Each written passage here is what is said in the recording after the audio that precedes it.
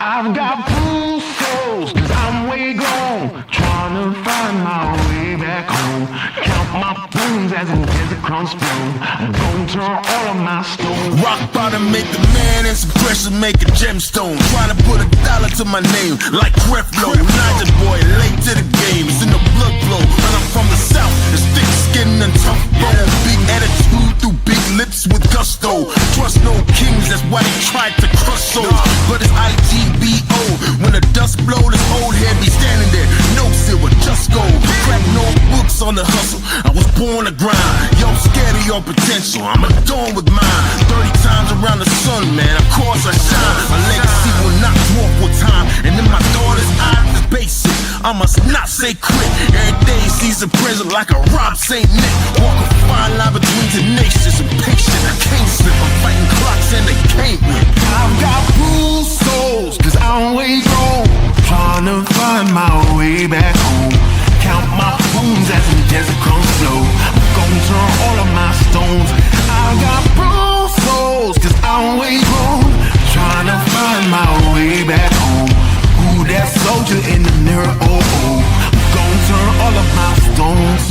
Impeccably I flow, hardest raps you know, breaking status quo, reaping what I sow, artistry like Van Gogh, get it from my mama, hip so thick that I need tempo, personality spicy, body banging like a bongo, cause black women been it since Timbuktu since Pharaoh, sponge rollers and hot combs, lips, cheeks and brow bones, if you ain't for the culture then please stay out of my zone, these little dummy rappers could never grace my headphones, see I'm from a place in space where ain't no storytelling, you just had to have been there, if you want the battle ain't no problem, say where I got so much experience I can't even play fair, but I'ma keep evolving and growing and hurting feelings and showing you need endurance to go in, I got mileage on this pen, I've been busy cause I've been out here schooling all these kids, took 3 decades to have this glow up that I did. I've got bruised souls, cause I'm way gone, trying to find my way back home. Count my bones as in desert crumbs flow. I'm gonna turn all of my stones. I've got bruised souls, cause I'm way gone, trying to find my way back home. Who that soldier in the mirror? Oh, oh. I'm gonna turn all of my stones. Turn all of my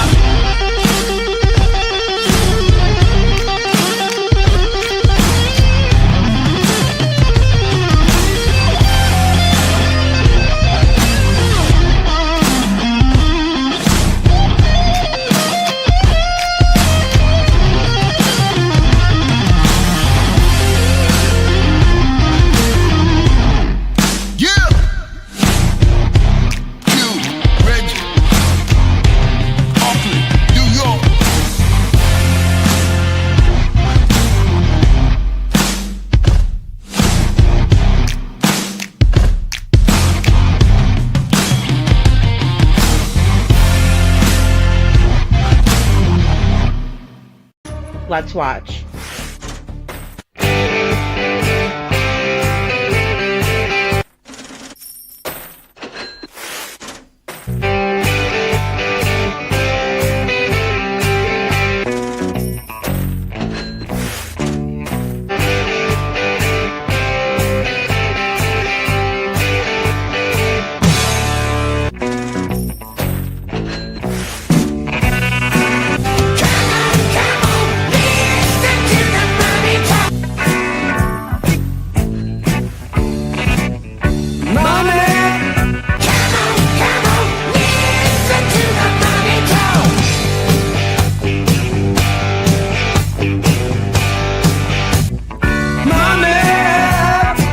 Don't get me back to good bullshit.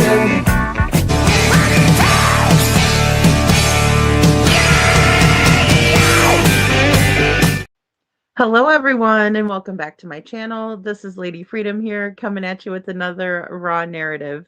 And it's so good to be here with you guys tonight. Thank you so much for joining and for watching the video I put out. So I'm looking for this connection because I know I've seen this connection somewhere and I wanted to show it to you guys because the more I think about it, the more that there are a lot of people that could be involved in Sebastian Rogers' disappearance, right? And we've said kind of in the past, maybe like 4 or 5, even people with maybe some guilty knowledge, but trying to get down to who could have all been involved might help us get closer to finding where Sebastian is. So that's the rabbit hole I was going down today, and then also with this William Christopher guy, right?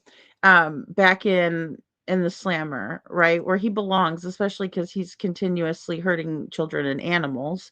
And so it was a wild day trying to figure all of that out and kind of unpack some of that. But good to see you, Chuchi and Little Miss Sharon. Thank you so much for being here. And Gail is here. Good to see you, Gail and Sasha and Stephanie. I'm so sorry to hear about um you losing your best friend. My goodness. I'm glad you're here though, and thank you for coming over and letting us know. I never get mad at you guys if you're not here. I just do worry about people when they're not here. So, hey, Gina, good to see you. So glad to have you here. And Bo is here. Hello, Bo. Ah, that's right. I think we are getting stronger every day, Stephanie. I think that the pressure is definitely building, right? The pressure is building. And I was even talking to, our good friend Groot, that has been weighing in and giving a lot of good perspective. It does remind me of a fizzy pop bottle, like just a bottle of pop that just keeps getting shaken up. And the more it gets shaken up under pressure, when you open that sucker, it's going to pop. So I feel that pressure surrounding this case. Hey, Shadow, good to see you. So I thought that was interesting. I wanted to share it with you guys as soon as I found out. And Witchy Mama, so good to see you. Thank you for being here. Hey, Marion, good to see you. Thanks for being here, guys. So uh, yeah, that's basically what I want to show you guys today is a little bit of that, and then just talk over some of the options about who all could be involved. Because last night I did a poll. People think, about 80% of you said you think that Chris is involved, right? And it does make me wonder whether Katie is also involved or if she has some knowledge of some of the events, but not everything. It would explain, if she did pass her polygraph, which we don't know that, but if she did pass it, it would explain.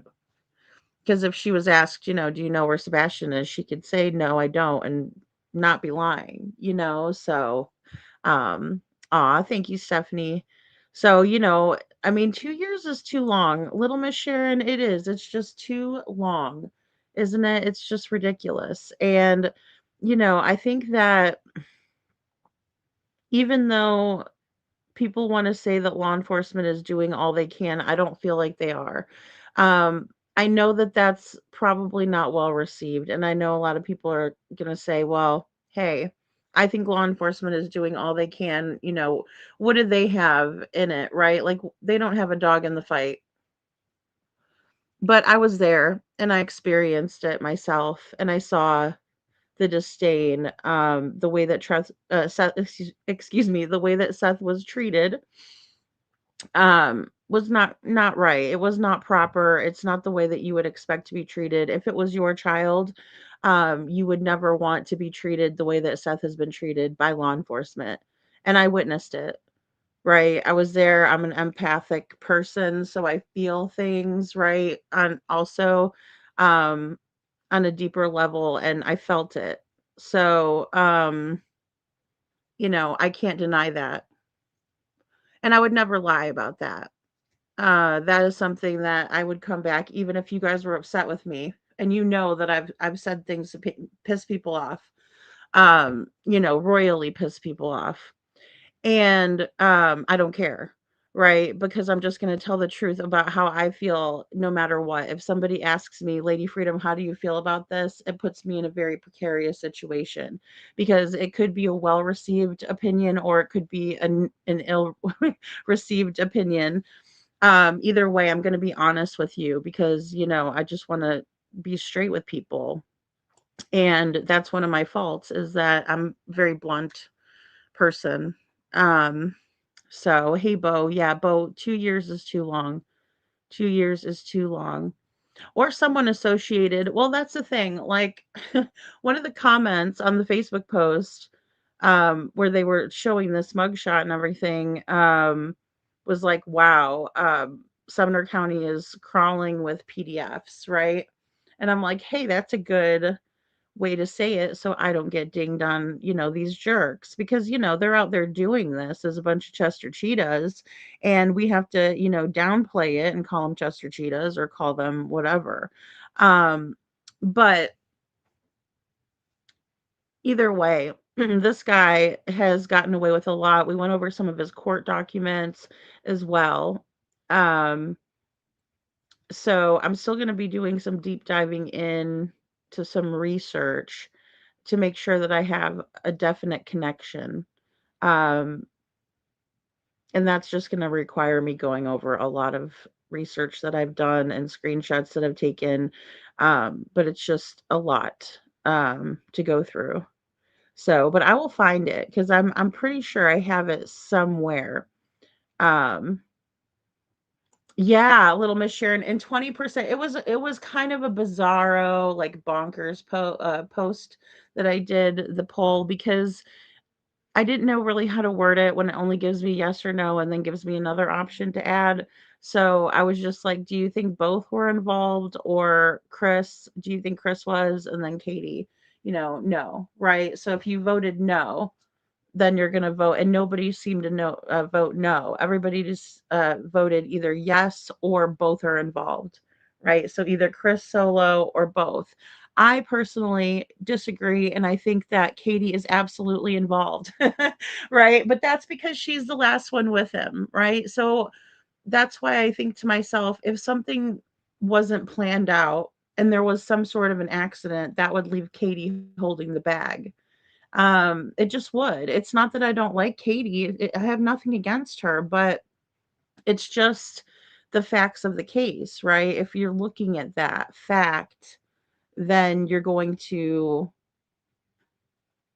lead back to Katie every single time, right? That's why Nancy Grace said, Katie, what happened?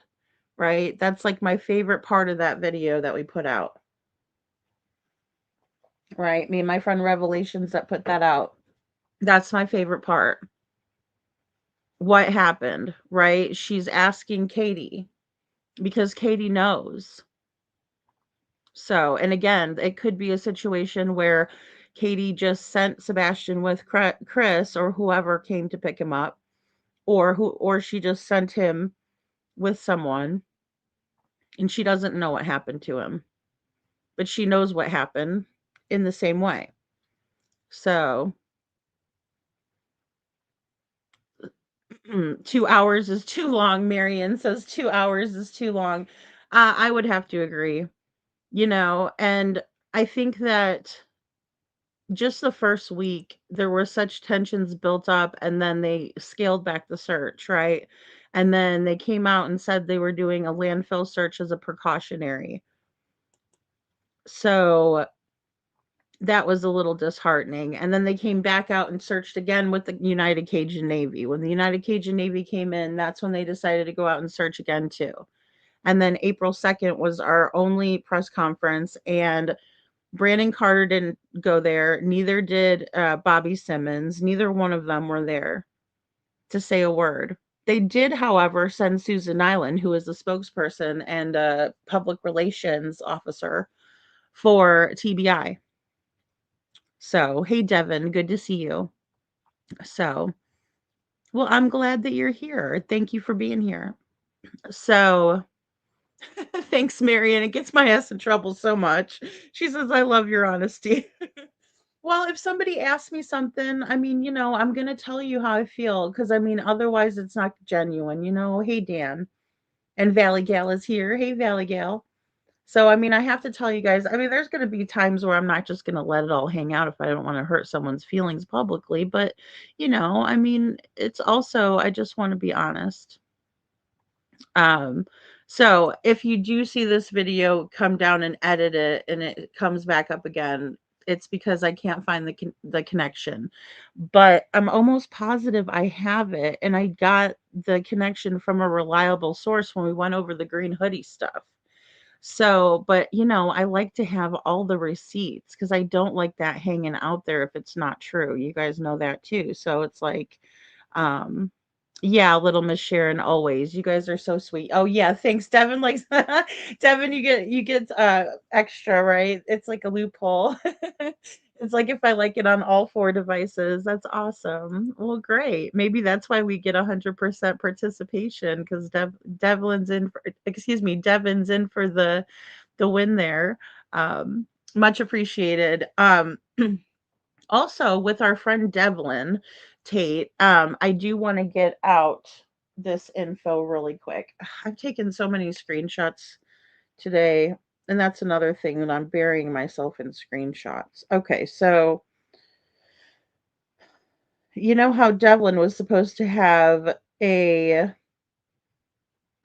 gathering because his anniversary, hate calling it that, 1 year mark for being missing is on April 21st, right? So his um grandma Tammy was trying to get people together, but she was experiencing some setbacks, right? Like for instance, cuz I was going to have you guys help with this and do like a cash app thing for her, but she couldn't find a venue. So the one church said that they would do the venue, but they wouldn't any of the money that was raised would go towards a charity of their choice in Devlin's honor. Okay, if that makes sense. And if you guys have questions, feel free to ask. Um, but I by no means want to bash anybody right on this because I know that many of you that were with me through Devlin's story, you guys know sort of the backstory and stuff that went on there. Um, as a matter of fact, let me put Devlin up. So with that being said, they were going to get another church because Tamara wanted to use the money towards finding Devlin, right? More flyers, um more awareness. A billboard would be really really nice, right? Because whoever did this, I think, was probably someone local. Now, granted, there are a lot of people who travel through Lake Odessa and they like to come there and fish and that sort of thing. So they do have some travelers going through, but Devlin was very much online. So something could have happened there as well. And we're going to be doing a couple of lives on Devlin coming up. But then the other church that was an option, they wanted to do a no money benefit. So they wouldn't be able to do like their silent auction. They wouldn't be able to do the pens and the buttons that Tamara has made and bought for the event. And so that was a really big bummer. And she's like, well, I would rather just do something, where we can just be free with it. Um, so I asked her about Swifties Park because Swifties Park is like, I've shown it on the channel before, but it's like one of those really nice wooden parks, where like there's a lot to it and there's a bunch of places and like a bridge and all of that kind of stuff. And I think they have pavilions and stuff, and usually those places are free. So Tamara said that she was going to go ahead and do Swifties, but I'm going to read you her post. She says, due to circumstances beyond my control, I am deeply saddened to announce that I am canceling the remembrance benefit that was scheduled for this Saturday. I'm planning to have a candlelight ceremony at the park on April 21st, where I will be lighting 12 candles in remembrance of Devlin, one for each month that he's been missing, with the prayer, time to be announced soon in the event page. Okay, so that's going to be held on the day that Devlin went missing. That's what Tamara's decided to do instead, because of not being able to find the venue spot. right? So she also wants to do the ink pens, right, and the buttons. So, and I'll post this also in case you wanted to buy a button or something like that, or a pen. So ink pens are $1.75 each, and then buttons and pins are $3.25 each. Um, the buttons are round, right? But there's one square one, I think, that kind of got in the mix, but there's no like square buttons. They're just like the big buttons. Like it reminds me of when I used to do Relay for Life and they do like save the booby buttons and stuff like um so it's like that, but they're big. Um, and they have Devlin's, picture on them. So after expenses and the rest of the proceeds will go into a specific fund to help Devlin. I do have receipts and will be keeping everyone updated on funds. Nobody will have to worry about where the money is or went or what it's used for. And you guys know that because Sabrina was having car issues and the first bit of money was raised, she took some of that money to fix her vehicle, right? And so it really turned off the community. It really caused a lot of issues. Um, in my opinion, it's sad because it's like, don't take it out on Devlin. That's my opinion, but I don't want to bash anybody. I just want to give you guys an update. And if you feel so inclined, I'm sure Tamara could figure a way to get the buttons, if you guys want to buy one. So no, Devin, I just have to be careful not to call you Devlin because yeah, because of Devlin, because we've talked about Devlin so many times here. But yeah, so that's basically what's going on with that. But I think it's a beautiful thing to do a candlelight remembrance for Devlin, and I think that it'll be really, really nice for them to get together and do that. And I hope a lot of people show up. I wish that I could go. If I had a teleportation, device or whatever it is, I would, go there. But unfortunately, it's just too far. I even talked to Tina about us maybe driving together or, but she takes care of, well, she's got two jobs and she takes care of her parents who are, not in the best health. And so, um, yeah, we just we can't make that. Also, I'm going to see my daughter graduate too here coming up in May. So it's just I wouldn't be able to do the double trip. Like I would actually be up, there again. So it just wouldn't work. But I do plan on buying a button and stuff like that. So I will put all that information up. And then big shout out to Heather Marie because she's done a wonderful job on all of the buttons.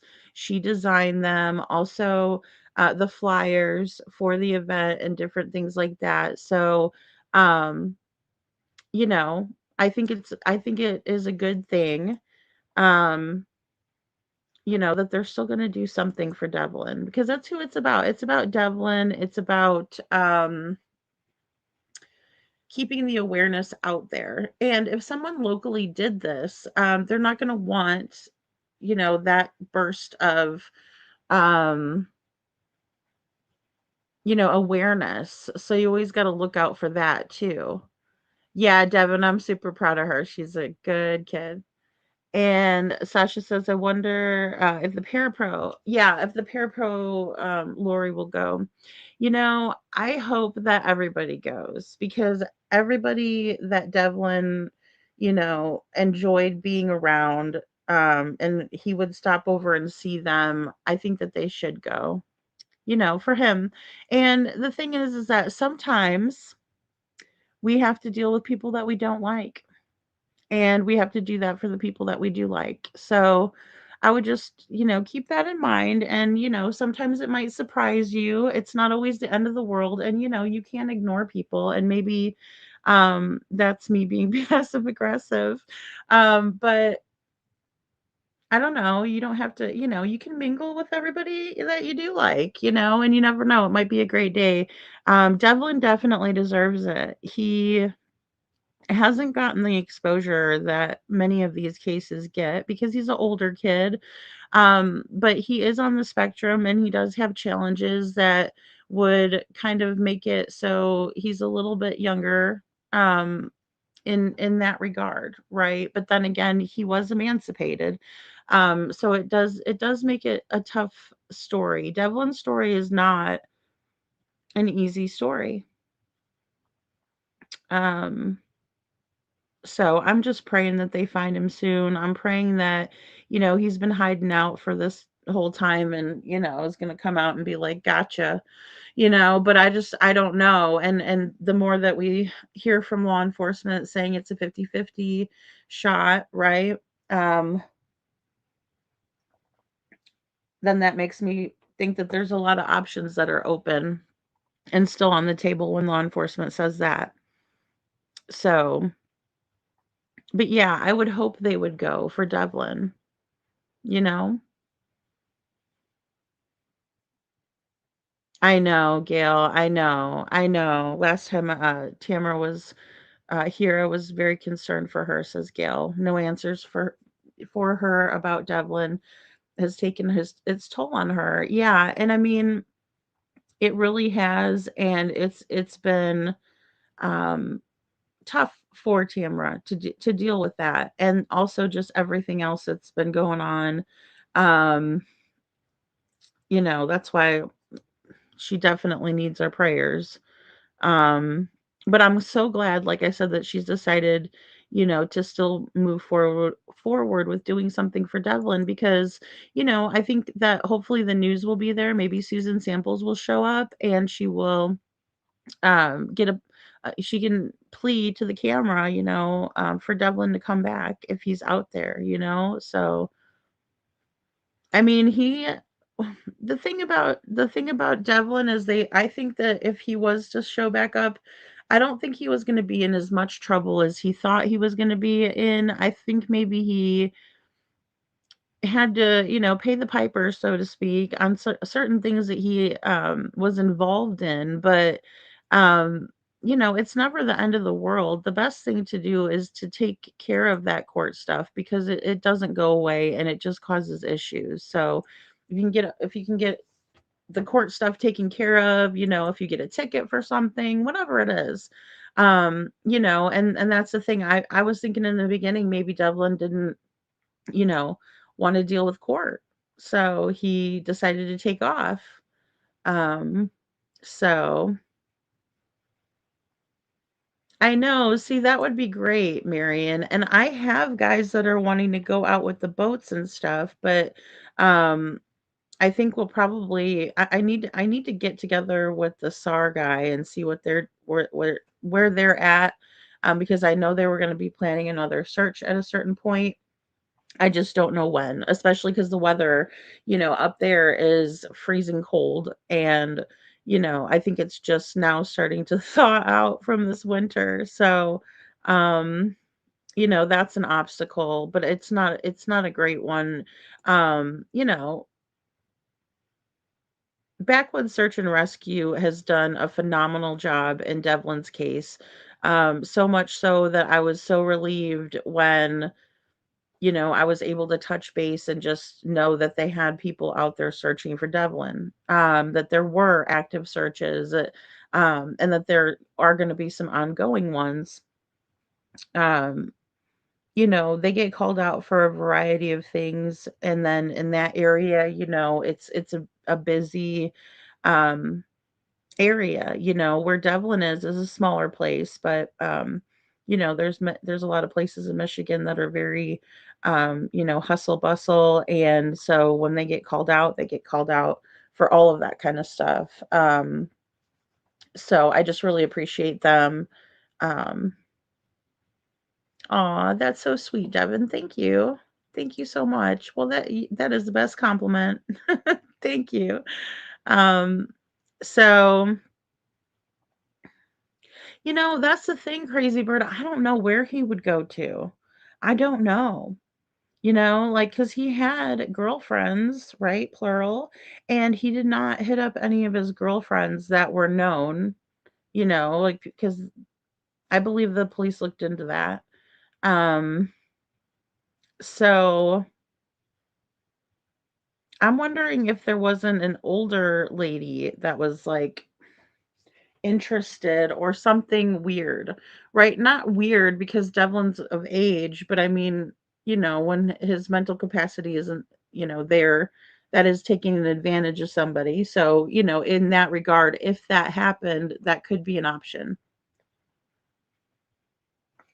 Um, but no, it's not like he had like a close buddy. I mean, they would have found him, I would think, but by just knowing, and especially once they got into his phone.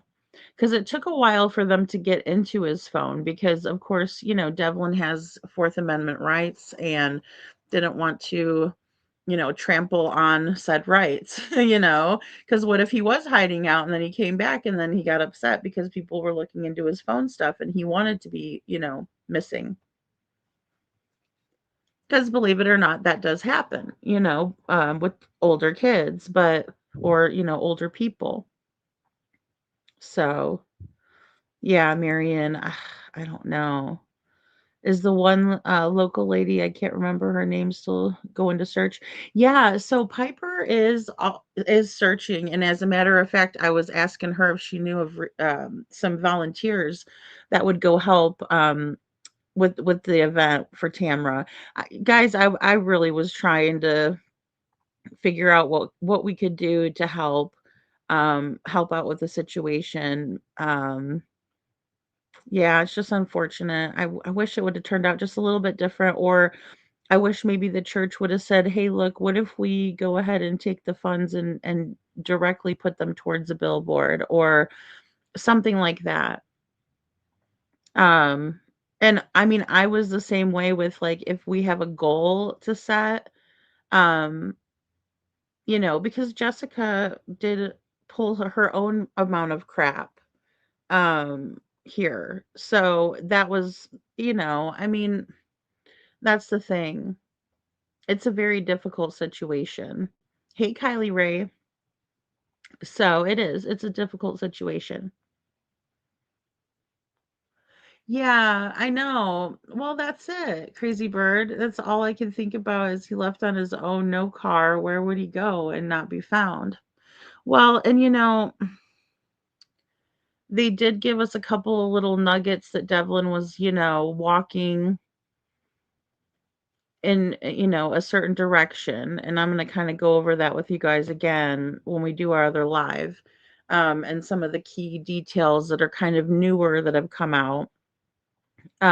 Because at the beginning, law enforcement was very tight-lipped about things. And like I told you, I spoke with one of the detectives and she just, kept basically saying, "I can't say," I mean, I talked to her a little bit, tell her some things that I found, to be odd or whatever, and she's making a report, she's writing things down. Did a great job in my opinion, right? I had a good experience. Um, but she just told me, we're really keeping things close to the vest because it's an open and ongoing investigation. And I'm like, story of my life. But I understand that and I respect it. I think it's important to keep some of that stuff close because if we go blabbing it all over the place, then it doesn't help anybody. So, Crazy Bird says, "Okay, explain to me again. His mental state is what age level? As I thought it was much younger than he is. That would say he can't care for himself." See, I know this is the thing. So, Sabrina, and again, I'm not trying to bash her. I'm just telling what happened, right? So Sabrina decides that she was going to make this yard signs for Devlin, but she thought because so one of her friends advised her um, to put that Devlin's younger than he is so he would get more attention.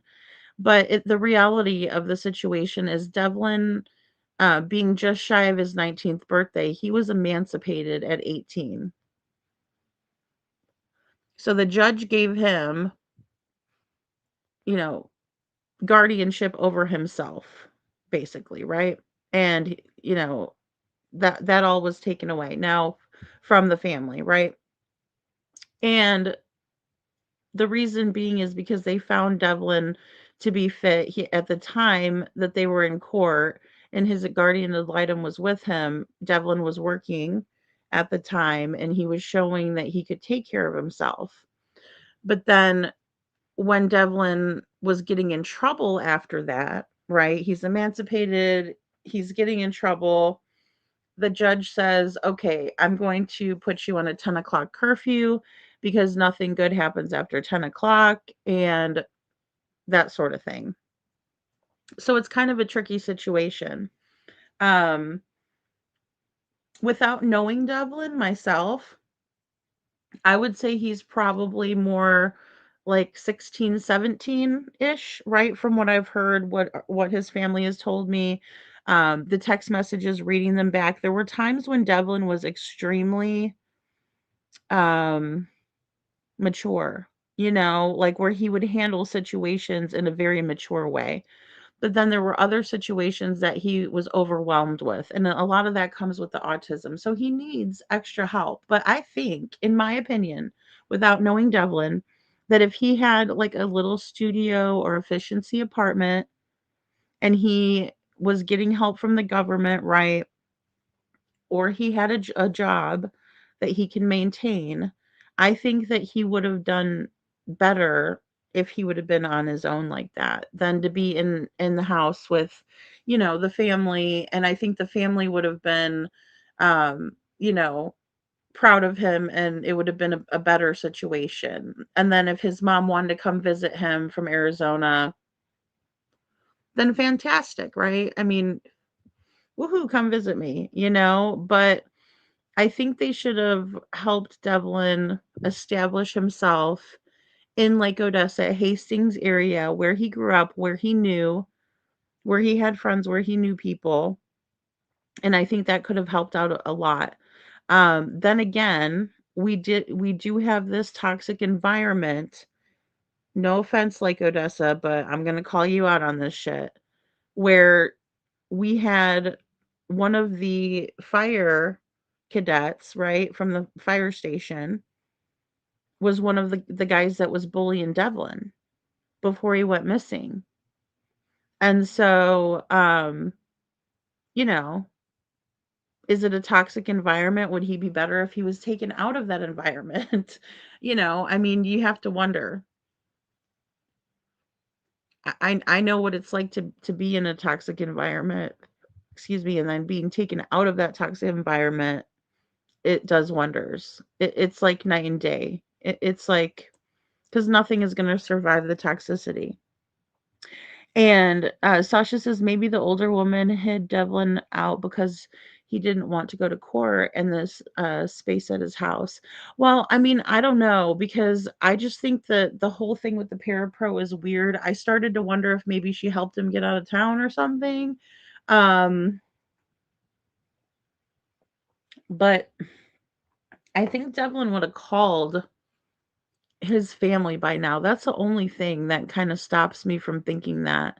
Then again, I mean, I don't know him that well. Hey, Holly, good to see you. So, I don't know. I don't know him that well. Well, I mean, he didn't break curfew. According to Tamara, she said he never broke curfew after it was imposed on him by the judge. So, I thought that was interesting. I mean, he definitely knew how to follow the rules when he wanted to. Hey, Scranton. And I do think a lot of it had to do with just the again, the pressure in the household. There was a lot of it, right? I mean, between everybody involved. To the best of my knowledge, they said Will stayed out of a lot of that. Um, but it does appear that that it existed in the house. Again, that's another big red flag. Um, but it doesn't always mean that they're involved. Um, so yeah, I mean, I would think Crazy Bird that they would have evaluated that piece a little bit closer. Um, but if you have a guardian ad litem that's fighting for, Devlin's rights, then maybe the judge, maybe they made some good arguments. And I do know, like I said, that Devlin was allegedly doing well at that time, where he was seemingly taking care of himself and able to do that. So I know it just kind of, I don't know. I really don't know what to think, because if I knew Devlin, I think maybe I'd be able to give a better evaluation. But from the things that we've heard about him, he just seems like, he would be able to make it. And so I can't really fault the judge completely.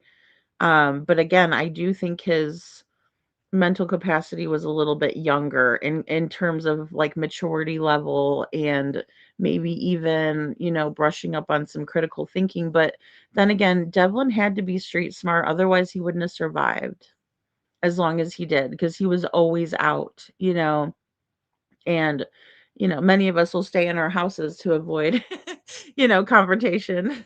So I mean, the more you're out, the more confrontation can happen. So yes, Marion, his phone last pinged at the Lakewood Estates trailer park, excuse me.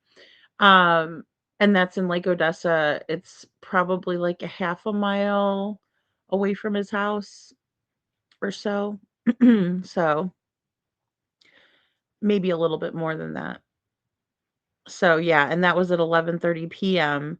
on April 21st, 2025. So that last phone ping is a real doozy, in my opinion, because Devlin left from his house in Lake Odessa. He walked to town. He was seen by the McDonald's and the Dollar General, and he was diving in the dumpsters, right? He was trying to get cans. Then he goes over to Carl's supermarket, and he is seen on camera, although they did not keep that. It does not exist anymore. And then he made his way allegedly to Laco Laundry, which is not far at all. And he spoke with Matt, who is Tamra's brother. So, but he's Devlin's adopted brother, right? Um, and he spoke with him. He was trying to get a hold of Sandra, his adopted mother, and Matt lives there. And Devlin picked up the landline, or excuse me, Matt picked up the landline when Devlin called. So Devlin was trying to get a hold of Sandra, actually. And then there was a pissing match, right, back and forth with Matt and Devlin. And that was how they, were together. That was a regular occurrence. And so eventually, Matt hung up with Devlin. Devlin didn't call back. And then the next time Devlin's phone pinged was at 11:30 in the trailer park. And then they called in. They called him in missing at around well, I'll say around 10:30 p.m. that night. So just the fact that he wasn't caught on camera at all is very interesting to me. Um, so I was thinking maybe one of the older ladies. Well, and then there was that incident at the park, Sasha. So there's a couple of things that were going on with Devlin that didn't have to do with his home life. Um, One of them was the encounter that he had at the park where the lady, um, in Devlin's words, sat on Devlin's face and made him do things that he did not want to do with her, right? And that's what he said in the text messages. He told his mom, right, Jessica, and there was nothing done about it, right? He just wanted to tell her, but he did not pursue charges or anything like that. So I don't know who that lady is. I mean, nobody does. There was no name given, just a lady at the park. The way it sounded where he lived, have to go charge his phone someplace else, didn't have have a bed. Yeah. Yeah. So Devlin was having trouble with his phone staying charged, but he was also not allowed to charge it at the house because he wasn't wanting to do chores. And so, because he wasn't doing the chores, they said that he could not charge his phone. So he was going to like go laundry to charge his phone. That's right, Crazy Bird. Yeah. So, hello, Detroit. Good to see you. He seems to have gone good social skills. Yeah, oh, absolutely. Yes, and directionally, he could remember numbers. Like there's a lot of things that Devlin has going for him in that way.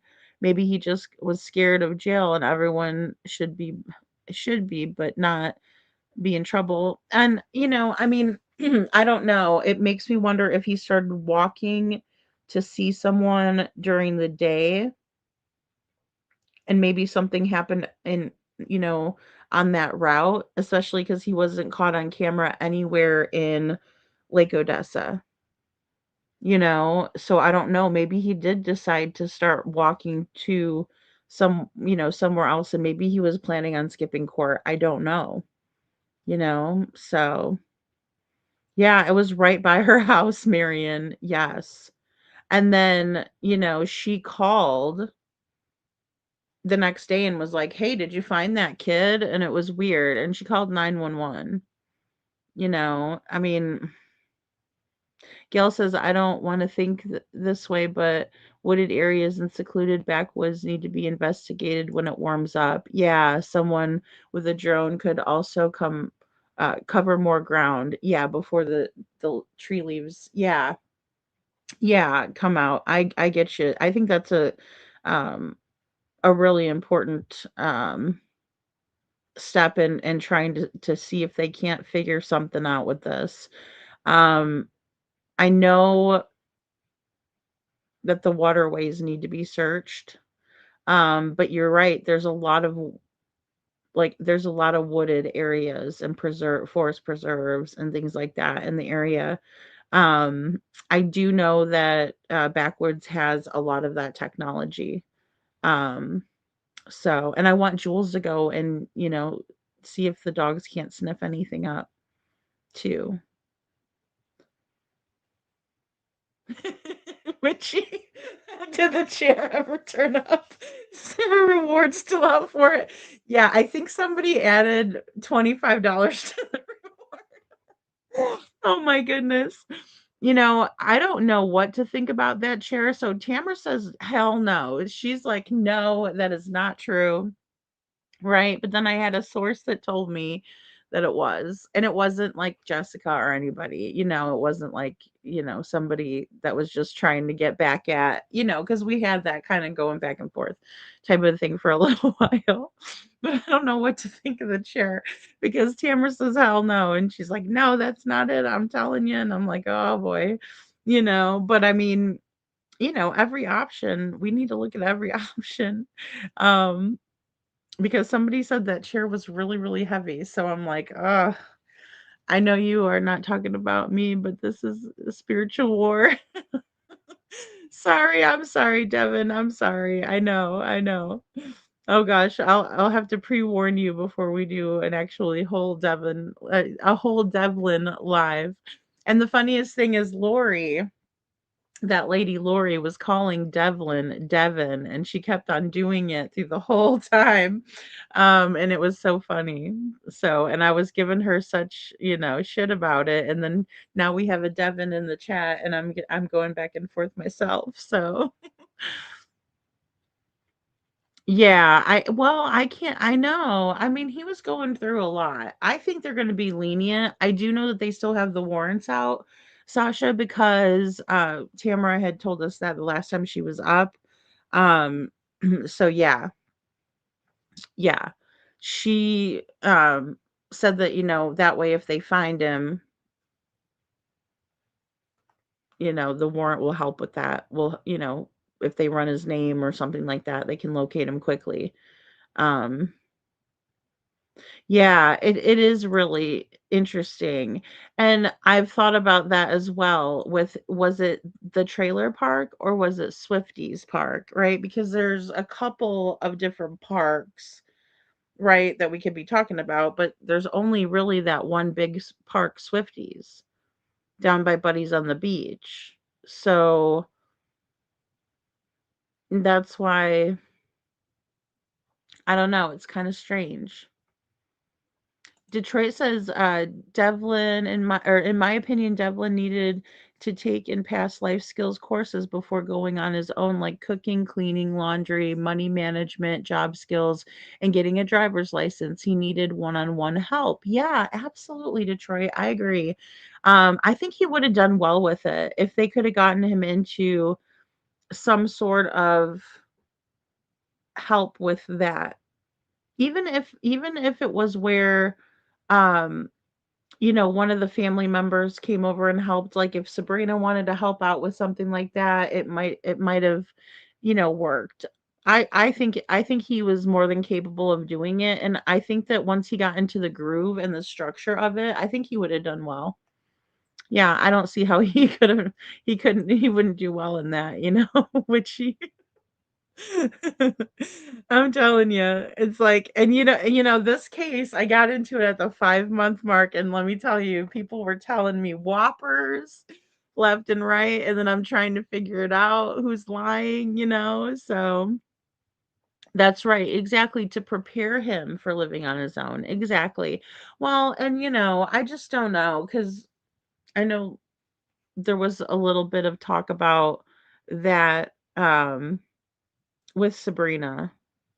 She was kind of saying that she was wanting him to learn how to cook, learn how to do some things, um, but that he wasn't really wanting to do that. But I think if you do take the family out of the equation and you have someone who's a counselor who Devlin liked and trusted, respected, that it would have went over well. I think. If I agree, so his last sighting was not at Bonanza. His last sighting was at Carl's Supermarket. I mean, if we really just get down to the nitty-gritty and that just total fact, right? Like, because Lego Laundry was doing an update on their cameras. So there's no footage of him over there. There's no footage of him at Sunoco. There's no footage of him going to Penny's. He didn't even make it to Penny's that day. Now, there's a couple of sightings that were confirmed by people, but never confirmed to law enforcement. And one was about Devlin getting into a car with two men. He was reluctant. There was another one about Devlin petting a dog near the trailer park. Excuse me. Some people remember that detail, others don't. So, and they're not going forward to law enforcement. They're just verifying it online. Oh, I saw Devlin here. I saw him here. Okay, well, tell one of the detectives, right? Go tell Heshy. Go tell Castle. Tell someone, right? So, but why are you saying it on the posts on the internet? And that's what kind of bothers me, because there were a lot of people doing that over on TikTok, some doing it on Facebook. Um, so, thank you, Holly. Thank you for sharing his flyer. I think once he got on his feet, he would have really had a great life and done well. I'm praying for a miracle. He seems like such a cool young man. I know, right? And I think he would have done great. And, I think he really wanted to, have that girlfriend, and, maybe if he could have found somebody that would, do it with him and help him out a little bit. Us ladies, we love doing stuff, we love projects, you know. So I mean, I think that, if he would have found a nice girl that he could have, palled up with and teamed up with, they could have also, done wonders for him too. But he needed extra help. And a lot of us don't know how to cook before we, get out on our own. I did just because, I cooked with my grandmother. My dad cooked, my mom cooked, everybody cooked. So, I grew up liking that and liking to cook. So I was, it wasn't a big deal, but a lot of people don't. Um, yeah, there's a lot of kinds of programs, a life skills coach, right? Yeah, I agree. No, he's not on anybody's cameras. Not one. Not one single camera. So, it's crazy, right? Aw. Little Miss Sharon. Holly says, I hope that's not true about getting in the car with two men that gave me bad feeling. I know. Well, we talked about it a little bit here because it was brought up a couple of times. But see, Heshy's like, hey, if it's not, you know, direct knowledge, or if these people aren't coming to me saying it, then, it's hearsay. And it is, you know? So that sucks for, you know, because they're not going to look into stuff like that unless they have something to back it up, which I understand that. Um, so, but all right, guys, let's switch gears a little bit to Sebastian, and I'm going to show you guys this new video. And again, I want to get a receipt to confirm this.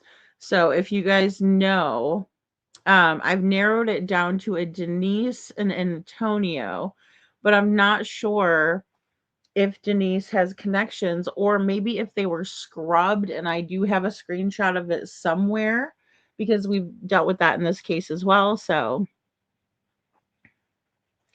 I know, I know. I can't believe that there's nothing on camera. Not one single person got him on camera. And they're all over. And I mean, all he would have had to do is walk down to that Sunoco, because there's cameras everywhere at that Sunoco, on the there's cameras on the gas pumps, there's cameras outside, there's cameras inside. Um he was also caught on camera inside, I believe it was either the day before Easter or Easter Sunday, buying a phone charger. So has anyone asked Penny's Pizza to maybe host the spaghetti dinner? Maybe they could offer a space after hours or Sunday or lunch. You know, that was one I don't think that she asked for. I know that. I think that's a good idea, Detroit. I wonder if they would help out with something like that. Hmm. I mean, I think the more events that they do, the better. So maybe even for a future event. That way Tamara can get those buttons out there, those pens. Um, look, guys, I don't even know if there's a $6,000 reward. I don't even feel comfortable saying it because I don't know.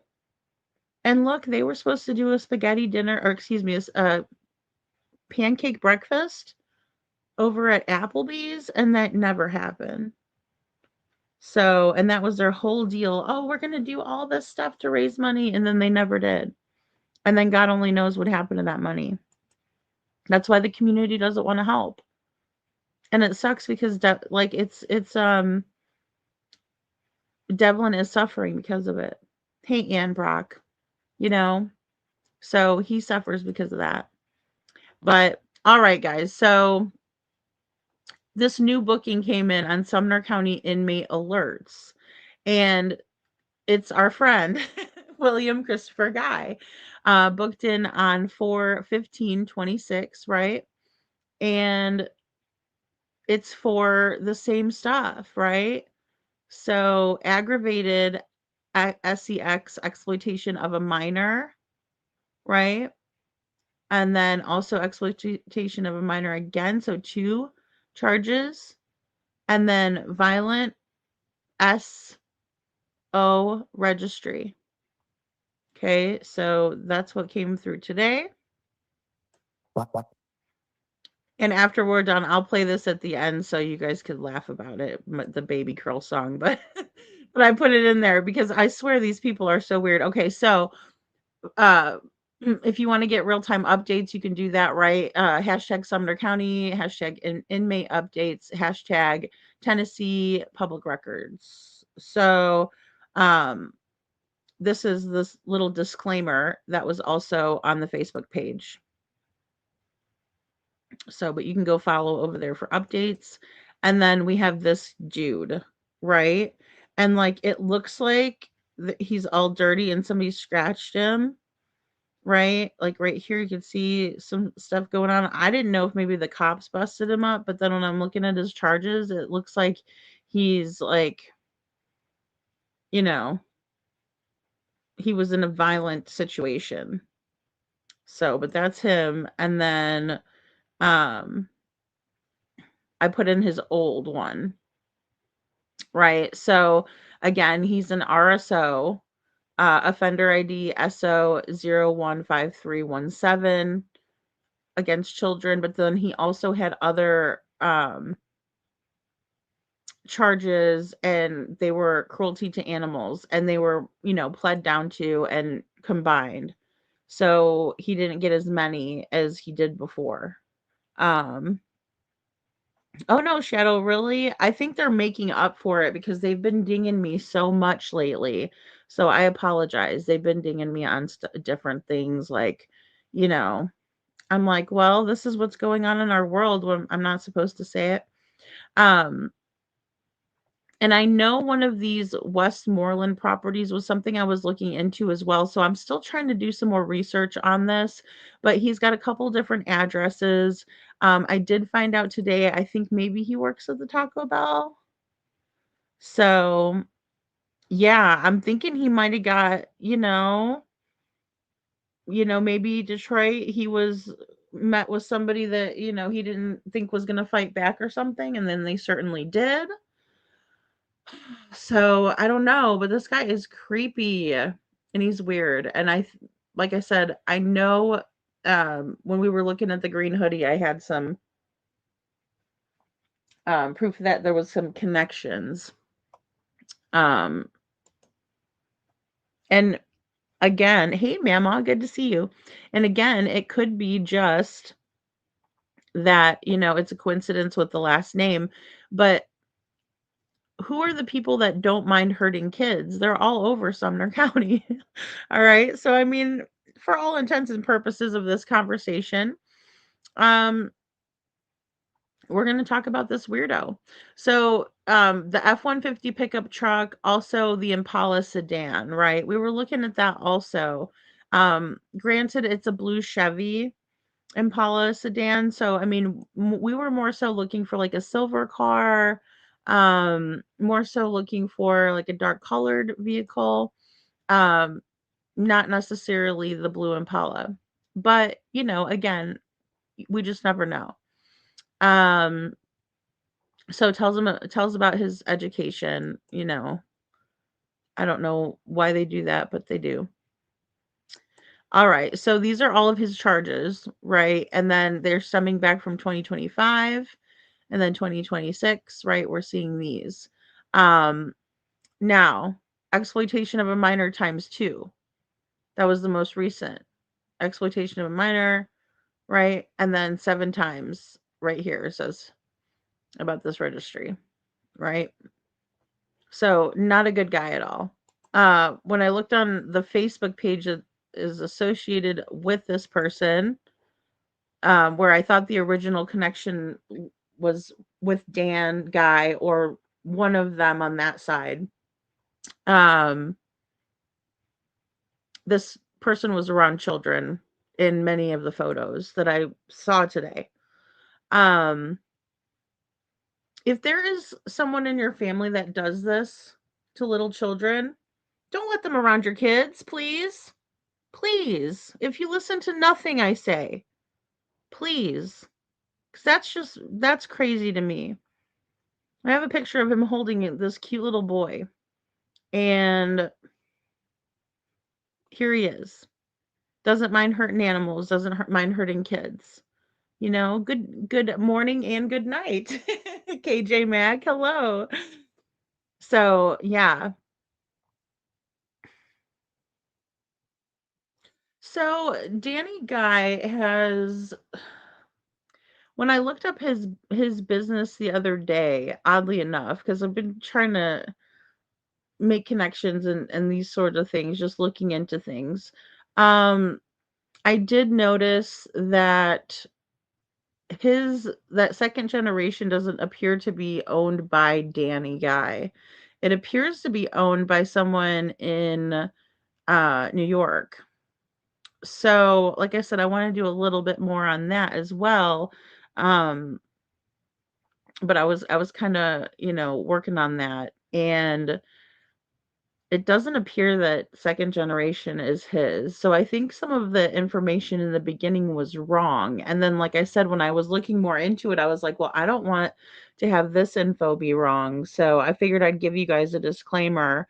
Um, but again, I don't know. They might know each other, and maybe that's why this rabbit hole. But I remember someone bringing this to my attention about the green hoodie.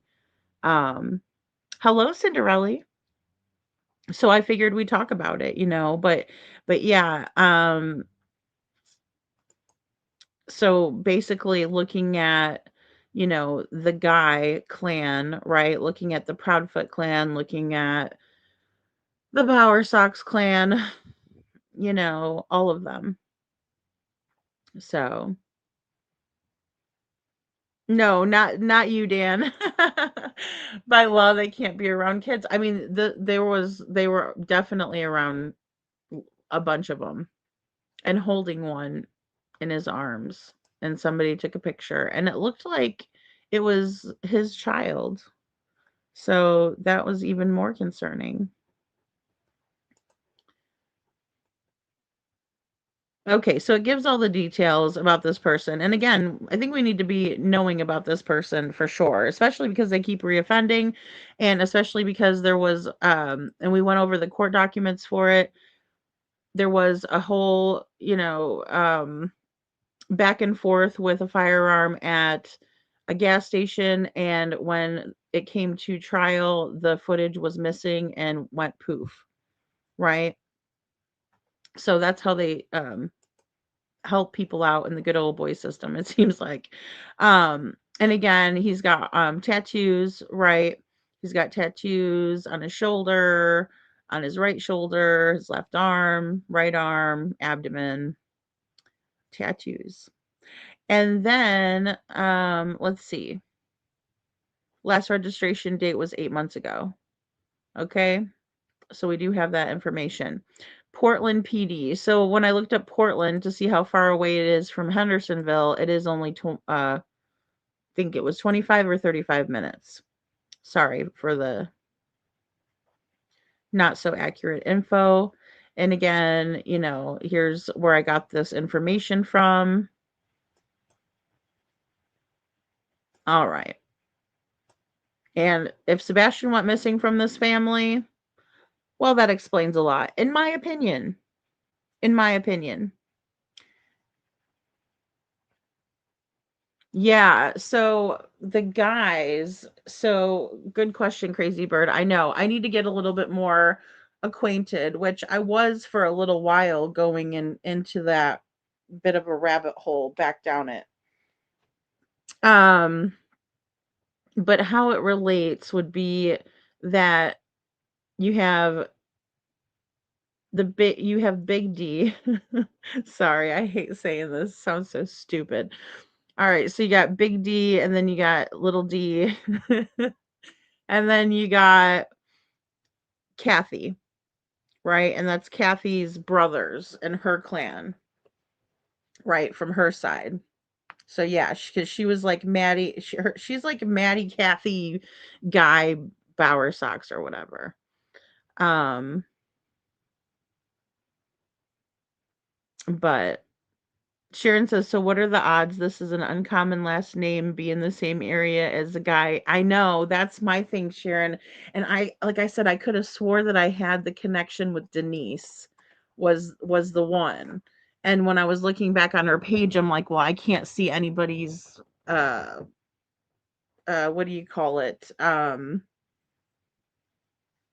connections anymore. And I'm like, I must have taken a screenshot of it when I was looking before. Um, so yeah, that's my big thing with this is like in that small of an area. But I just want to make sure. So which one is micro D? Witchy. That's hilarious. I hate saying it because it's like big D, micro D. No, and I mean I know that the person who originally told me was thinking it was Danny Guy's cousin, which would make it, his mom one of their sisters, if that makes sense. But I don't know that Kathy has a sister. And then I was like, well, maybe because she married into the family, right? Because that would be her married name would be Guy. So then I was thinking, well, maybe she married one of the guys in the literally one of the guys in the family. So like I said, I was still going down that rabbit hole, and then, Chuchi had done some research with me, but I was like, okay, if you can find that, that would be great. Because I was getting down to the wire. Um, but I do have a couple of people helping me because, it's a big family. And then Katie's side of the family is huge. So we were looking at Katie's side of the family, looking at their side of the family, right? So, just to get a better idea of who all, and especially because none of these people have really come out vocally and, helped us out any, in terms of just coming out and setting the record straight on any of it, really, you know? So, witchy, exactly.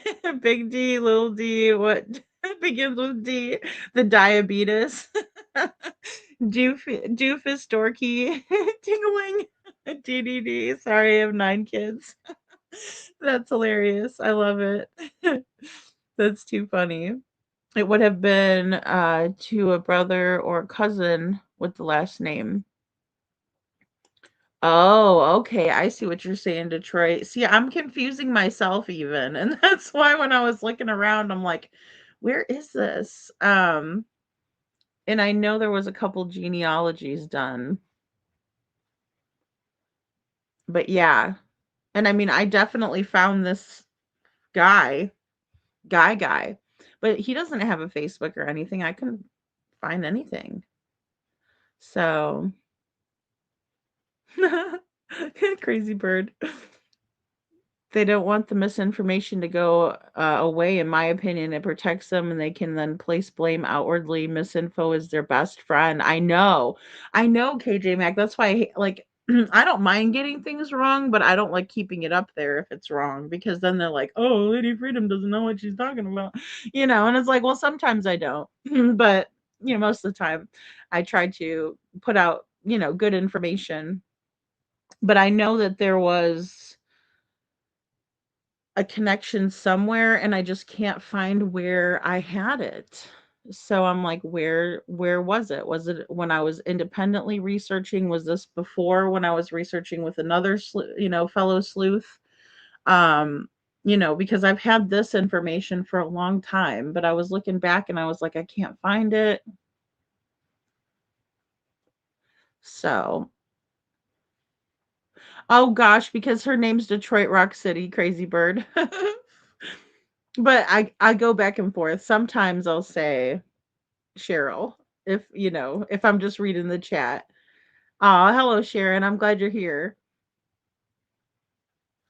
Aw, still looking forward to the grands. Oh yeah.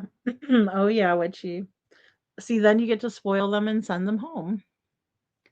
So I did find some interesting pictures of just you know it seems like Kathy Bowersox, when she wants to be, can be loving towards certain kids.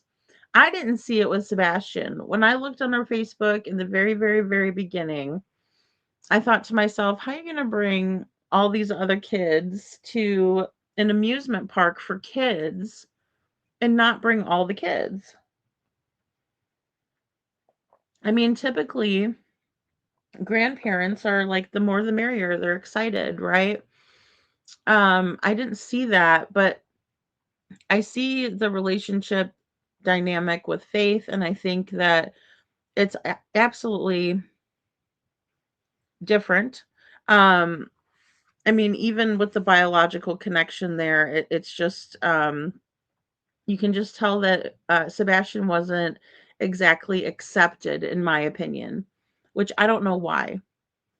Um, I can't for the life of me figure it out, other than cruelty, and that's a lot of what we're seeing in, even in this, a lot of cruelty. Um, so it makes me wonder. It definitely makes me wonder. Marion says, in my opinion, there is three in CP and KP's marriage. Her name is misinformation. Yeah, yeah. Oh, definitely. Definitely. Oh my gosh. I mean, the thing is they put out a lot of misinformation in the beginning. Even when it came to the dispatch, they were confusing the dispatch. When they first called it in, it was, a black sweatsuit, and then all of a sudden it was black pants with the white stripes down the side. And that was in the same dispatch audio. So who was giving out that information? Because I don't think the police were making it up as they go. I mean, maybe they were, but I'm going to say no. Oh, yeah, all the time. Yeah, KJ. Notice how they rarely correct the misinformation. Instead, they say these people tell lies, but they could correct the misinformation in a single moment, but they don't. That tells you what you need to know. Red flag. I agree. I agree. It's, it, I mean, we've seen that very, very many times in these interviews. Katie almost corrected herself on misinformation on Sebastian's I don't want to say personality, because I don't know that it was only his personality, but we were looking for a totally different kid, in my opinion, from what they put out. But you're right. But she just said basically that other people were doing that, but they were the ones that were doing it, you know? So, um, yeah, very interesting. And no, I did not see Kiki's live from earlier, Detroit. What's up? Hello, Kylie's nail candy. Good to see you. Law enforcement told them not to tell the truth. Crazy bird. We're not privy. We're not pervy. We're not pervy to that. Let's also not forget the extensive usage of semantics by Foot. Oh, I know. And he's like, this whole thing is semantics. And it's like, what whole thing? That's why I always respected Seth, and I always wanted to listen to what Seth had to say, because it was always straightforward. And I always felt at the end of listening to what he had to say, I felt like I actually had some more information to work with, rather than feeling frustrated and empty, like, what the hell just did I just watch, and that's how you feel when you watch Chris and Katie. Now, some of these interviews are more interesting than others. Some of them have more probative questions, like Nancy Grace's, um, like Smiley, right? Even Terry Lynn did some probing. Even Terry Lynn did some probing, right? She's good at that. But, I just find it to be interesting. Oh, hey, Tabitha. It's just my channel name at Lady Freedom's Raw Narratives at gmail.com, but just no apostrophe. So thank you. Glad to see you. And KJ, they paid off LE buddies. Yeah, and then I saw a post from Nick the Hat. Did you guys see Nick the Hat's post? Um, he is very consistent. Thank you, Chuchi. He is very consistent. And just straightforward, right? And I'm just a straightforward person, you know? So I want people to tell it like it is. And so I don't get that with Chris and Katie. They're always beating around the bush. It always seems like they're trying to craft whatever they're saying to what they think we want to hear. And I don't like that because we don't need that. I don't need to agree with or like anything they say or do. It's about finding Sebastian. So, but I just found it like you said because of Seth's consistency in his statements and his straightforwardness. Um, you know, so that's always been important, to me. So, but oh, about the yellow jacket guy at the Texas Roadhouse. Okay. Well, I'll have to go watch it. I still think that, somehow the yellow jacket got a picture or a video or something of Sebastian on his phone, and we've talked about that a lot. Now I don't know if it was something where just things went awry. Um, I don't know. I really don't because it seems like there were things that were going on there that night or people that were there that shouldn't have been there. Or not even shouldn't have been there, but didn't have a reason to be there, but they were. Like the yellow jacket guy. He didn't get any food. If he did, or if he even, sat at the bar and had a drink, I would say, okay, he just stopped in for a beer because I know sometimes people like to do that, even at those big chain restaurants, um, but it wasn't like that. It wasn't like, oh, I'm just stopping in for a beer or hey, I want to watch the game, something like that, and then he left. Um, so, well, Nick put this post out. I will share this post. Give me 1 second. Because somebody sent it and I said, I have no idea what he's talking about. But maybe you guys know because I know they've been posting on X and stuff and I don't always get to check that. So let's see. Okay, here we go. Let me just share this. Oh, okay, you guys are already with me. All right. So he says, if this pans out, I will bet my bottom dollar that at Dog the Bounty Hunter will be chasing it vigorously. It has been 2 long years for the team and 2 excruciatingly longer years for Mr. Rogers. Uh, do not mistake silence for sleeping, and surely do not associate silence with innocence when a missing child's life hangs in the balance. We also respect those who have been tirelessly pursuing leads for days that turn into weeks and turn into months and years, but the flame has not gone out. This case has not gone cold, and the flame still remains lit. Shout out to Sumner County Sheriff's Office and Detective Carter. Will the real Detective Carter please stand up for their round the clock work? I can't agree with that, Nick. I'm sorry. The public misconception about them is harsh because they've got nobody else to point fingers at. The truth will come out. It almost always does. Great work to all involved in the true effort and pursuit of justice. And he tagged National Center for Missing and Exploited Children.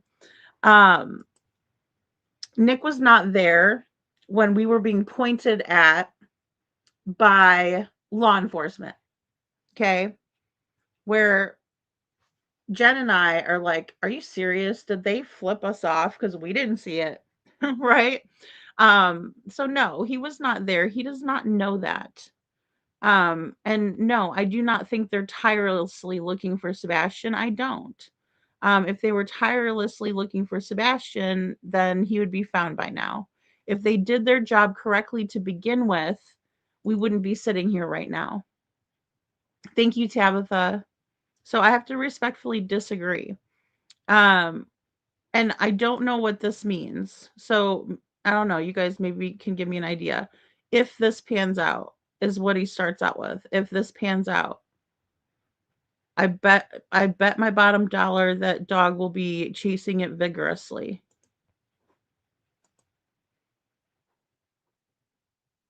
I don't know. So, yes, I am ready for the weekend, Tabitha. I really wish these people would just say what they really mean rather than vague posting. See, this is me, lover girl. I'm with you. Like I can't with this. Like I don't know how to decipher this. So then I like scroll down, and I'm looking and I'm like, okay, great. We got, Sebastian's info, right?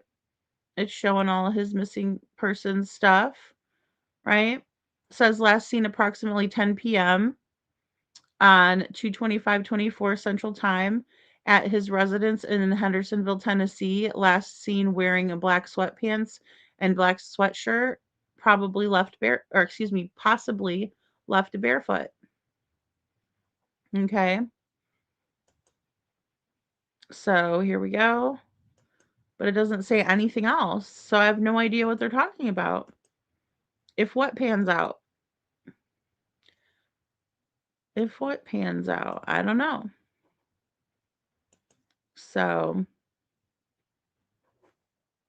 I'm not sure what we're looking for to pan out, or if there was something that came out with them asking for footage of Long Hollow.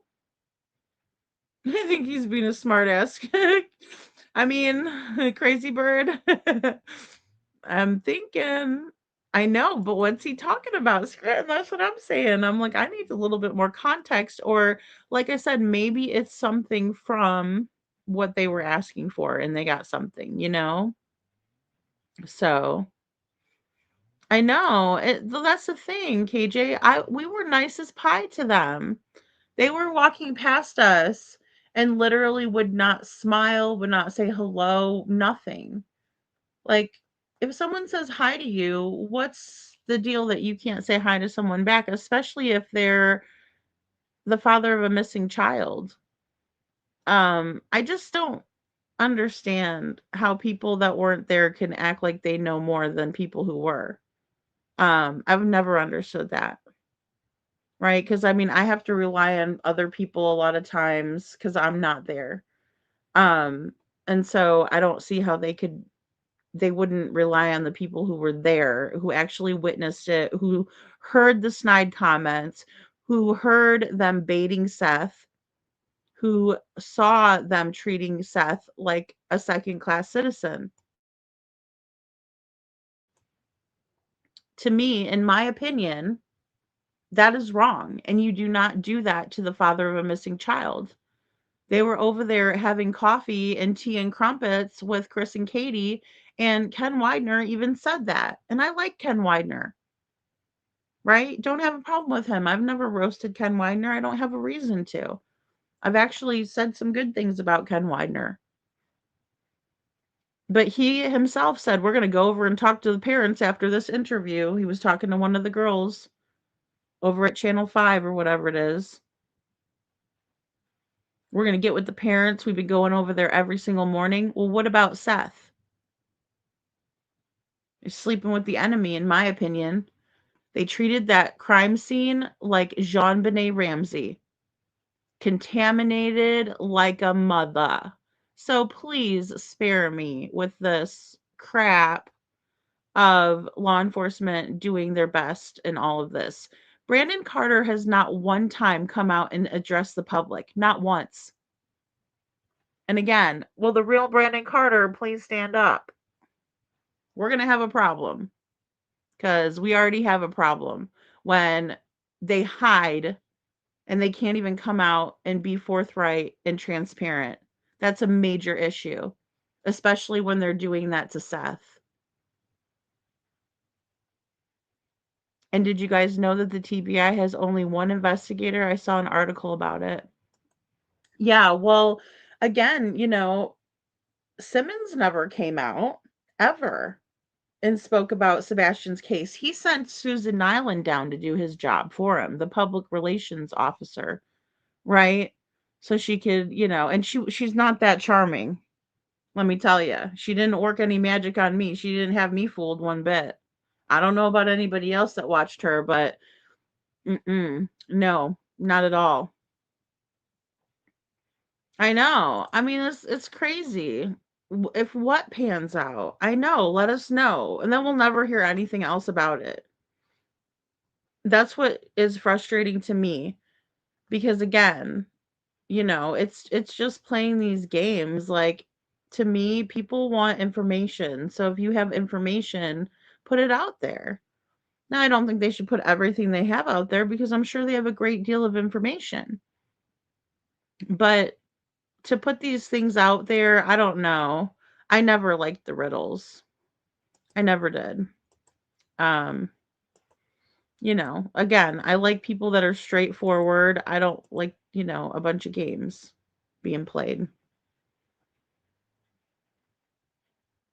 I mean, it's got to be something, Kylie. It's really disheartening though, and I wish it would stop. Just be straightforward. Tell us, there's something good coming up. I think something like that. But if this pans out, like that just is very vague and leaves it open to a lot of speculation and a lot of interpretation. And, that's one of the major issues in Sebastian Rogers' case is that we have way too much that's open for interpretation, and it causes a lot of conflict. It just does because people are filling in the blanks for themselves, and then that causes issues in and of itself, and then they're going down the wrong rabbit holes, and they're going down the wrong information pathways, or the wrong pathway. So I think Dog has done exactly what Dog probably was going to do from the beginning, and that's bring in awareness to Sebastian's case on a more national level. I do think that.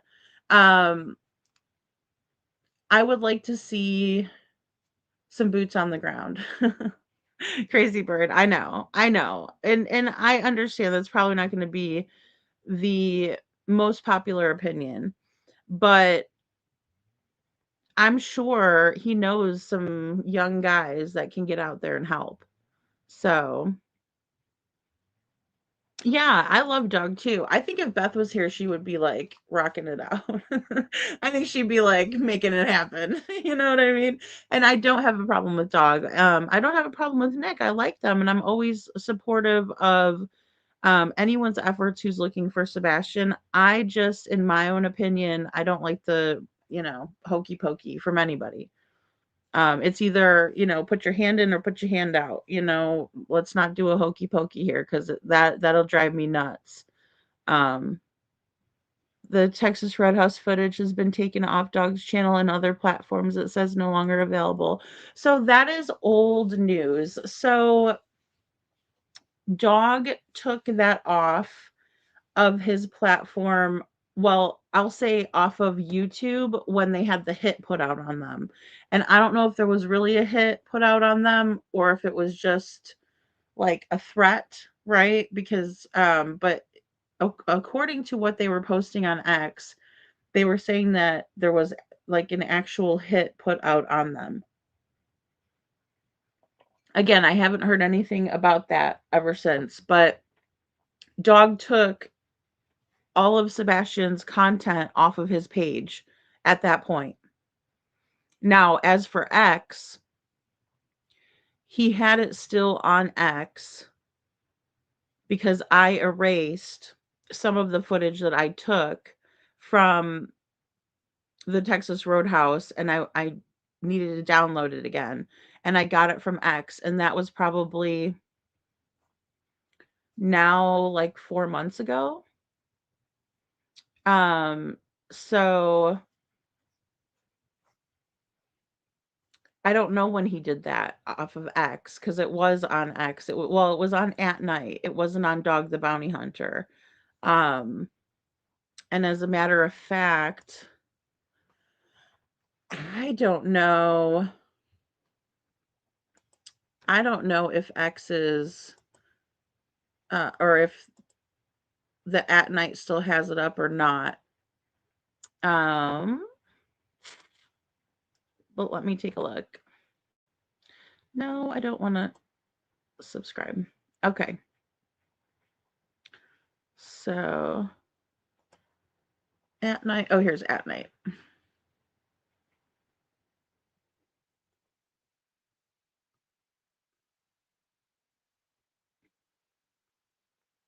Let me see if I can't find it, guys, because I know I downloaded it from here, but it was quite a while ago. But I know that he took it off of his site back um when they had the hit put out on them, or the alleged hit put out on them.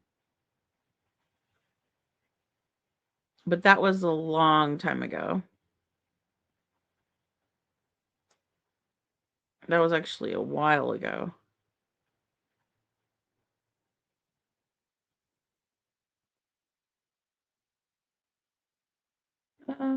Yeah.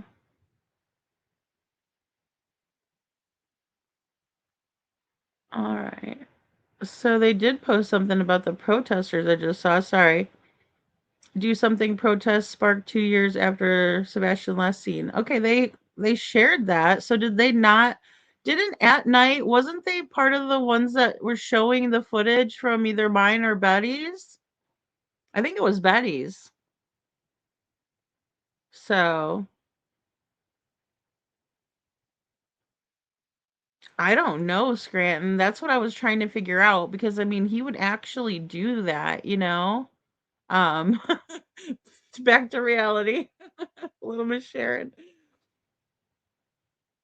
Oh, I know. Nobody can talk to Katie. I swear, Tabitha, they don't want nobody talking to her, you know?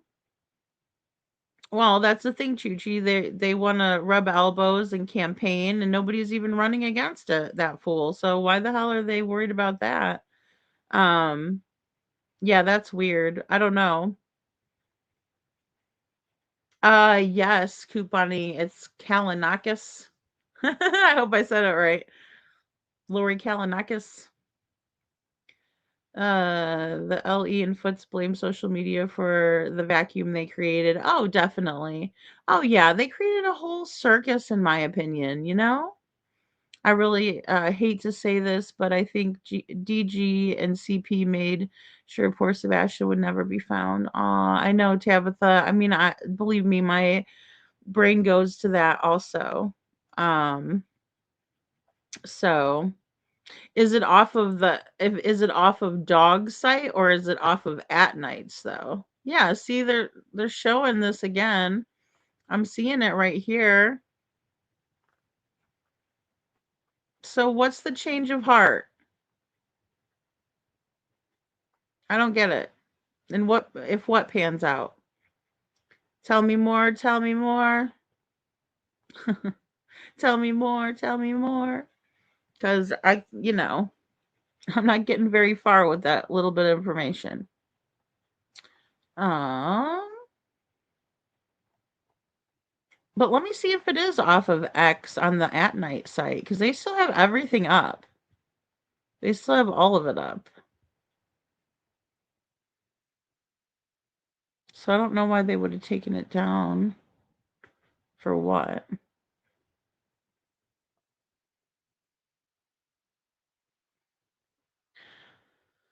Oh, let's see. They do post a lot, and they post a lot about Sebastian, so it's not like they've stopped posting about him either. So let me see though. Oh, here's some content. Oh, that's something. Okay. It said content removed. It was something different. Mm.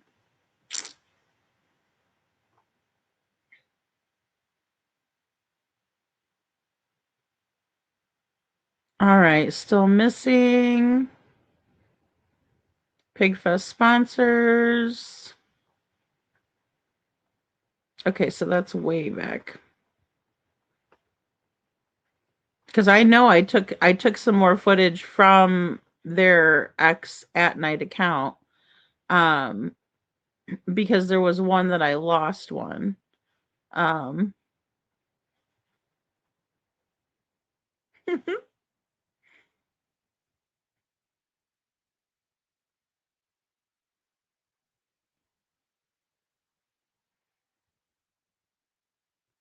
Mm,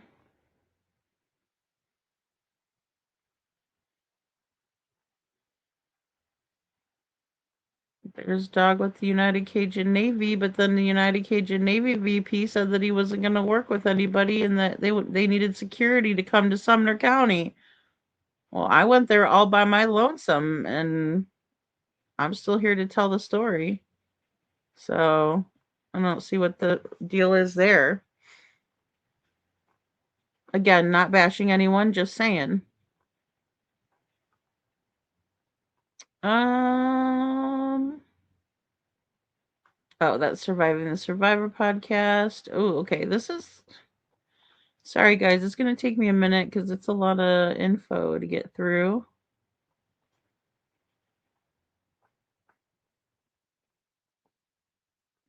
It'd be nice if they would leak some more calls from the PI or something like that.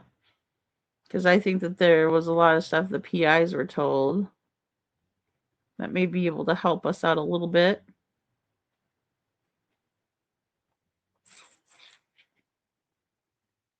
Hmm.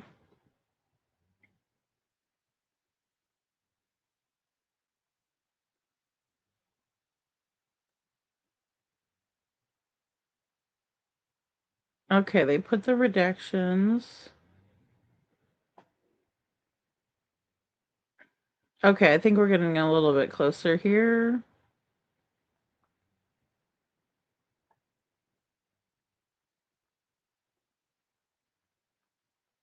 Because it would have been December of 24, I believe, is when Steve Fisher started putting out his crap about Sebastian and the Texas Roadhouse.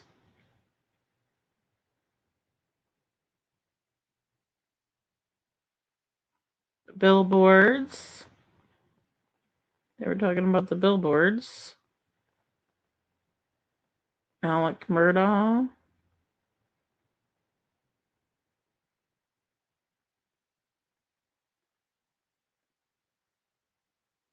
Okay. Here, I'm sorry. Let me show you guys what I'm seeing anyway.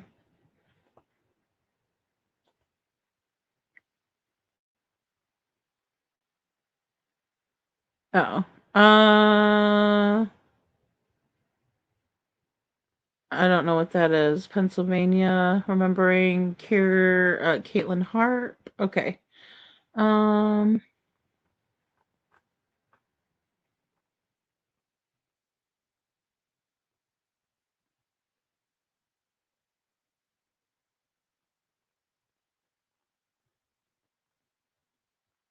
Sorry guys, as you can see, there's a lot of posts, and I'm only still in 25.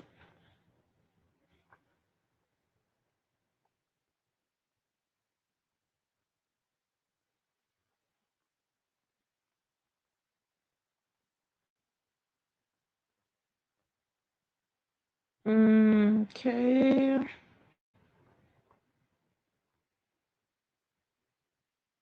That's when they added summer. So I think we're getting a little closer.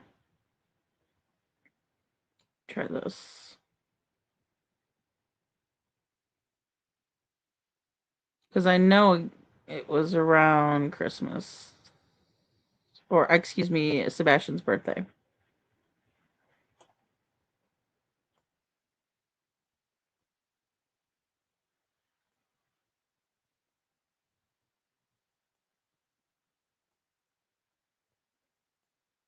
Okay, that's where they put the flamingo picture out.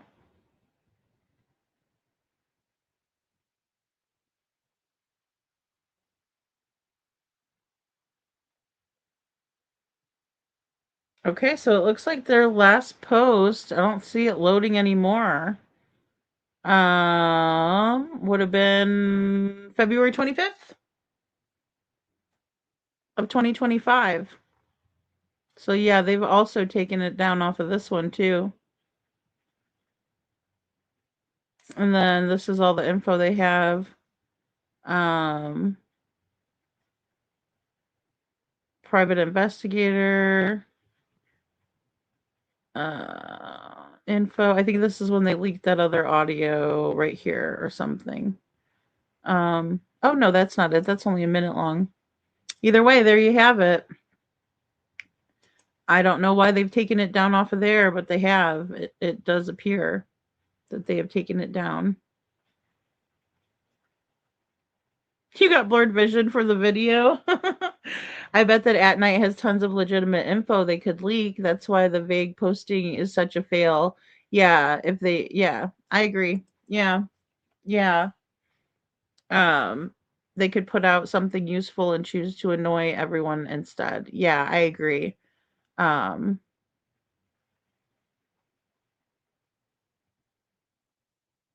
oh, what did I miss here? Oh, I see. I see. Oh, you sent me a video, Dan? Thank you. Yeah, I got all the original footage from the Texas Roadhouse and I just grabbed it off of this site is where I grabbed it last. And it is no longer up. Like I said, I'm scrolling down. It won't let me scroll anymore. This is the first post on there. So I don't know what happened to all of it. I really don't. I know, and it does need to be archived, you know. I don't know why it's not. Does LE reel them in, dog and all, only to disappoint them later, just like before with Seth? Yeah, I mean, look, I don't know what the deal is, you know, especially for Nick to come out and make such a bold statement, and then they were the ones that were saying that the cop flipped everybody off, but there was no footage of it. Now, people there was saying it did happen. I didn't see it. So, I mean, it's just confusing. It's confusing. So, oh, Kiki was looking for it and got it from CJ. I don't know. I don't know. I didn't know that they took it off of their At Night page. I knew Dog took it down off of his because I know that was something people were talking a lot about. Um, so At Night did leak a bunch to us, and we would have nothing if it weren't for them putting out the Texas Roadhouse info and CP and KP's income, other things that no one would know about. Yeah, I mean, I agree with that part too. I mean, I'm glad they put out the Texas Roadhouse video.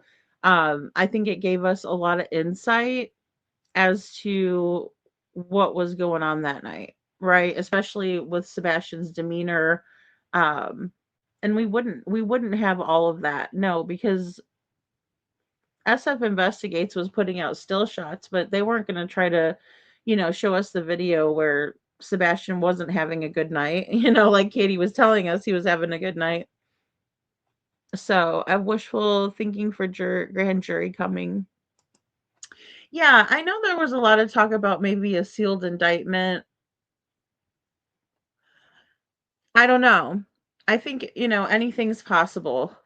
I just think that they need to do something. Um, I think they have enough evidence, especially with the abuse and everything. But they told us, and they told several people that they're looking for one more clue, and that one more clue is Sebastian, in my opinion. So, um, but yeah, I mean, with the yellow jacket guy, I think, and I still even have the picture back here because it's, I mean, I took Dog's original video and I slowed it down. And that's what I came up with, right? There's a picture or a video, something on this man's phone, and it resembles Sebastian. And it definitely, it's a person that's wearing the same shirt as him. So I think that's a big indication as well. And I sent that over to Dog a year ago. I started doing videos on that a year ago because, um, somebody had sent me a picture and it wasn't the greatest shot of it, but I could see what they were seeing. And so I went back to that video and I slowed it down. So, yeah, I mean, it doesn't matter. He's running unopposed, you know? Yeah, I mean, he's still campaigning. So,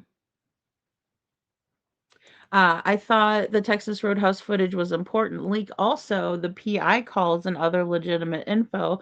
I think they could drum up more interest if they put out info like that. I agree. I think so too.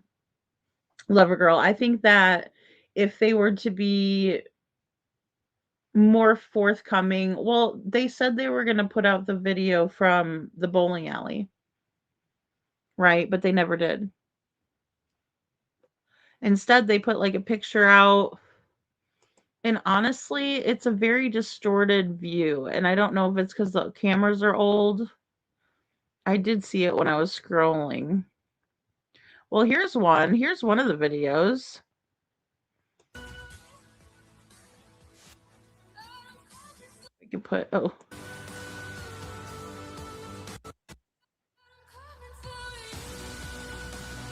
I guess I don't need the sound in that one, but, oh, it's the one where Katie's taking pictures of Sebastian. Okay, yep. There's that one.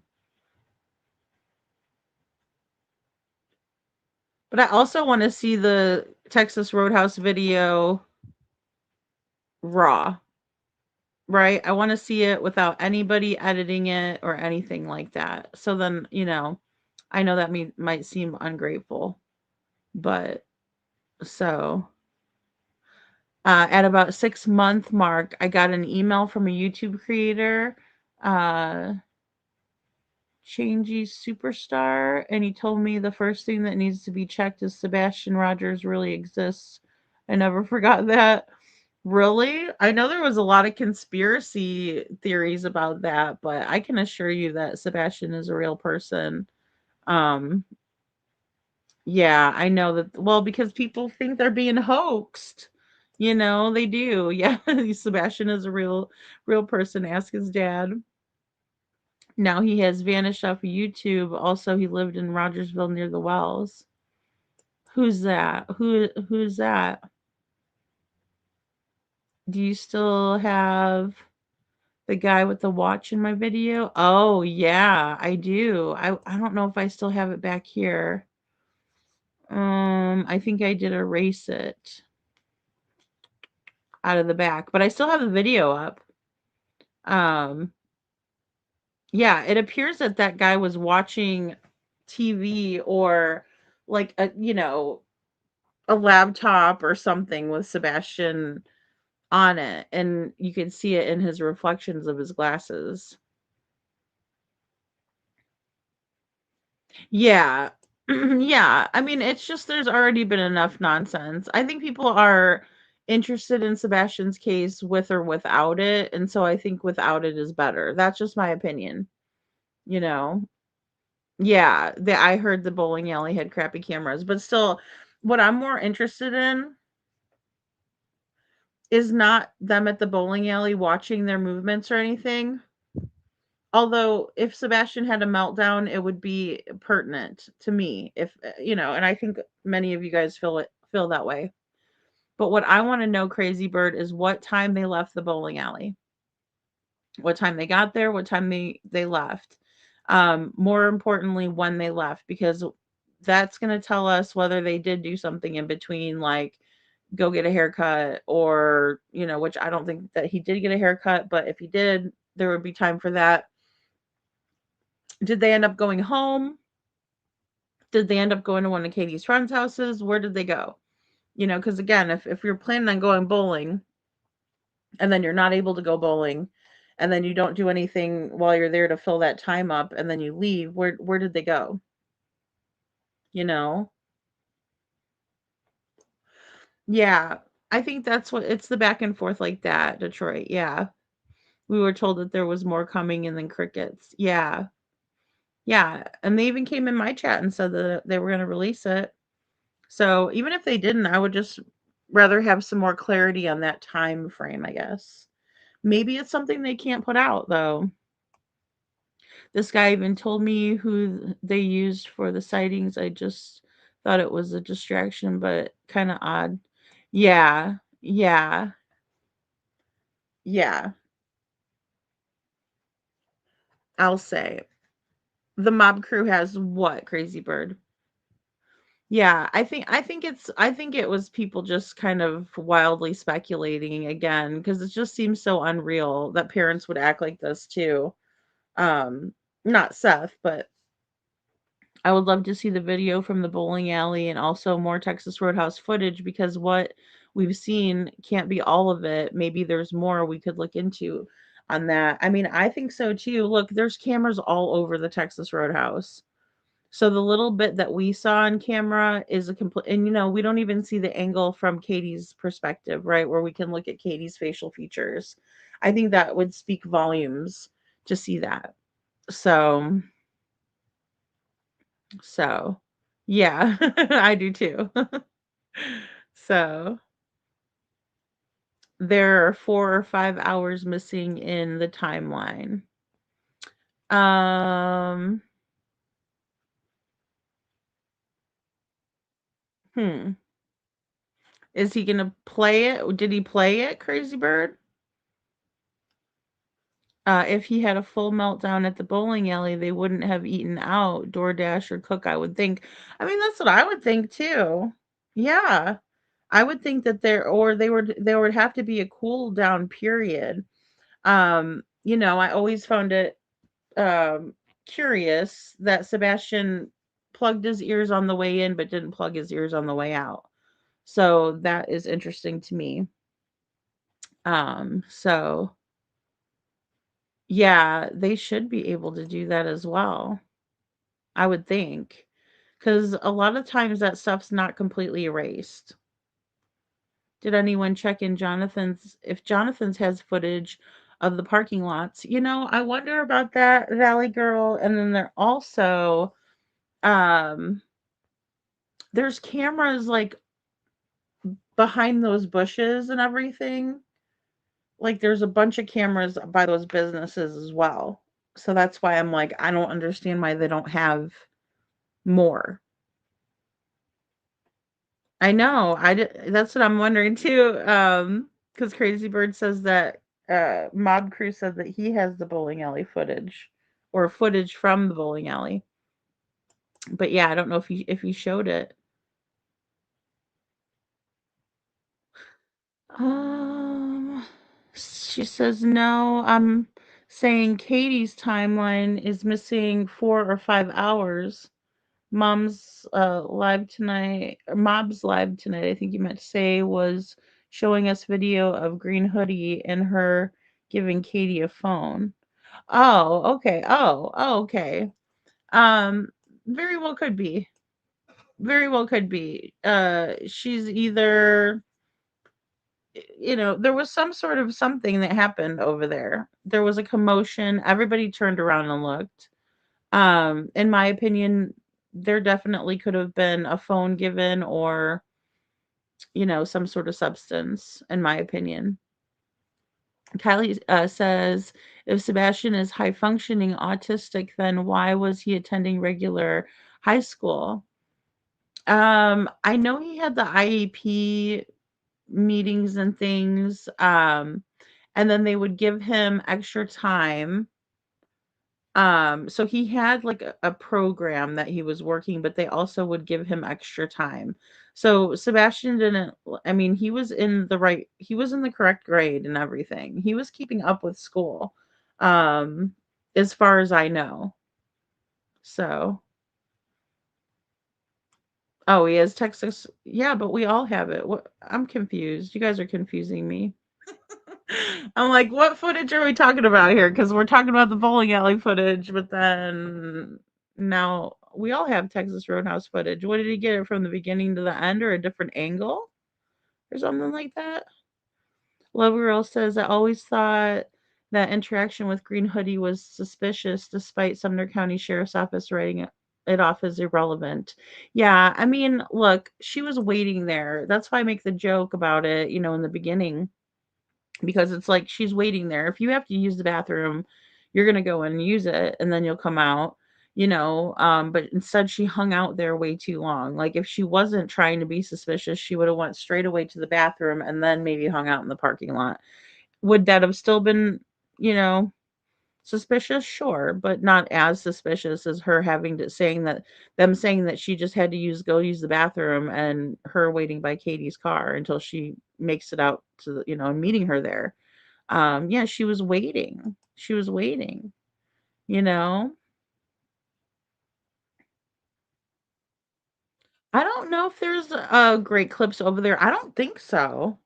No, Detroit, I don't think so. I can't remember though off the top of my head. I know there was like a little pizza place, there's another steakhouse, there's the Fairfield Inn, there's a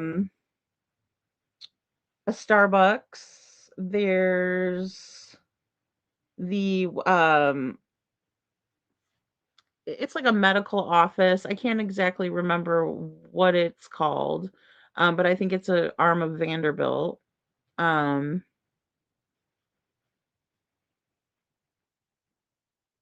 You can see the green hoodie has a cell phone. Well, that would make sense why Katie put earbuds in.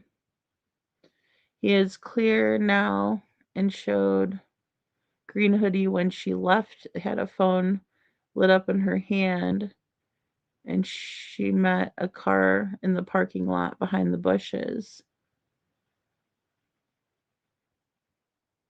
That the green hoodie met somebody back there. Is that from Carrie Reviews? Because I've showed that before. Kylie says Mob has a different footage that had been sitting on for a year. Oh.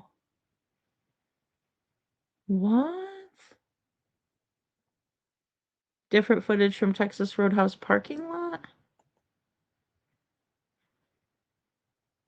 Kylie said Mob must have got footage from the Texas Roadhouse or he's a hacker. I don't know. I mean, I would imagine, it's up to their discretion who they give it to. So, I don't know.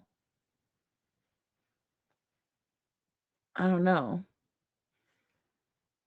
Unless, he got, because like I said, there's tons of different angles that could have been gathered, from, I mean, when I was in there, I kind of tried to get all the cameras I could on camera for you guys, but they're all over the place. Like if you're outside of the building, there's a camera and then a speaker and then a camera and then a speaker, right? Like all surrounding the whole building. And then once you get inside, there's cameras all over inside too. So, good night, Choochie. So, I don't know. So, good night, Witchy. Great clips near Target between their home and the Texas Roadhouse. Oh, okay, Valley Gal. Yeah. I think his hair looks the same. Um, that's what I was gonna do, is I was gonna try to find. Oh, but see, here's another one from Texas Roadhouse, guys. Oh gosh. Okay, I must have missed all of them. Here's another one. This one's 20 minutes long. And I know for a fact I downloaded this one too. See, and then there's the pink lady. And there's Katie eating all the rolls like she does. There we go. I'll make it bigger. Katie eating a crap ton of rolls, not sharing the one like the heifer she is.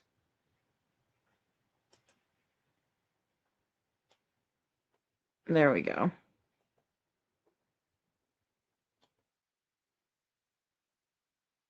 Oh, maybe Nick is referring to what Mob Crew just put out when he had said if it pans out. I don't know. When was Nick's post? 2 hours ago? Could have been. I thought, I don't know when Mob was live. Like, I knew he was going live. Somebody told me he was going live tonight, but I was down a rabbit hole. So,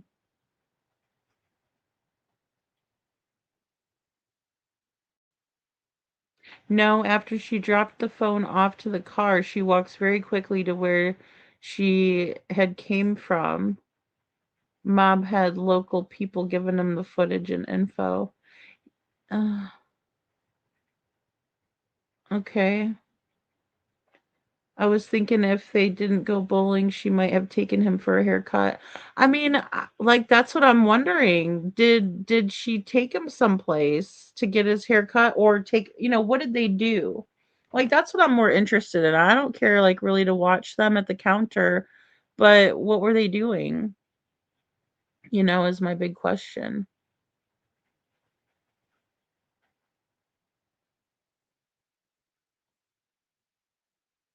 So, and again, I mean, you could see there's also like cameras over here by the door and the entrance, but all over the outside of the building.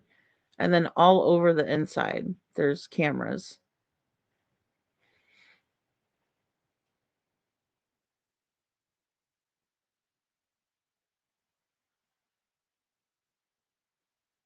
And I think this is when Katie does like the weird looking around, but she keeps looking over at the bar.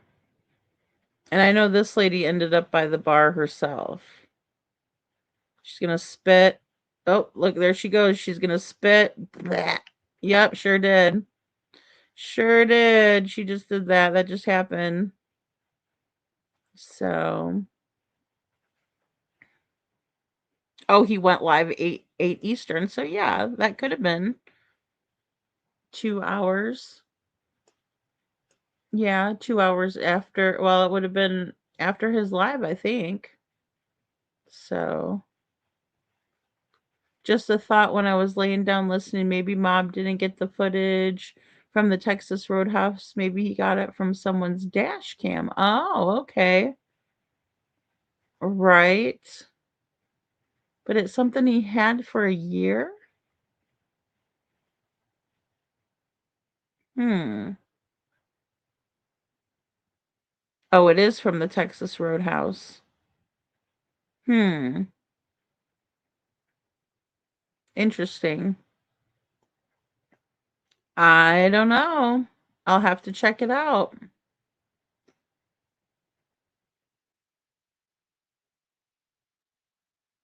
And here's Katie with the rolls situation too. I don't know what she was doing with the rolls. Seemed like she didn't want Sebastian to eat them after now she's going to pay.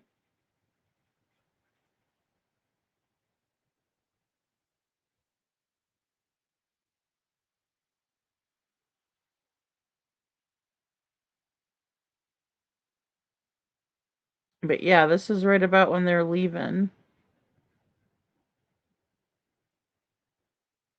But yeah, so I mean, they still have some of this stuff up, but it looks like they took a lot down. So, no dash cam, it was just like the regular footage, just a little bit clearer. Hmm. Oh, I don't know why they would do that. I know, lover girl, I know. I know. He's behaving very well, like, doesn't even seem like there's any issues at all, except for when Katie starts scolding him, you know?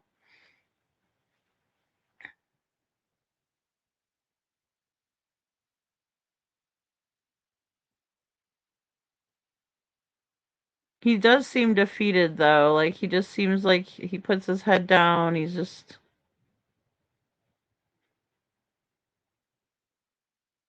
seems like something that was said wasn't, what he wanted to hear. I know, Bo, and I don't want. I know because we're already 2 hours in, or I'd go over and maybe take a peek. But if you guys, I mean, if there's timestamps or something, but I know sometimes that's why I kind of like to make sure I'm looking at certain spots.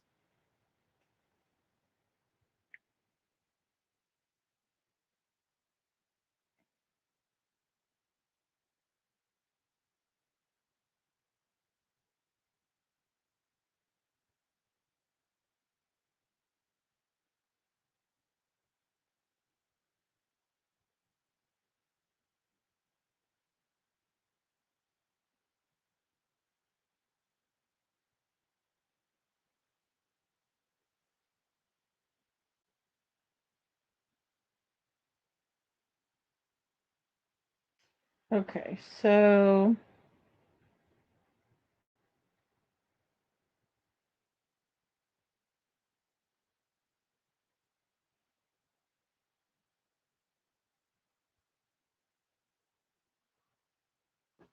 let me see. Oh yeah, it's like 2 hours, which I'm already sitting at 2 hours. Let me see. Hold on, let me see.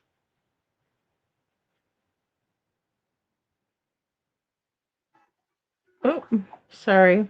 An ad. See, I get ads too. Let's see. Oh, he's talking. Is it near where he's talking about the redacted?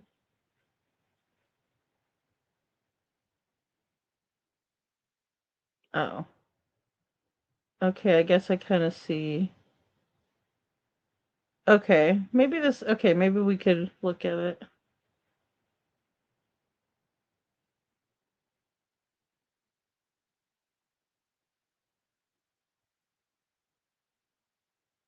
Oh, see, he's showing the parking lot where I was telling you guys there's a bunch of cameras back there. So, okay, hold on a second. Let me pull this down or pause it. But yeah, it looks like they're still on the At Night website, guys. So don't be too alarmed about that part, I guess, because they're there still. I just thought it was closer to. I just thought it was closer to his birthday, is what I was thinking. Um, okay, hold on. Let me look at Mob Crew because I think I found it where it's about where they're talking about it. Let's see.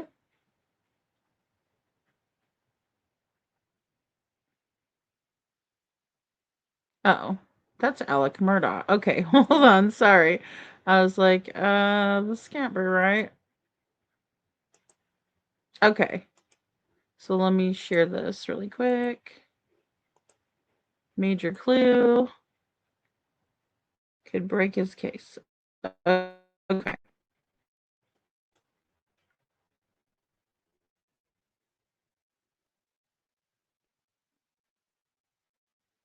Apologies. I need to change my 3025 because we could time how fast with her Hey, walk. I could probably use AI to get an hey, Juicy Jewel. approximate speed of her, and then get the distance of this from this to here, or just go from curb to curb. Get the distance of this, have her speed, and then I think it would match up to her walking up to something to this about this far, right? And then she comes back. I mean, unless is she just super confused of where she came from, Am I in the right spot, or was Crazy there Bird? something that was handed off, I think which I I think is am. the phone? Because now I'm not 100% sure. I still look at it, but when she's walking back, There's no screen, as far as I know. And I kind of overlaid it. There she is. Let me go full screen real quick when I do this. Oh, I'm still full screen. Oh, before this? I'm still here, guys. Again, I'm trying to show everything. I'll show this last part and I'll stop and I'll play. There's a little bit more to complete the picture, and then wait, through here, right? And she kind of goes up against the wall. Here's how we use Riverside to produce our podcast from start to finish. First, look up Riverside, then create. You guys will hopefully no lights. Now I kind of fast forward it here.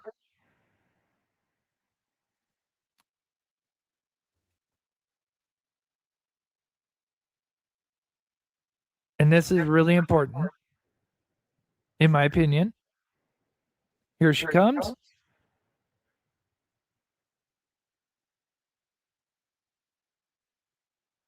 I want to slow that part down. Notice the time is going fast. We did see a little bit of lighting from possibly a car that maybe went down the road. But for 10 minutes, other than one little light that we do see kind of at the beginning, there's nothing. Nothing on this wall. And remember, this wall, this is what we got, right? This is what we got. Parking lot here, parking lot here, right? Keep that in mind. So again, this is being fast forward here. There's Katie.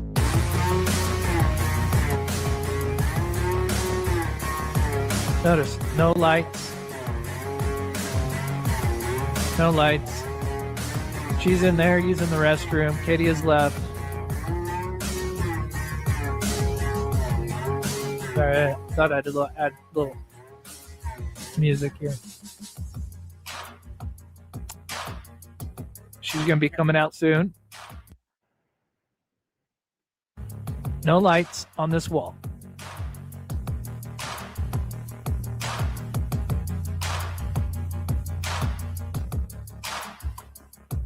I think we see, occasionally a little bit of ambient light from maybe some cars that are driving on that road that's beyond that parking lot.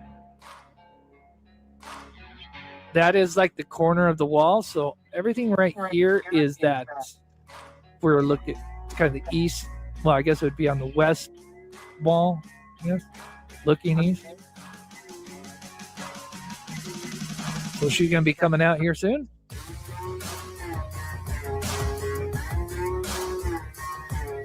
And you guys will hopefully catch what I'm trying to portray here. We're at 6:29. She was in the restroom for about 2 minutes.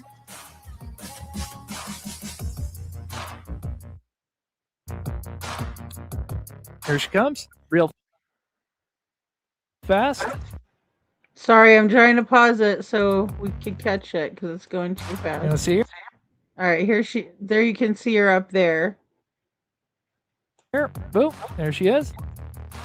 She goes that way. Right? Hold on. Sorry, guys. Let me do that one more time. So she's going to be coming out here soon.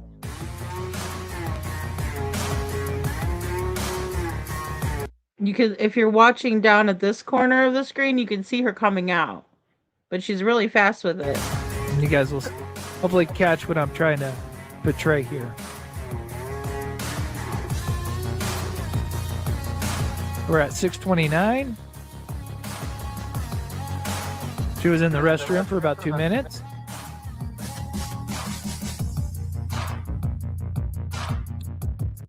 See how fast she comes, like a bat out of hell. You see how fast she came out of there, you guys? Like a bat out of hell. Like, what is she doing, this woman? Here she comes, real fast. Real fast. Yeah. All right, now you see her? She's running. She was running after she peed. Okay, sorry. I just can't with this. Now see her? Boom. There she Wow. is. Did he speed the video up though, or is that really how fast she's coming out? Weird. Okay. A little bit of ambient lights, right? It's like tail light. Cars passing by. Here she comes. Oh, she sure as hell did go around. Oh, because that's where there's an opening in the bushes. Okay, that makes sense. Dun, dun, dun, dun, dun, dun, dun, dun, ding, ding, ding, ding, ding, ding, ding, ding, ding, ding. And then guess what? Just as she is coming around at that corner, what happens? In my opinion, headlights. Well, there's another car too.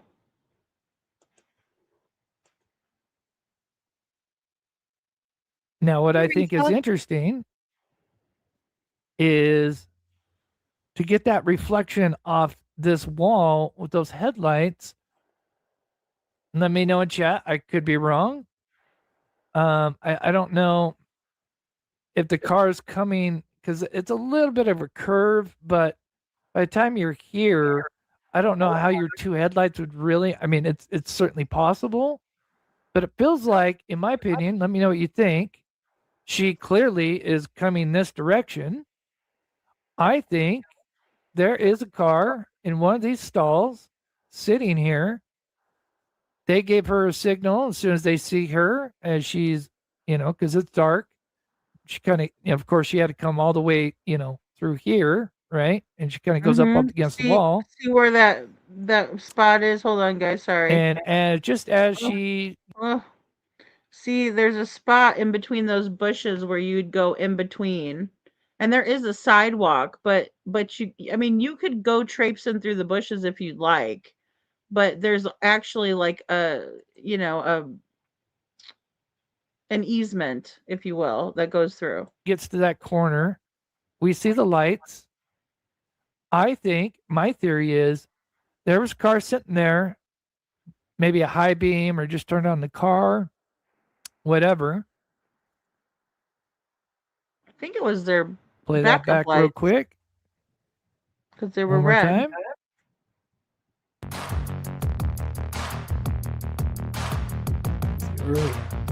Okay, she's going to be coming here in just a second.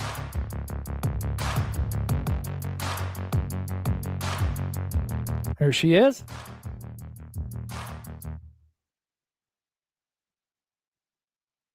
Second, she's about to hit that corner. Shabam.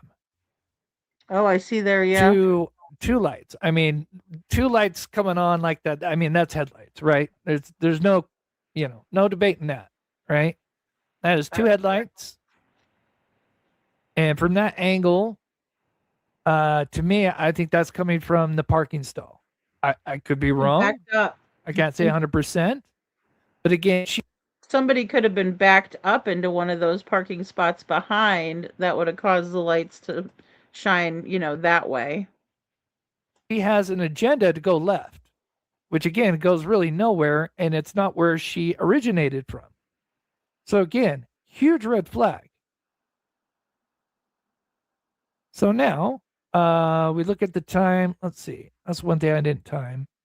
Hold on, let me time this. Oh, okay, Bo.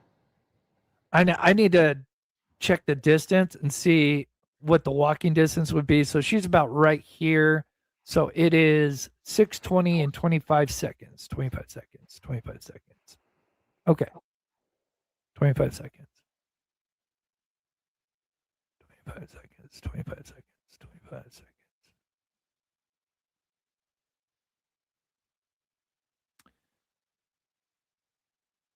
Oh, the CEO. Financial losses don't let her sleep. Oh, I should have left that timer up. Oh no. Lovergirl says it makes me wonder if the search warrant was executed on the Proudfoots in February of 25 or whenever it was due to something they discovered on the Texas Roadhouse footage. Just a guess. Very well could have been. And they were also asking for information, and I didn't get the date of that live. Hey, YouTuber. Um, for Mr. and Mrs. E, but they were asking, creators for information. Bo says she's about to go the other way. So why did she go that way and then go back the other direction? Well, I wish you would show the bushes again because the way they're pretty close together and there is an easement like so that you can go through that way. I think We'll that's see what her it coming is. back. We'll see her Anyway, coming back. like why she would go around and then back. Oh, but I don't know if I'll have the timer up.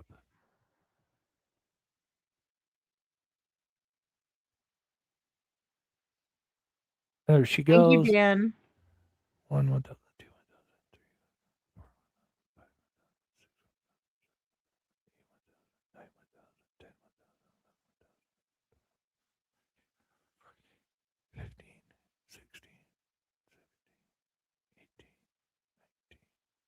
20. Here she comes. So she's at least, I would say, 10 to 15 seconds Oh, I see. out of this screen, which Oh, I think is plenty of enough time to walk up to a what the car, hell? and she's hoofing it, right? She's walking pretty. She isn't walking gingerly anymore. Okay, so that would I would love to measure this. I'm sure this parking lot is not as big. You know how sometimes when we look at pictures, it may look bigger. But if we were like right here, um, I think one of these cars is in this stall here. I think if I back up just a little bit, my apologies. Could have even been the ones a I little need to look at the closer, but timer. yeah. If we get a chance, remind me. 6. Oh no, it would have been 6:30, over. 25. Because we get time how fast with her walk. I could probably use AI to get an approximate speed of her, She's and hauling then ass. get the distance of this from this to here, or just go from curb to curb. Get the distance of this, have her speed, and then I think it would match up to her walking up to something to this about this far, right? And then she comes back. I mean, unless is she just super confused of where she came from, or was there something that was handed off, which I think is the phone? Because now I'm not 100% sure. I still got to look at it, but I don't know, guys. She looks very deliberate to me. Hey, 2 dozen roses. Yeah, she looks deliberate. I mean, she comes barreling out of the restaurant. She goes as fast as she can, it seems like. And then she walks very deliberately over the other side. And like the bow, like you said, she turns around and then she goes back again. I don't think she was confused. I think something was definitely handed off, or this is not all for naught, in my opinion. when she's walking back, there's no screen, as far as I know. And I kind of overlaid it. There she is. Let me go full screen real quick when I do this. Oh, I'm still full screen. Yeah, something's Okay. going down. I'm still man. here, guys. Again, I'm trying to show everything. I'll show this last part and I'll stop and I'll play. There's a little bit more to complete the picture, and then we've got another goal, and then we're gonna unleash the Kraken because I've got some stuff to say.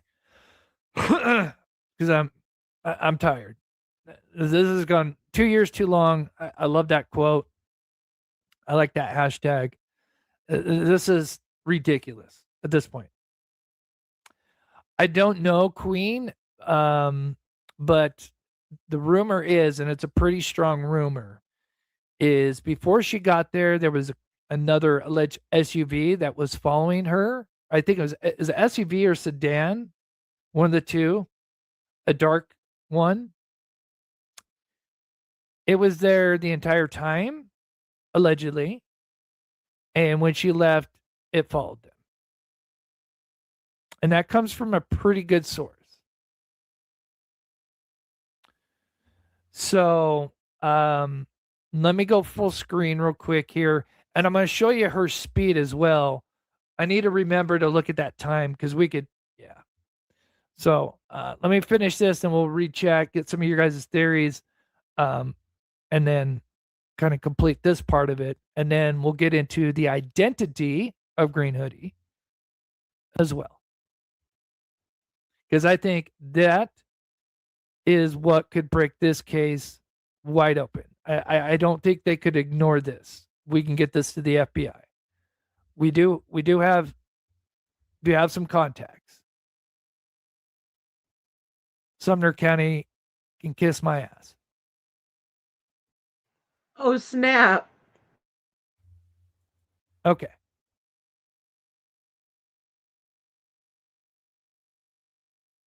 So again, I just tried to overlay again. I can't properly overlay because I can't get the picture from behind the bush, but I try to overlay kind of the corners so you kind of have an idea of where she's going.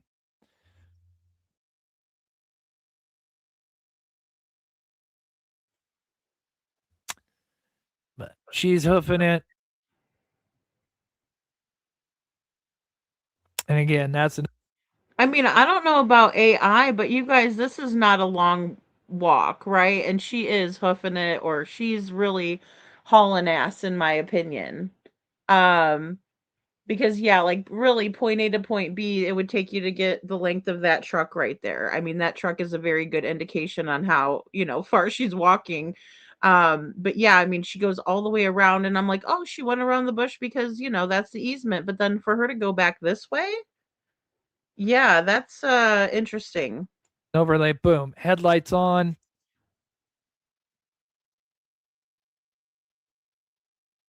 And again, she would be over here. My name is Alana. I'm 46 years old, and I want to share with you the biggest game changer that allowed me to become this woman today. Again, what would she be? What would be the purpose of her going over here, unless there was a car sitting there that she was going to hand something off to? Then here she comes walking back, and she's going a lot faster when she comes back the other way. Dang. I mean, she's hoofing at the left, but I'm going to show you both sides, right? So I'm going to show you when she's going left and when she's going right. You can see a little bit of difference when she's coming back the other way. Now, something that she may have gotten to that that SUV. It's possible.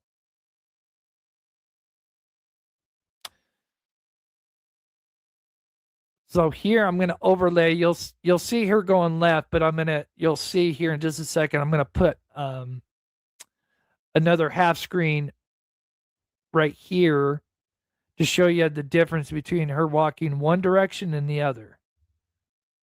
Oh, thank you, Sassy. And I'm going to read chat for a minute here, but let me finish this part real quick. Maybe so, Bo, because I haven't been able to get any confirmation that she stopped over at BP, but I think stop 30 would have been the one, where nobody could have, nobody, it's not that nobody could have seen them, but it's a good possibility that nobody would have seen them. I suppose I can word it that way, because it's like, I don't know. It's the spot where it doesn't have any cameras, and if you go far enough off the road, the people on the road that are driving past aren't going to see anybody back there either, so there's no witnesses to activities that may or may not been going on back there. So I will say that this is very interesting again, because if she's going one way, seemingly doing something and then coming back the opposite way. Yeah, that is interesting. clear this screen here.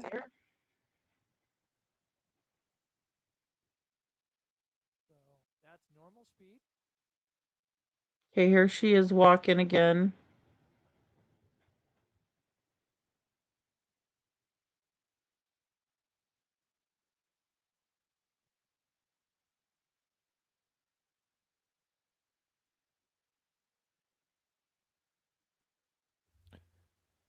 Okay, here in a second, you're going to see another screen pop up here. I mean, she sits over there for a second, then you see her emerge. There she goes back. Dun, dun, dun. See, follow my mouse there. I'm trying to help out with the mouse. I mean, it's grainy and it's blurry. Now, here's because the it's far difference. away. So here's her That's why going she that looks like a direction, blur. but she's going pretty fast. Goes But around. if you look at it, and I could probably use AI to kind of get her speed. She's going pretty fast when she's going back the other way. Like she handed off that phone, she wants to get out of there. Well, whatever she handed, because I think something happened for her to be over there for as long as she was. Because, like he pointed out, there's parking spaces, and then there's a gate. There's a not a gate, but a fence, right? So there's nothing for her to go toward. Once she realized she was going the wrong direction, as fast as she was going, she should have turned around and went back just as fast. But she didn't. She took a little bit too long, and then she goes hauling ass in the opposite direction.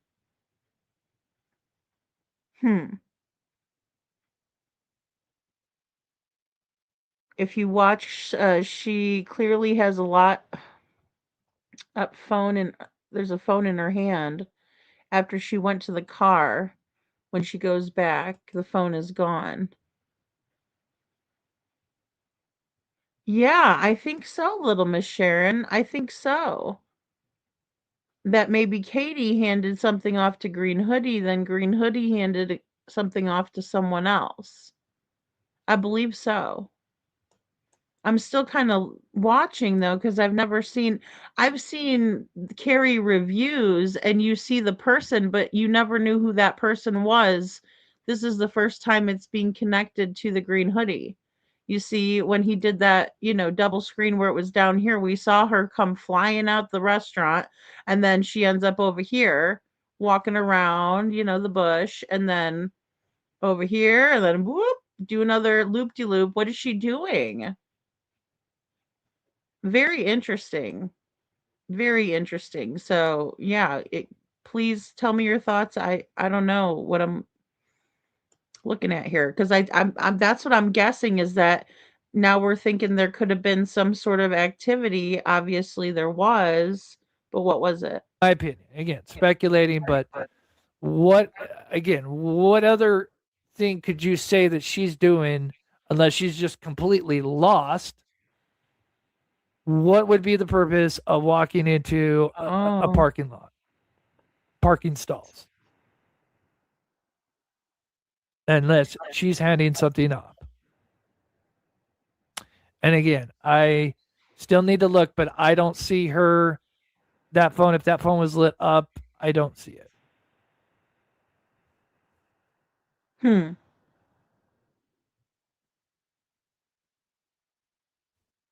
No, she lives in West Virginia. God, I hope so. I doubt it, but yeah. I mean, KK's mom does look like the Green Hoodie. Right. I do believe that KK's mom resembles Green Hoodie. I think Green Hoodie looks like a couple of different people even. It's difficult because it seems like Green Hoodie is blurred, or maybe it's because she's walking so darn fast everywhere she's going. Because, guys, when that happens, it pixelates like really, really bad. And if you're just wondering where she's going, she is up on this sidewalk, right? We can see the door right there. I kind of tried to line it up. And then she would be kind of going here. So I'm not sure if she got in this SUV. Again, I could be wrong. Right. I know some people think that, because we see her go that way and then we see this. Oh, It's certainly rewind it? possible. Okay, hold on.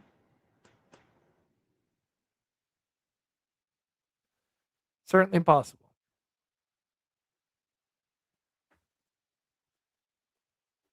Let me see. Oh, I But see. I want to know, why has she got a phone that's lit up as if she had been using it? Maybe even when she was in the bath. We see her, and there's kind of a wall. It's hard from this angle, but there's a separation. So there's like one bathroom here.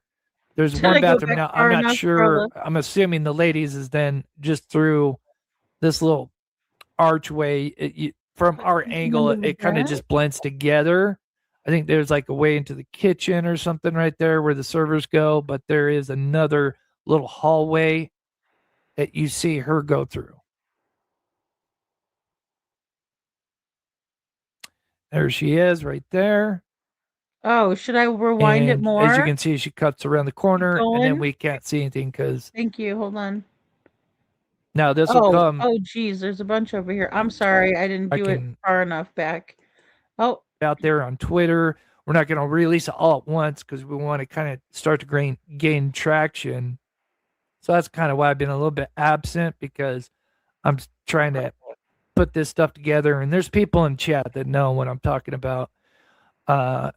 And yeah. So anyway, there. Am I good, Bo? and I wish I could say a little bit more of why the timing, right? But I don't want to get too, we were kind of being patient, seeing if stuff would happen, and it just, yeah.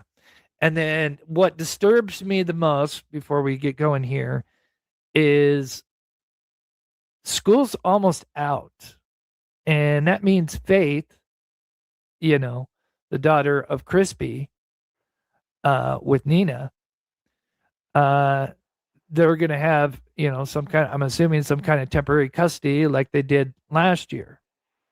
And if Sebastian Rogers went missing under their roof, or under their, under their supervision, if I can speak, to me, that's child neglect. If you can't prove that he wandered off, right, you should be held accountable. And now you're going to. Okay, I was gonna fast forward a little bit, but I second this motion.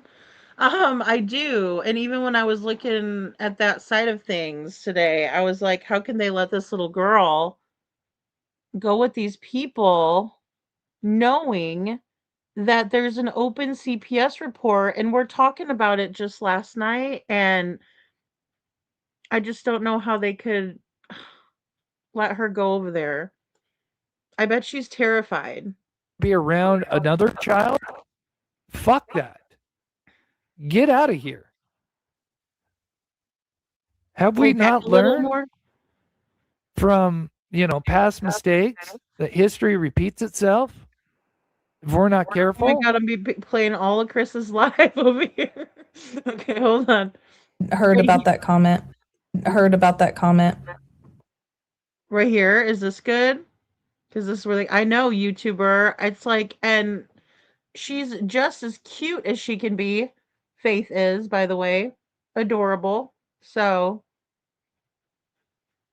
I know. I don't know.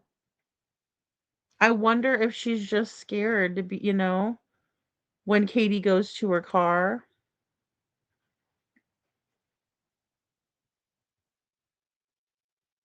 All right, hold on. It's so easy to become a podcaster with Riverside. First, go to Riverside and open an account.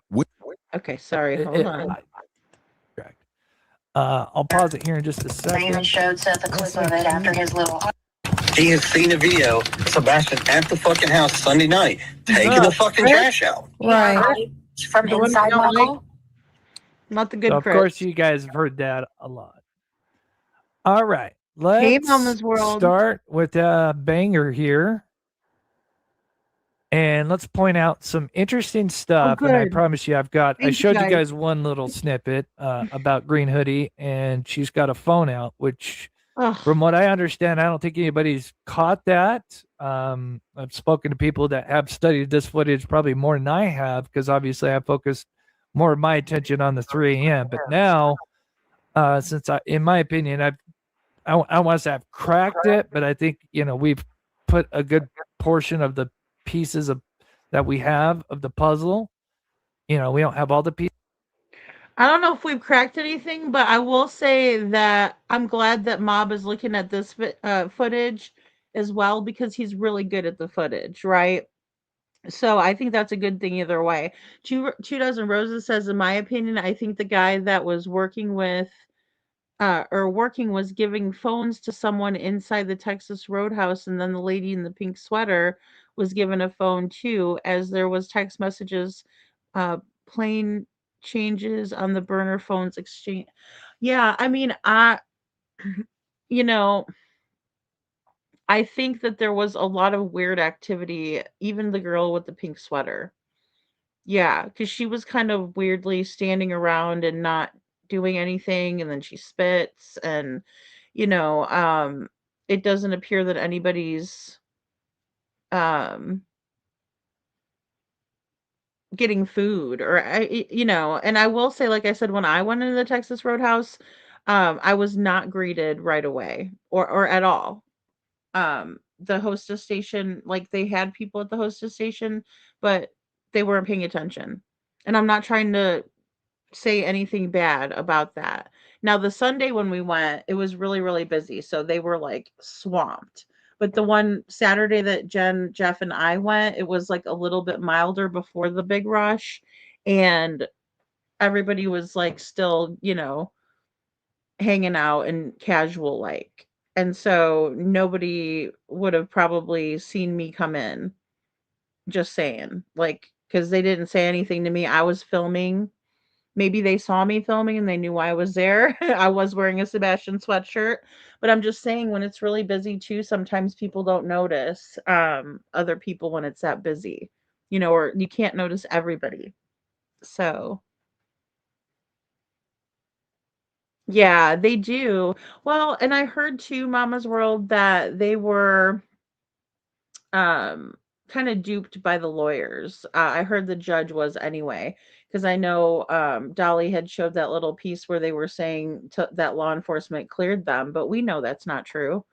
I don't know why they wouldn't look into that. Exactly 100%. They should have been in jail, like 2-year-old Elijah Vu's mom and boyfriend were arrested like day 3, neglect, abuse. Exactly. Yeah, and I think they do that to people who they know can't afford a lawyer. And I think because Chris and Katie can afford one, I think that's why they're not treating them accordingly. Some of that has to do with that, in my opinion. Because we saw that with Brittany Gosney. Like, she's a young mom, she totally had involvement. She was, did the unthinkable. But when she reported her child missing, she ended up going to the police station herself. That was probably her first mistake. Also, she didn't ask for a lawyer. Um, she just, was being interviewed, and they did a very good job. But, I think that they should have absolutely brought Chris and Katie in for and charge them accordingly. I do. Or at least question them. That would help. I mean, we don't have body camera footage from Sebastian. We don't have anything. Even talking about Gannon Stouck's case, and doing the comparison, like we're still in the process of doing. I'm so upset that the docket got taken down. I don't know why the docket would get taken down. I really, really enjoyed that channel, and it's gotten taken down for content violation. I have no idea why. Um, but either way, that's why I can't get the full interview yet. I'm gonna have to piece it out uh, on Al Stouck's interview and Landon's interview in Gannon's case. But either way, when we're doing those comparisons, we don't see any of that evidence that we're seeing in other cases, and even in Gannon's case. They had everything. That's why I'm still on day 28, because we haven't even gotten through all of the interviews that were given. And when they wanted to talk to them some more, guess what? We're gonna need Gannon's toothbrush. Can you bring it down to the station? That's police work. That's somebody that I will applaud. You're not gonna get an applause from me with the way y'all acted and the way that you failed to gather proper information right off the bat and secured a crime scene as it should have been, because that's where Sebastian went missing from. So that's where you guys should have secured that crime scene, not let everybody and their mother come in there and traipse around the house, you know? So, Ellie is hiding stuff like the question green hoodie, but the person was not involved. I mean, Dan, I will say the green hoodie might not be involved. I have to leave it open because I don't know for sure, but it's odd. How is that the only person that you've cleared? Is the green hoodie? I mean, essentially. So, in my opinion, Green Hoodie is a guy with a mustache, and I screenshot an image and cleared it up. Hey, Jenny. Yeah, so, I mean, I was kind of thinking it was this guy character, William Guy, the guy on my thumbnail tonight. Um, I was thinking it might have been him. Because, like, in the one photo that's far away, you can see that they have facial hair almost. And maybe that's a shadow, but I don't know. It seemed like they had facial hair. I know what you're talking about. Um, so I know. I know. Well, that's why I was calling this person the green hoodie Shim, because I didn't know if it was a guy or a girl, a she or a him. So I was calling him Shim. Because at first we all thought he was a guy, right? I mean, and then after a while I was like, is it Texana? Is it this? Is it that? So oh, thank you, YouTuber. Pink sweater girl was at the bar with the yeah, exactly. She was at the bar too. I was trying to see if we were going to be able to see her at the bar, but they blurred out the whole other piece of that video. Um, yeah. Hey, I think there's so much in these videos that we can analyze. I've said it before, there is just so much in these videos. And again, I'm planning on going over it all again, but I want to go back with Sebastian's case a little bit further because of course um there were other things going on. Like, in December of 23, it was alleged by Nina Gomez that, she was being accosted at the airport when she's trying to drop Faith off there, right? They're all there to see her away and say, "Okay, have fun in Tennessee," and everything. And then there was a big blow up, right? Am I saying that everything that Nina said is true and her story is 100% what happened?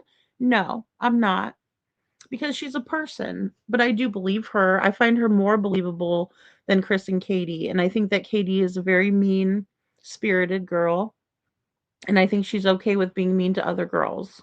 I think she actually likes it. She feels like she's accomplishing something. Um, it's like if you can't beat them, join them, but if you're not with us, like, you're against us. So then that's how it kind of is for her, in my opinion.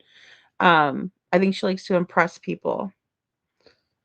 Pink sweater girl. Oh, yeah. Well, I know that guy that looks like CP. I know. And he was even standing like him. But I after doing a more analysis on there, I don't think it was Chris. It looks like it could be his twin. So thank you, Jenny. Yeah, I'll definitely check it too. Creepers, a camera in her room. Now, I mean, I still don't know what to think of that couponing, because people were like, well, maybe it was because, he doesn't trust her. And I'm like, well, maybe, but I don't know. So, hello, Groot. Good to see you. Good to see you. Okay, so I'm gonna play this. I'm sorry it took me so long to find it, guys. But I think we got a good spot. But I think we've kind of put something together that's cohesive. So now my attention's on this, but there's more stuff behind the scenes that are going on. And we think this is going to be hopefully where we take our big swing, because it is just, as people say, 2 years too long. This is nonsense. I'm dumbfounded. And yeah. And Jazz, thank you so much for the $20 euro and the gifted mob crew. Thank you so much. You do that almost every time, and it means the world. And I appreciate you taking the time to help us out in the chat. And that goes with all the mods. God bless you. We got Coop here to kind of help us out here, because we got one of our mods in Vegas right now. Kai, thank you so much for the $5. We've got Jen. You are amazing. Thank you so much. Again, I can never emphasize this enough, that I would not be here without you guys. So thank you so much. Lisa Bear says the family photo album wouldn't be complete until KK and Crispy include their mugshots.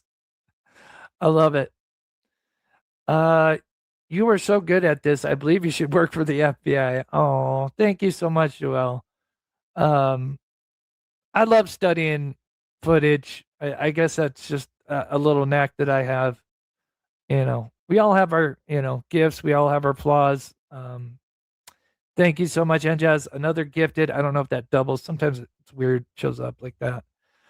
Peggy says, thank you. Thank you so much, Peggy. Juju, keep the pressure on Chris. Great work. Thank you so much, Juju, for everything. And yeah, we are. We're fed up. Time for a game of chess. 2 years ago, before we get going here, is school's almost out. And exactly.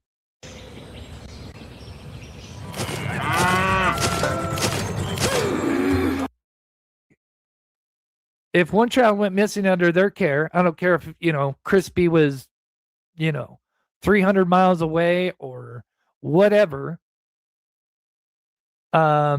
he's still going to be probably around KK, or she, I'm sorry. Because we heard they went, to Disney World last year. No, fuck that. No, this isn't going to happen again. Right? So here we go. So, like I said, if you heard earlier, when they had released this footage originally, it was kind of cropped. So we couldn't quite see all the way. Like, it wasn't majorly cropped, but it was cropped a little bit. And that it's very important, right? And I don't think they did that on purpose, that cropping happens. But it's really important that I've got the original footage. I've got really good sources, and I was able to get the original, and it shows some very interesting stuff.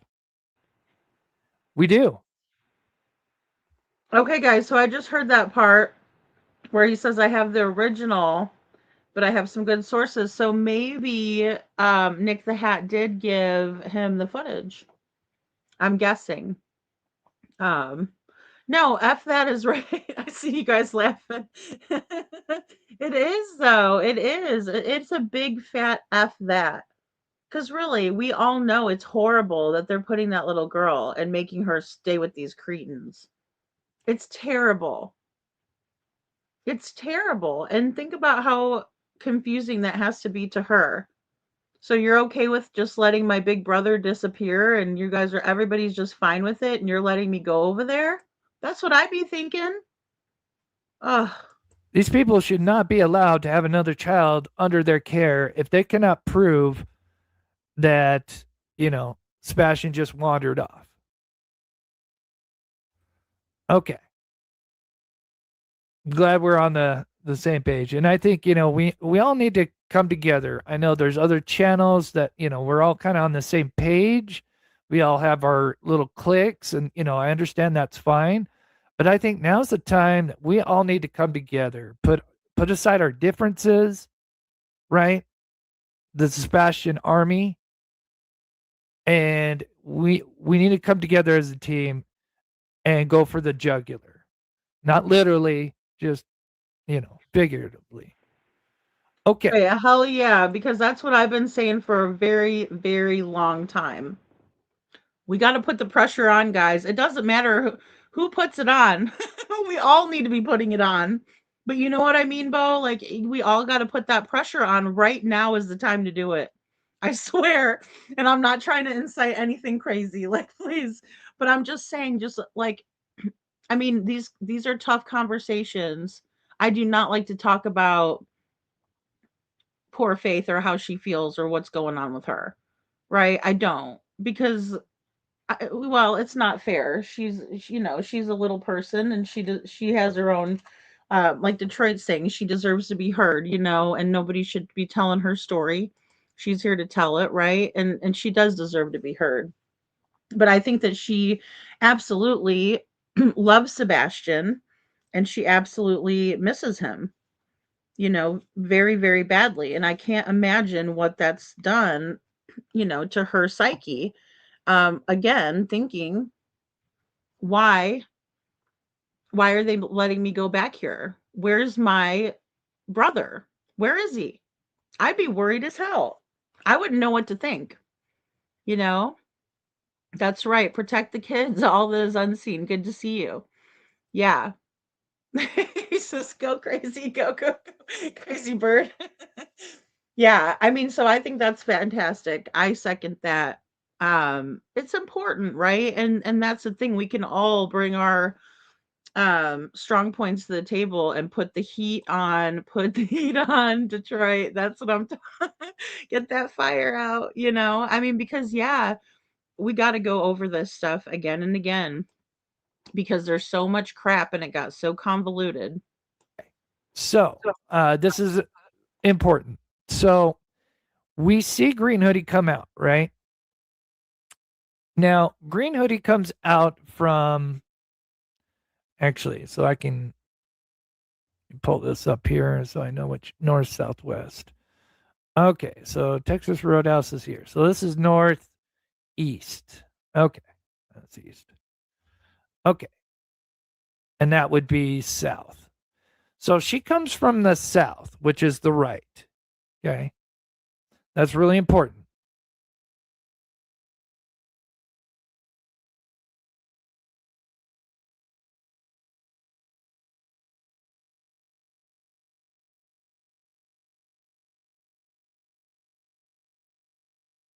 Sorry, I was muted. I was going to say, I don't know if Jenny's still in here, but this is the one that I have that's similar to this. Not the exact same one, but when it's paused here or screenshotted, it looks like a goat, like a goatee. And it looks like maybe, possibly mustache too. Yeah.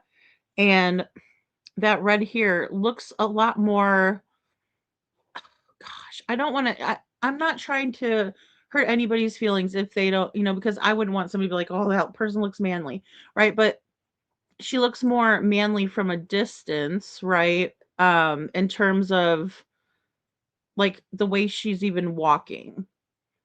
But then as you get closer, she kind of seems like a decrepit older lady. And that's always creeped me out a little bit because now we're seeing her hauling ass back and forth.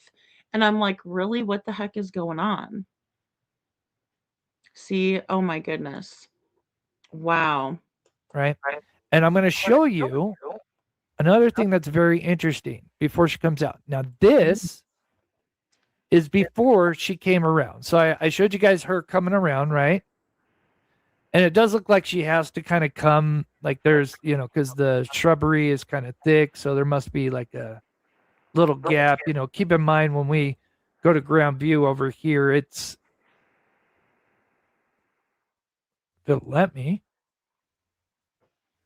Obviously, the shrubbery doesn't look as thick, but this is 2022. So, it's got thicker. And so it looks like she uses this right here, which makes sense. There's a sidewalk, right? Which we can't see, so we see this stuff right here. So it looks like that's where she's coming from and to. Now, keep in mind, she comes this way. Now, how do we know that? Well, here's the footage before she comes out. Now, if she had came from the west, this is very important. Let's look. I put a yellow box there. This is before she pops out. Now, if she was coming from the west, we should see her walking by, right, to go hit that sidewalk to enter through. There isn't anything. So again, this is before she's going to pop out for the first time. And this is very important.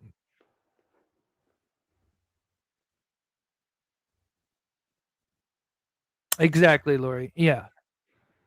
100%. 100%. And maybe it's not egos, it's just, we do have our little cliques, and groups that we like, I kind of understand how chat goes, but yeah, here we are. Still, she has not popped out, but notice there is no green hoodie coming out from this way. Here she comes. Let me move this over a little bit. Boom, there she is. So that's really important for later. Oh, I want to see. Oh, there we go. Okay. Sorry. Hold on. I'm just going to go back just a tiny bit, guys. That's really important for later. Okay. So this is kind of not the spot on view. I want to see if I can get a good picture of their face.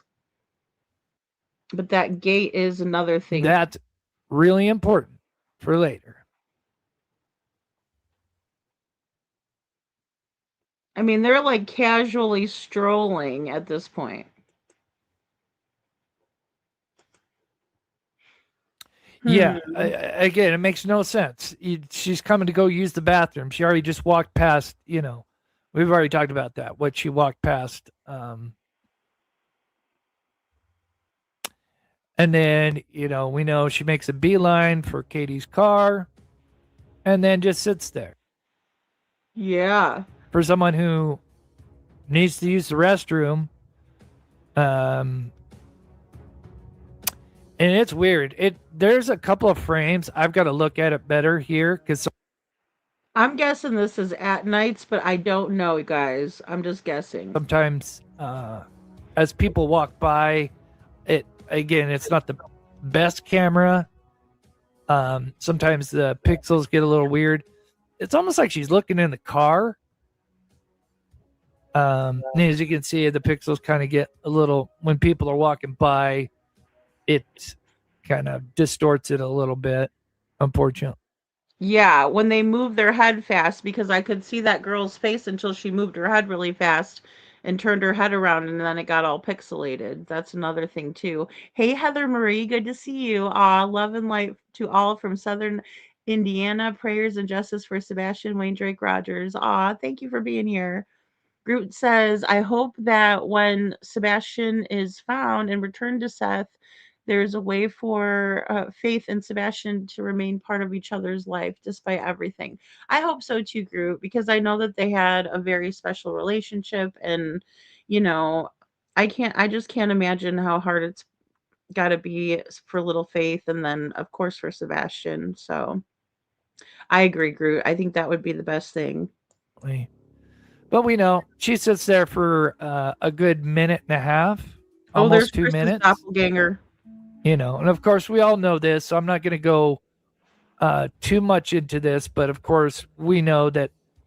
I don't want to say we know, but we're pretty sure that she's handing off something to Katie, right? And I think we just figured out. I think we already kind of knew, but now we have a little more proof.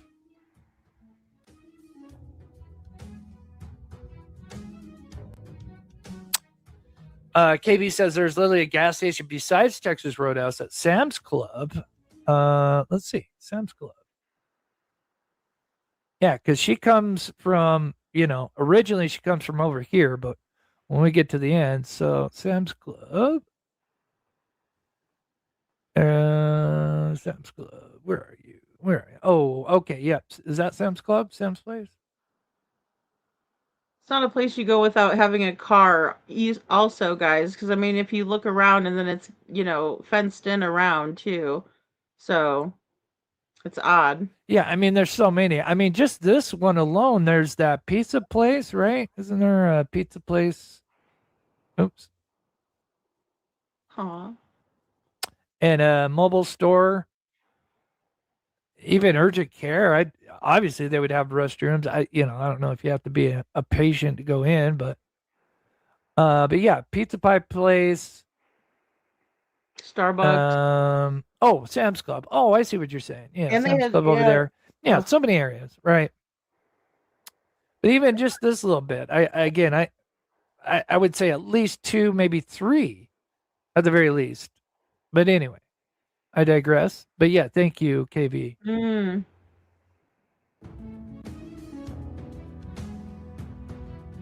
Yeah, Oh, I never even thought of. Oh my god. Roku Ads Manager puts Roku's reach within your reach. Sign up at ads.roku.com. Mike Chappell here, Patriot Software's founder. Did you know that there are about 17,000 different pay? I mean, that would be a little bold. But if you paid cash, I mean, if they had cameras in there, but it's not bad, Kitty. I mean, well, I mean, and look, she puts her hand up. Did you guys see that too? She puts her hand up. Katie's walking towards her. She never tells her, come on through. Nothing. Sebastian just watches like a hawk. This gets me every single time. And then also, I don't know if we're going to see it, but there's other people around there that, there appears to be a commotion. Not bad. It's possible. But I think we could all agree that there's something that's handed off. Mm-hmm. Very YouTuber, yes. And then we know Sebastian, kind of looks at that lady as like, who, like, almost like he recognizes her, like stops, like, whoa. Almost like, who, you shouldn't be here. Now, if it was KK's mother, which we think okay. So this is at night. I just saw the watermark. They put it on there so late you can't see it. Okay. Sorry. We don't know 100%, but we think there's a strong possibility. For those that don't know, she was originally convicted as an RSO, an offender who can't be around children, in 2005. She's been living in Virginia since late 2000s. So, if anything, I would think, unless she visited at some point between those years until he went missing, only maybe contact with, if that's her, would be maybe over the phone, FaceTime, something like that.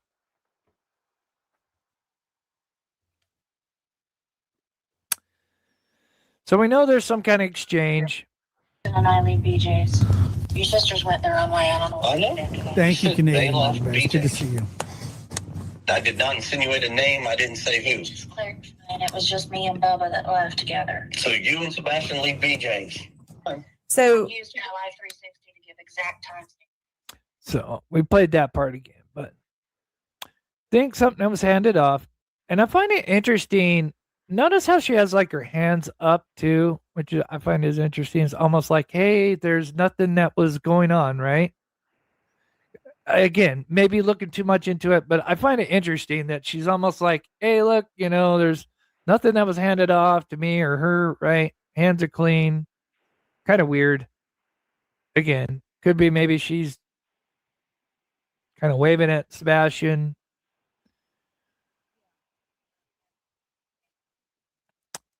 And then after, of course, now we've already talked about this and released this, but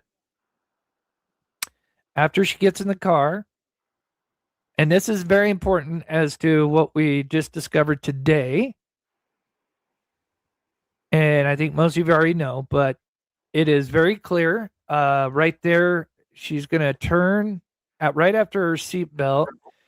And again, this is the older footage. I should have probably redone this so it looked a little bit better, but she's going to turn her head. Look, she's going to go down. I know it's a little hard to see it, and then bam, there's the headphone and the twist. Clear as day. We've all seen people put their headphones in. You can see her nose as she turns her head. Again, why is she putting headphones in, right? Caught red-handed, Katie. No, I'm just kidding. Now, this will come super important as to what we discovered today. It adds more. And of course, thanks to hindsight, Voices of Truth, Coop is also in here. I didn't realize that she does the right and then she does the left. So she puts them in both, which again is really odd.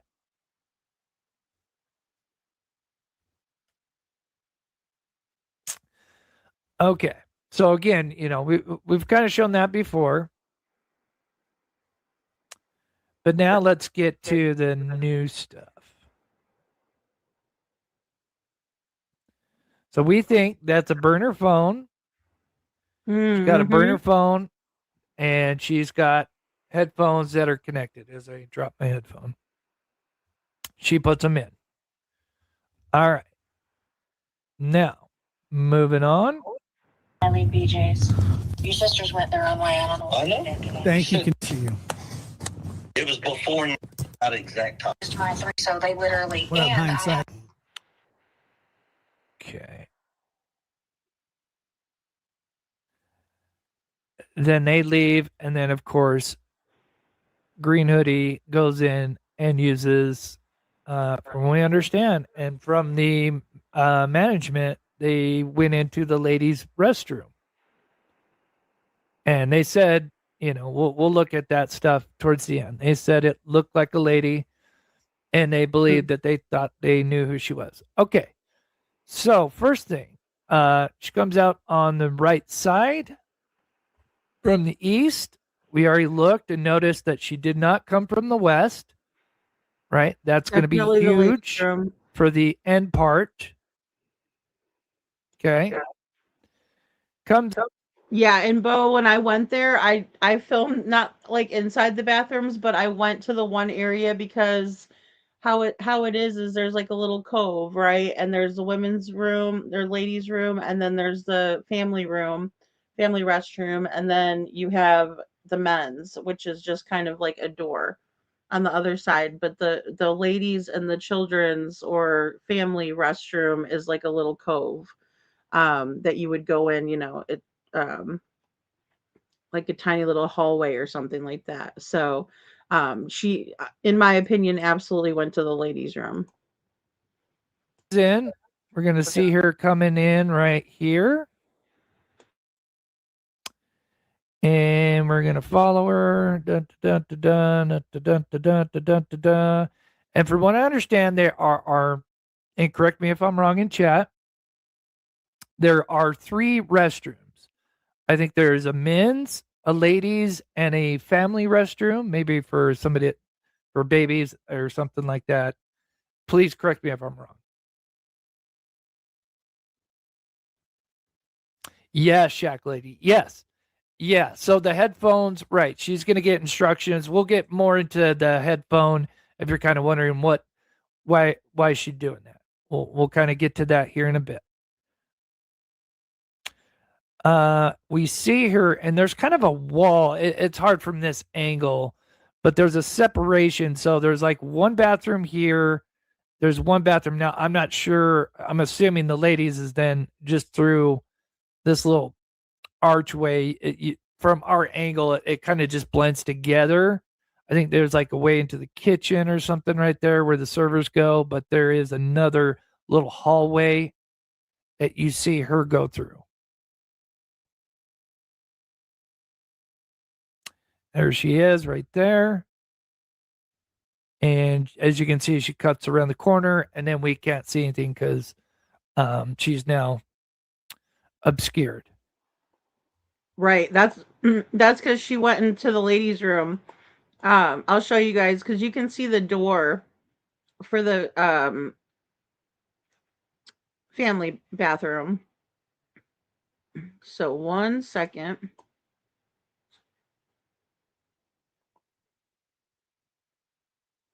Oh. Okay, now you guys ready? I mean, anybody can Wondering go in whatever door they want. Why she did. So, but you see how this one right here is to the side? That's why you can't see her anymore because she goes into that little hallway cove thing. If you keep walking this way, I believe that's the men's room right there. You can kind of see the outline for the door. So, but yeah, that's why you can't see her anymore because she definitely goes in the women's room. Doing that. We'll kind of get to that here in a bit. We see her, and there's kind of a wall. It's hard from this angle, but there's a separation. So there's like one bathroom here. There's one bathroom now. I'm not sure. I'm assuming the ladies is then just through this little archway. From our angle, it kind of just blends together. I think there's like a way into the kitchen or something right there where the servers go, but there is another little hallway that you see her go through. There she is right there. And as you can see, she cuts around the corner, and then we can't see anything because she's now obscured. Well, hello, Ian Brock. Good to see you. And IML is here. Good to see you, IML.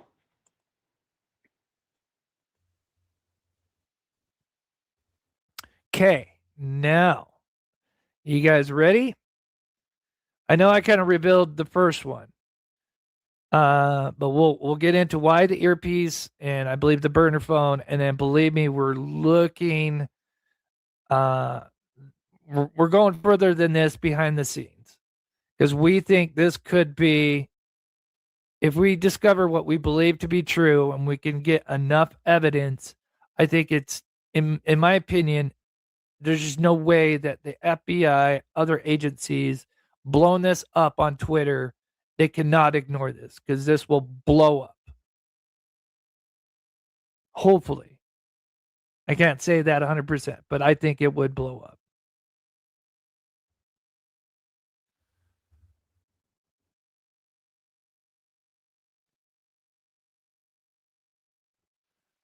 '24th, 25th, crispiness. Mom drives a similar car. Right. Yeah. Are you talking kind of like the SUV? Yeah.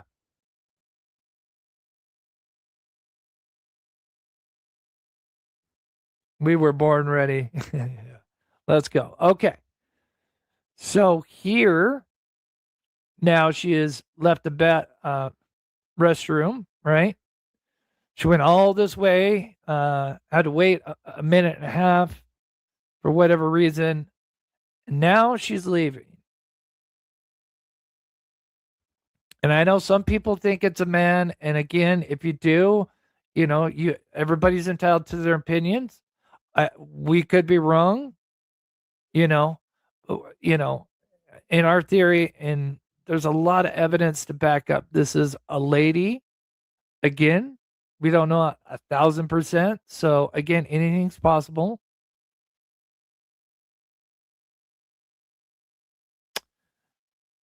Now, when I first saw this, I thought when I saw a little flash, I thought it came from the reflection of this car. And we'll zoom in here in a minute.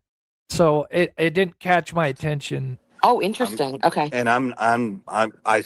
Now here's Crispy being asked about the green hoodie person. And here's his response. And to me, it's like, this makes no sense. This is where he was on Elevated Truth with Cluminati, who's gone now from YouTube. And anyway, here's Crispy talking. Said that in an interview a long time ago. Mm-hmm. Law enforcement does not want that information out there. I am not releasing it. It's just know the last time I saw Sebastian was early February until I came home February 26th. That's all I can tell you. Okay. Right. I understand. Now, this green hoodie guy, do you know anything about that? Can Katie explain, or can you explain why this gentleman was next to the car? What that actual, like, what was happening in that footage? Is that footage correct? Yes. What I can tell you about that is law enforcement has talked to Katie. She's been able to answer all their questions. And once again, there is nothing to that situation. I mean, law enforcement even put out a statement. Has nothing to do with it. Has nothing. Notice his little kind of like nervous laugh. Like, no, there's nothing that, let me know how you think. I feel like, and again, if it's nothing, why don't you say, yeah, it's just some random weirdo that, transient coming to ask for some money and then go use the bathroom, right? Oh, he sounds so guilty in my opinion. Chris sounds like, oh, nothing to see here. And I find it interesting that Granny thinks that it's she said this gentleman. So Granny obviously thinks it's a man. I know it's like a split decision. Honestly, I can't even say whether I think it's a man or not. It's like certain mannerisms, I think yes, and then certain mannerisms, no. I know that Hindsight and BMW Coupe were looking up like their attire, and they do appear to be wearing women's shoes, like women's tennis shoes. So I don't know. But with Crispy, I think he's lying his ass off like always. And I think that when law enforcement talks to Katie, he says law enforcement talked to Katie and she answered all the questions. Well, is Katie the green hoodie? I mean, I get why you might question Katie in that scenario, but that's not what you were asked. You were asked about the green hoodie and why law enforcement cleared them, or can you tell us more about that? It was nothing, right? And if you disagree, let me know. But like, why, if this green hoodie was nothing, why would you not just say what this person's intentions were? Because they are the biggest red flag in this case. I mean, there's a lot, but this one's a big one. What I can tell you about that is law enforcement has talked to Katie. She's been able to answer all their questions. And once again, there is nothing to that situation. I mean, law enforcement even put out a statement. Has nothing to do with it. Has nothing. Right. No, that would be. So it just boggles my mind. It has nothing to do with the case, then you can't just give a little description of like what the hell they were. But the fact that you couldn't, again, Crispy is a horrible liar. When our clients come and they're catastrophically injured, when they're overwhelmed financially, it makes us feel like. And his nervous little laugh there tells me everything. Okay, so boom, right there. And we're going to look at a couple of shots, but that's her pulling out the phone. I'm sorry. I think I have the highlights of this coming up here in a second, but it's a phone, without a doubt. She, just before she's kind of approaching that sedan, she kind of fiddles, and I don't know if it comes out of her hoodie pocket. We'll see if we can take a look at that. We're going to play it one more time. And again, this is only the first part. There's a second part that I discovered. And to me, this phone is going to be the phone that gives Katie the directions on where, because this is the theory. Again, we can't say 1,000%, but we believe that Sebastian never made it home. And then there's just through my 2 years of investigation, I'm saying I I know for sure, but I think there's a good possibility he did not make it home. And he got switched out somewhere before he made it home. And I think the burner phone, the headphones, and somebody giving directions with the phone that's going to be, speaking with Katie. But there's more. So let's just take a look at this. Just make sure you guys understand. This is the phone.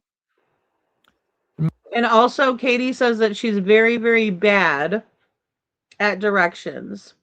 So I can see the connection between her needing to put the earbuds in so they can tell her which way to turn or which way to go.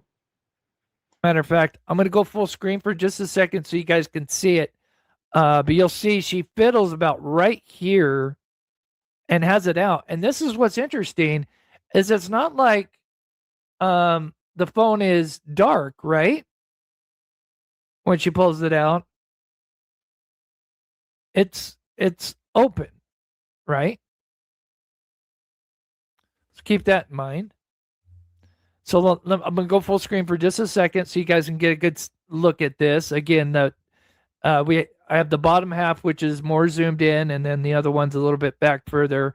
I do circle the bottom one to kind of show you the few times. I think there's 4 frames where we can see where the phone is out and it's lit up. And one of them's coming up here like in just half a second. So let me go full screen real quick. And again, this is only part 1. There's a second part to this.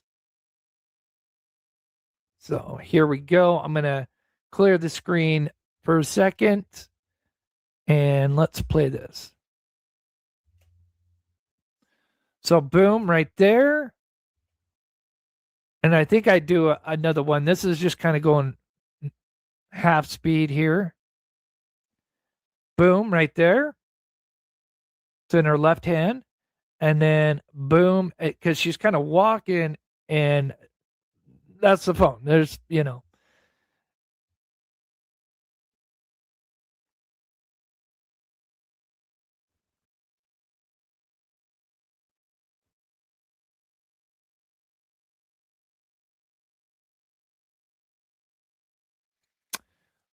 see, I'm trying to think what I did right here.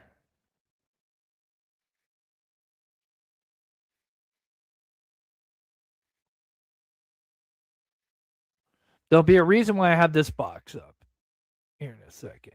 Okay. Here is it again, and I think I slow it down.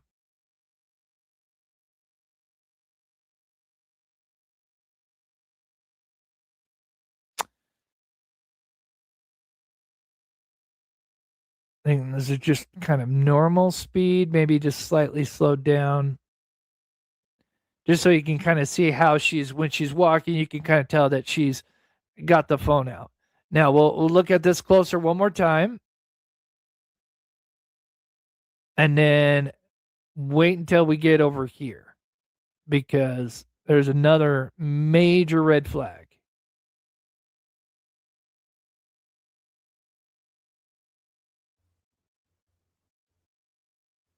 Okay, so remember, she went to the right. Oh, okay. Let me see. This is at 32.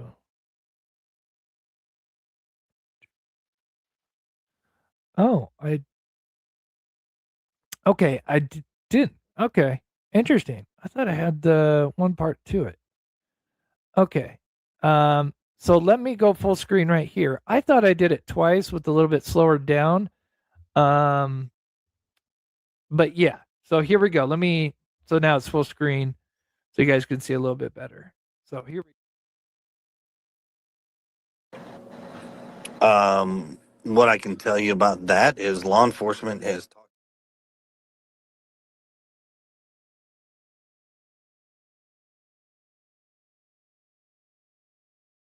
So she's about to pull this out. She may have it right now. She may have just pulled it out. Let me actually go back, because I didn't get a really chance. It's somewhere before she gets to this car, because clearly we see it. So see her hand kind of goes up. There's nothing there. And I think if the phone was in her hand, we would probably see it. I could be wrong. But right here, look how her hand, okay? Yep. I think this is the part, and here she is right here as she comes into the screen with the closer up version. I think this is either the pocket or I'd assume the hoodie. And boom. And then the next thing, and actually it could be right there. Yeah, actually that is it. Sorry, I'm a little bit low. I apologize. Sorry. That's it. I'm sorry. I turned it up. Okay. So I think that is where she's pulling it out right here. Because the next 2 frames, we're going to see it. So I'll play this. And for those that are coming in, please hit that like button because I promise you we got more. This is just part 1. So here we go.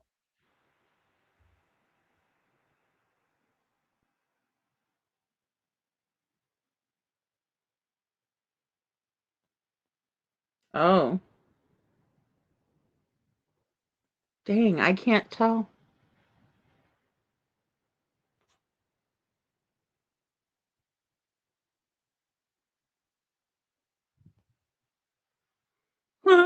You guys, I know it's hard because this footage, there's no sound, so it seems like it's taken forever, right? Right here, we're going to see as she's kind of swinging her arms. We're going to see the light.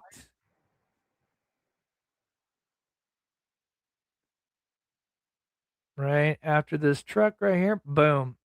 There's the phone, and as she's swinging back, you can kind of see it swing in. I need to zoom And then in. she swings her arm back out, and bam. There it is. Oh, I see it Clear there. Okay, as now I see. day.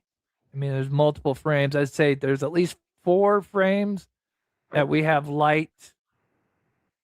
And again, I'd seen this like before, and I thought it was just this. Like, one time when she walked by, I thought I saw light. I'm like, oh, it's just probably the reflection of this car.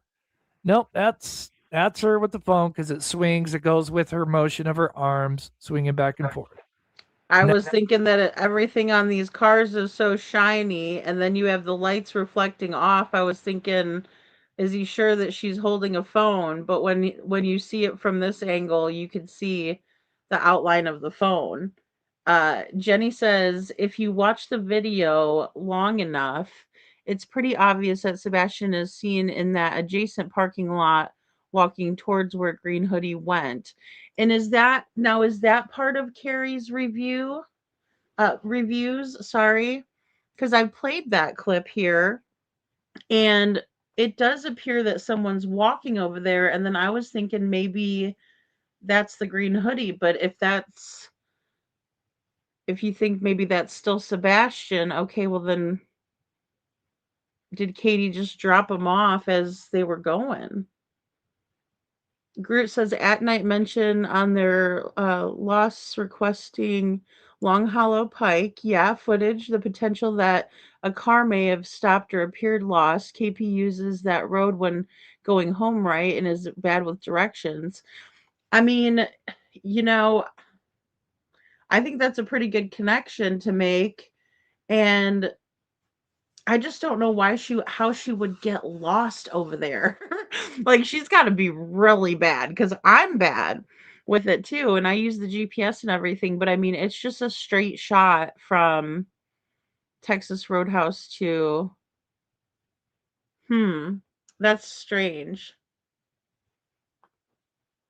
Yeah, yeah. I think okay. So, Bo, that's got to be that. Um, the Carrie reviews. KP got lost when heading for potential drop off and stopped to bring. Oh, okay, and stopped to get bearings, in my opinion. Oh, I see. Oh, okay, because she's dropping if she did a drop off. Hmm.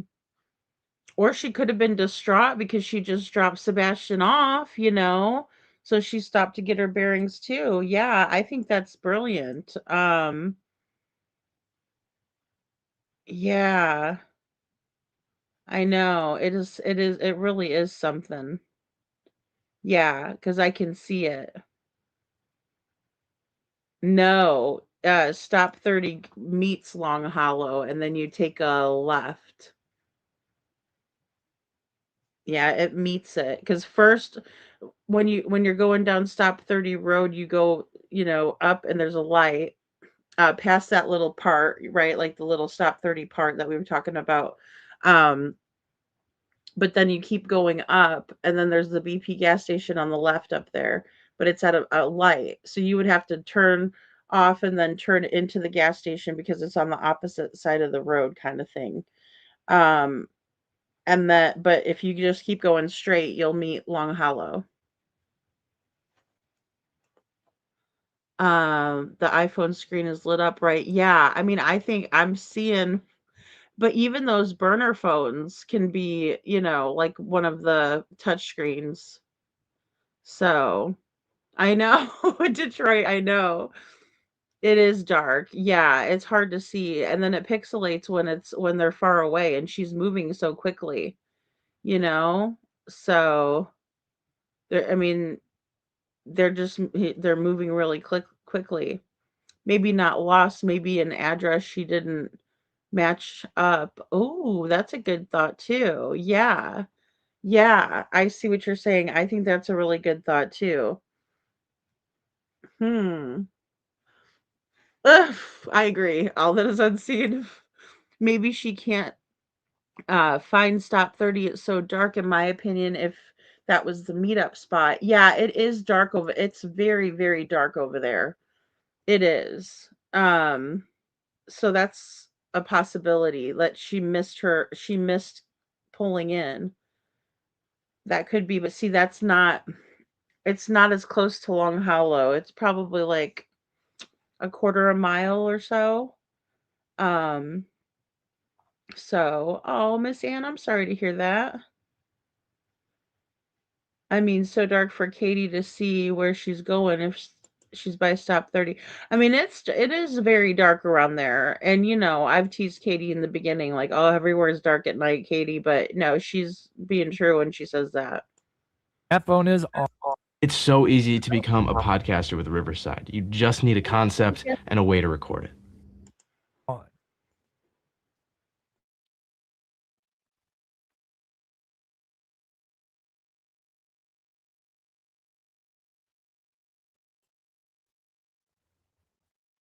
Okay. So now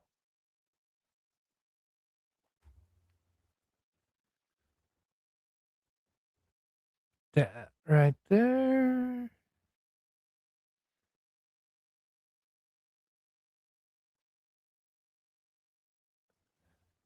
Oh, and this is the one I probably meant to, it don't matter. You guys see it now.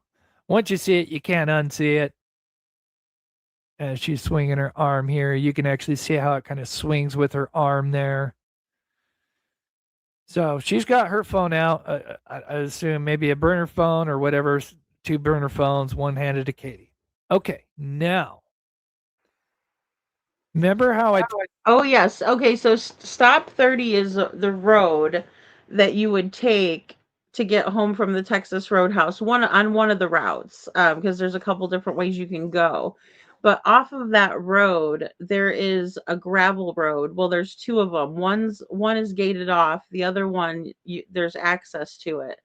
And if you go straight down that gravel road, Detroit, I mean, no one can see you. There's a little turnoff, and then it's all woods.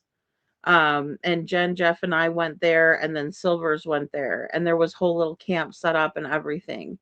So it's a really good spot if you were to like want to stop on the way home and do a handoff, something like that. But you guys are making me think that maybe there was an address that they were supposed to bring Sebastian to or something, which would make sense as well. And it could have been right on the way home, and maybe that's why they're asking for I mean, and even the police had those mapped out. I did that video on it where you could see where those points were mapped out, that At Night was asking about.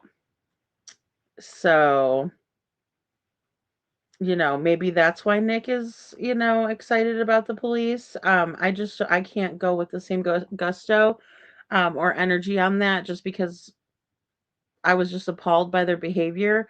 Um, Still am, but I mean, maybe that's why, because I think they're going off of that original SAR map, and maybe there were some things on that map that were added on there that other people don't really know what it is, type of a thing. Um, it's a good swap spot. It is. It is. So, yeah. Told you before, when she came out, she was never seen walking this way, right? She came from the east. Very big. Okay. Very important. We showed like 2 minutes, maybe 2 minutes, somewhere around there before she came. And she did not come from this direction. She came east. Okay. Now, when she leaves, and again, for anybody that's kind of disoriented, she is. Oh, gotta zoom in. Here we go. And unfortunately, Texas Roadhouse is here, but they have not been there for a couple of years. So Texas Roadhouse would be here. Bush is a little bit thicker. And she has taken this sidewalk here. Okay. That's where she's going to enter back into this area. All right. Oh, yeah. And you can see her go towards that sidewalk, most definitely. Now, assuming she would just go back from where she came, wouldn't be as suspicious, but she does something different because she did not originally come from the left side, which is the west. She does go east, but that's because east is to get to that little sidewalk. But then there's something else that happens.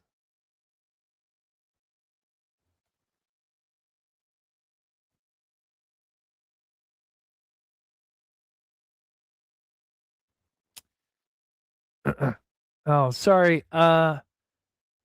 Sassy, Shalasha, I don't know if sinister, maybe a bad word. I don't know why At Night got it. Sorry, Sasha. What? Why is At Night?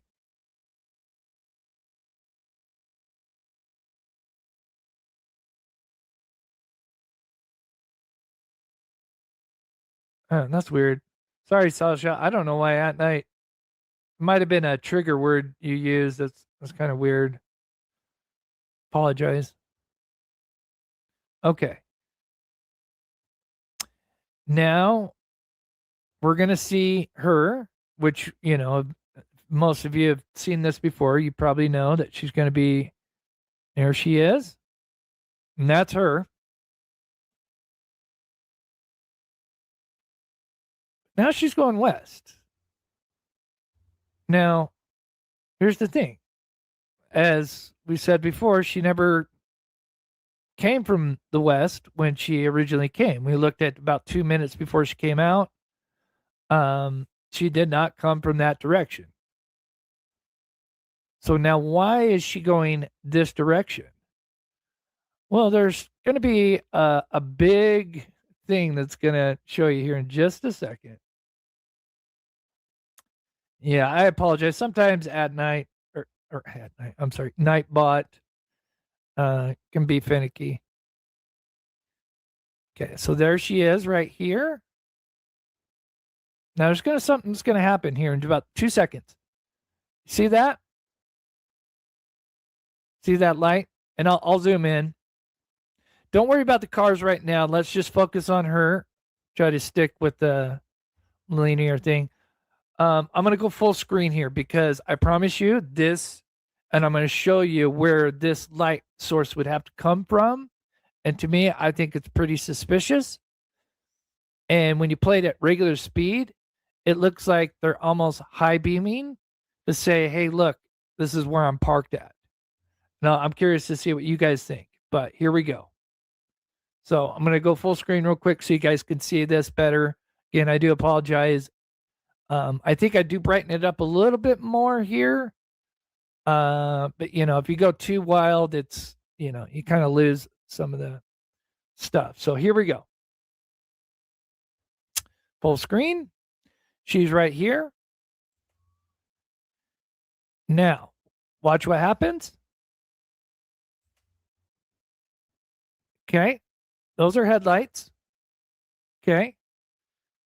Now, that is important. And I know people are seeing cars. Right now, we're not going to focus on the cars right now because there's a lot that we've got right here. But I know, looking at these cars could be just as important.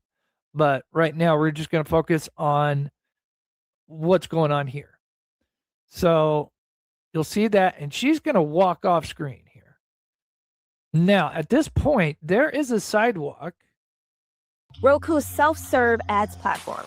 It's easier than ever with Ads Manager. Sign up today.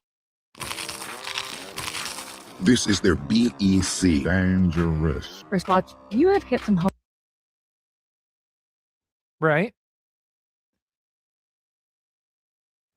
We just saw her. Oops, sorry. My bad. We just saw her, instead of going whoop up here. No, she went off. Right? Now, what would be her intentions for going that way? Right? What is her goal here? When she never originally came from this direction and she is now going off.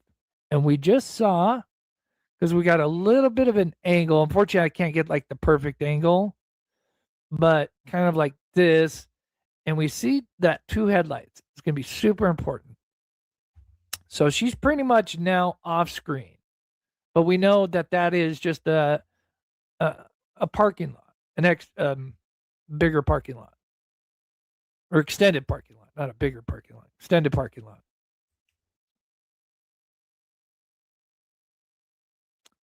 So there it is. There's those lights. See those lights? Now this is slowed down.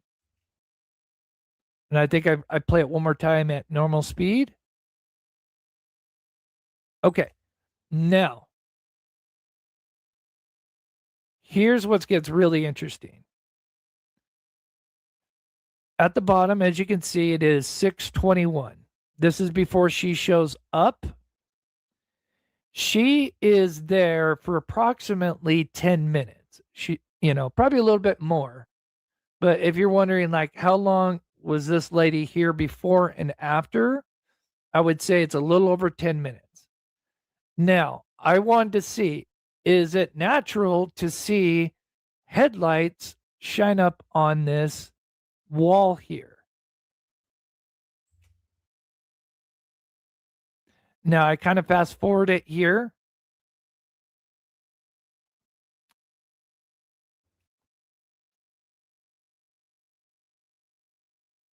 And this is really important, in my opinion.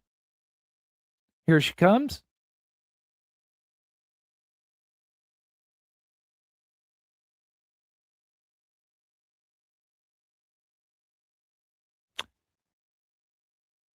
Notice the time is going fast.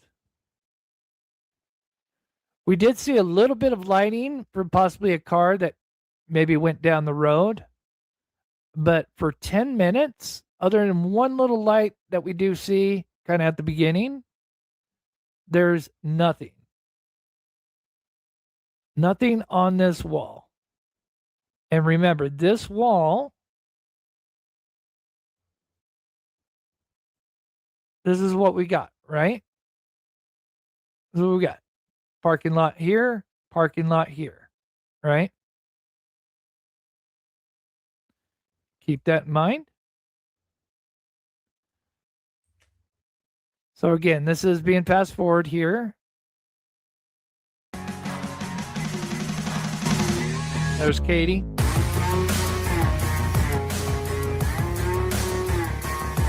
Notice no lights. No lights. She's in there using the restroom. Katie is left. Sorry, I thought I'd add a little music here. She's going to be coming out soon. No lights on this wall.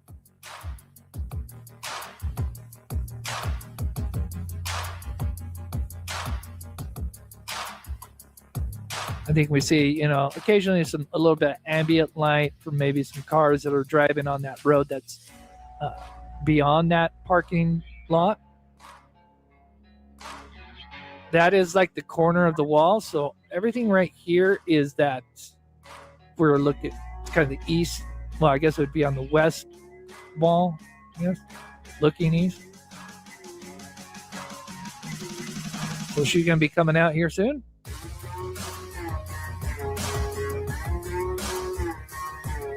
And you guys will hopefully catch what I'm trying to portray here. And you guys are going to want to look here first because she'll come hauling ass out this way. Excuse me. She'll come hauling ass out this way. We're at 6:29. She was in the restroom for about 2 minutes.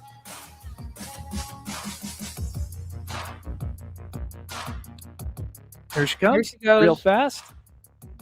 You gonna see her? Boom. There she is. Dang, she's like almost running. A little bit of ambient light, right?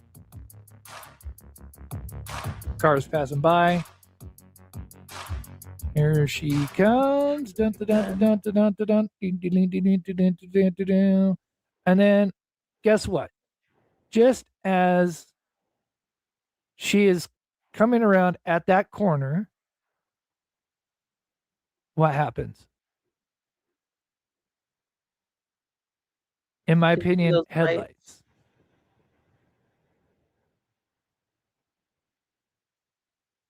Now, what I think is interesting is to get that reflection off this wall with those headlights. Let me know in chat. I could be wrong. I don't know if the car is coming because it's a little bit of a curve, but by the time you're here, I don't know how your two headlights would really, I mean, it's certainly possible, but it feels like, in my opinion, let me know what you think. She clearly is coming this direction. I think there is a car in one of these stalls sitting here. They gave her a signal as soon as they see her, as she's, because it's dark. She kind of, of course, she had to come all the way, through here, right? And she kind of goes up against the wall. And just as she gets to that corner, we see the lights. I think my theory is there was a car sitting there, maybe a high beam or just turned on the car, whatever. Play that back real quick. One more time.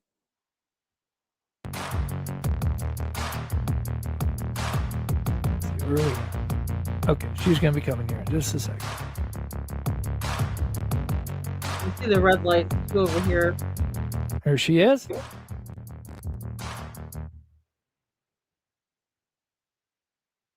Second, she's about to hit that corner. Shabam.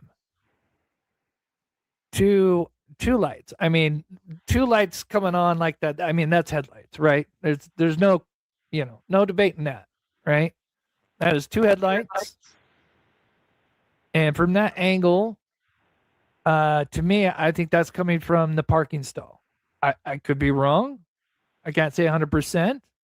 But again, she has an agenda to go left, which again goes really nowhere, and it's not where she originated from. So again, huge red flag. So now we look at the time. Let's see. That's one thing I didn't time. Hold on, let me time this.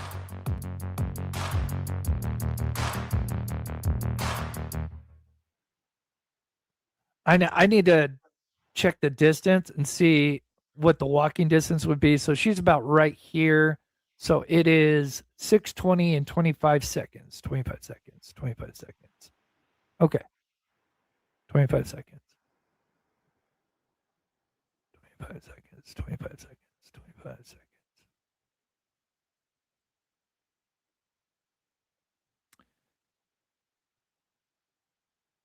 Oh, I should have left that timer up. Oh no.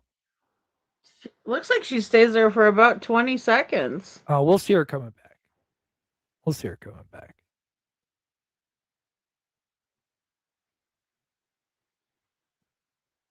Oh, but I don't know if I'll have the timer up.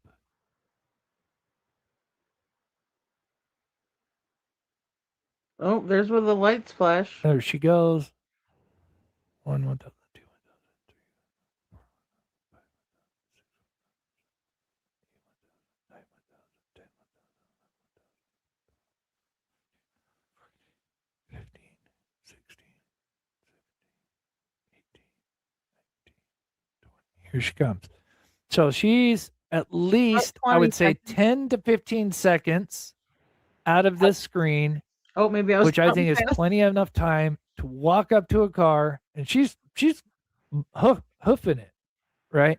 She's walking pretty. She's hauling. She isn't walking ahead. gingerly anymore.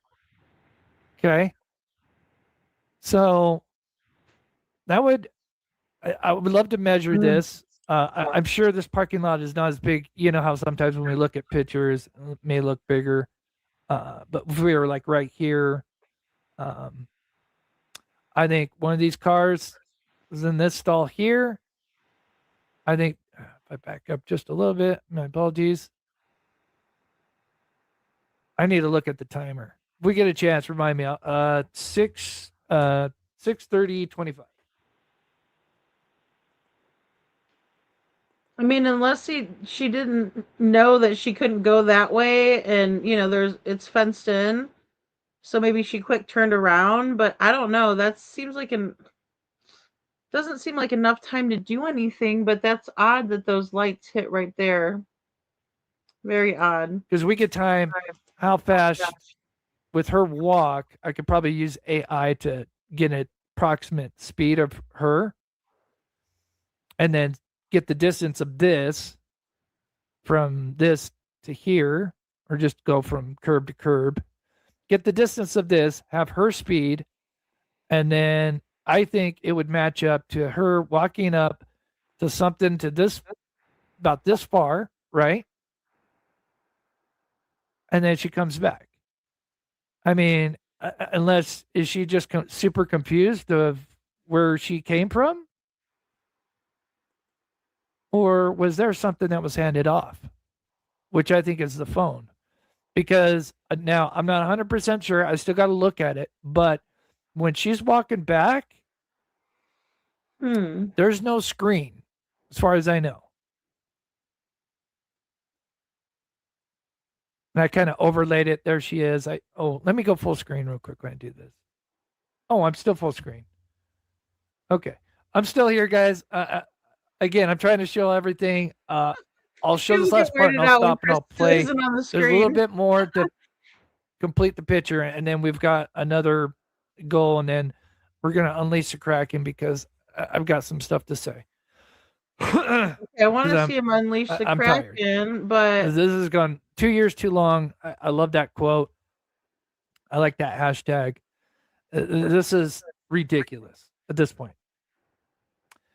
I don't know Queen, but the rumor is, and it's a pretty strong rumor, is before she got there was another alleged SUV that was following her. I think is it SUV or sedan, one of the two, a dark one. It was there the entire time, allegedly, and when she left, it followed them. And that comes from a pretty good source. So I don't remember seeing well, I remember there being that black sedan in the parking lot. Is that the one they're talking about? Because Yes, I remember that. Oh, there's Unseen says, I think it's a nothing burger. I mean, it very well could be. It very well could be because I'm thinking, okay, I can see her if she goes to the gate or whatever. Excuse me, I call it a gate. It's a fence. So, I see her going to the fence, and then maybe if she thought, oh, I didn't know I couldn't go that way, then she turns around right quick. So, I mean, I can see that too. Um, I definitely phone. Let me go full screen real quick here, and I'm going to show you her I do speed as too. well. I need to remember to look at that time because we could, yeah. So let me finish this, and we'll recheck, get some of your guys' theories, and then kind of complete this part of it, and then we'll get into the identity of Green Hoodie as well, because I think that is what could break this case wide open. I don't think they could ignore this. We can get this to the FBI. We do have some contacts. Sumner County can kiss my ass. Did we watch this already? That's funny as hell, though. Okay. I think we watched this. Okay, so let me So just again, fast I just forward tried just a bit. pretty Just a bit. fast, but if you look at it, and I could probably use AI to kind of get her speed. She's going pretty fast when she's going back the other way. Like she handed off that phone, she wants to get out of there. In my opinion, again, speculating, but what other thing could you say that she's doing unless she's just completely lost? What would be the purpose of walking into a parking lot, parking stalls, unless she's handing something off? And again, I still need to look, but I don't see her, that phone. If that phone was lit up, I don't see it.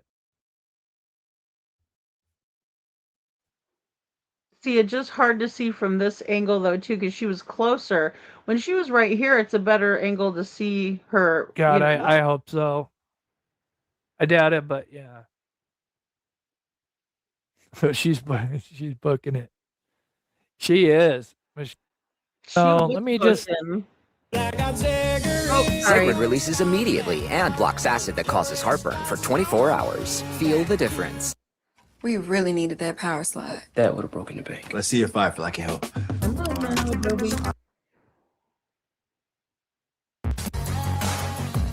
Let me just back that up. Let me read a little bit of chat, and then we're going to get into the potential identity and just going to read a little bit of chat for just a second, and which is really fascinating. Really appreciate the support. Mama, almost 12, at least 2 to 3 main players, and God knows how many co-conspirators. Hmm. And they have gotten away with this for over 2 years. In this day and age with our technology, I think this is just absolutely insane. It is. And I think when this case breaks, I think it's going to be huge in the news. It's going to be huge with all the players, and then I think it's just going to be a shark frenzy where you got all the co-conspirators that are maybe not major players but knew something, and it is just going to be,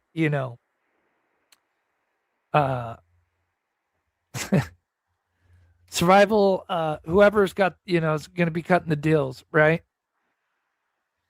And I think everybody's going to turn on each other. But that's kind of like the basic concept. Right? Now, who is Green Hoodie? And we're still working on this. And, thank you so much, guys.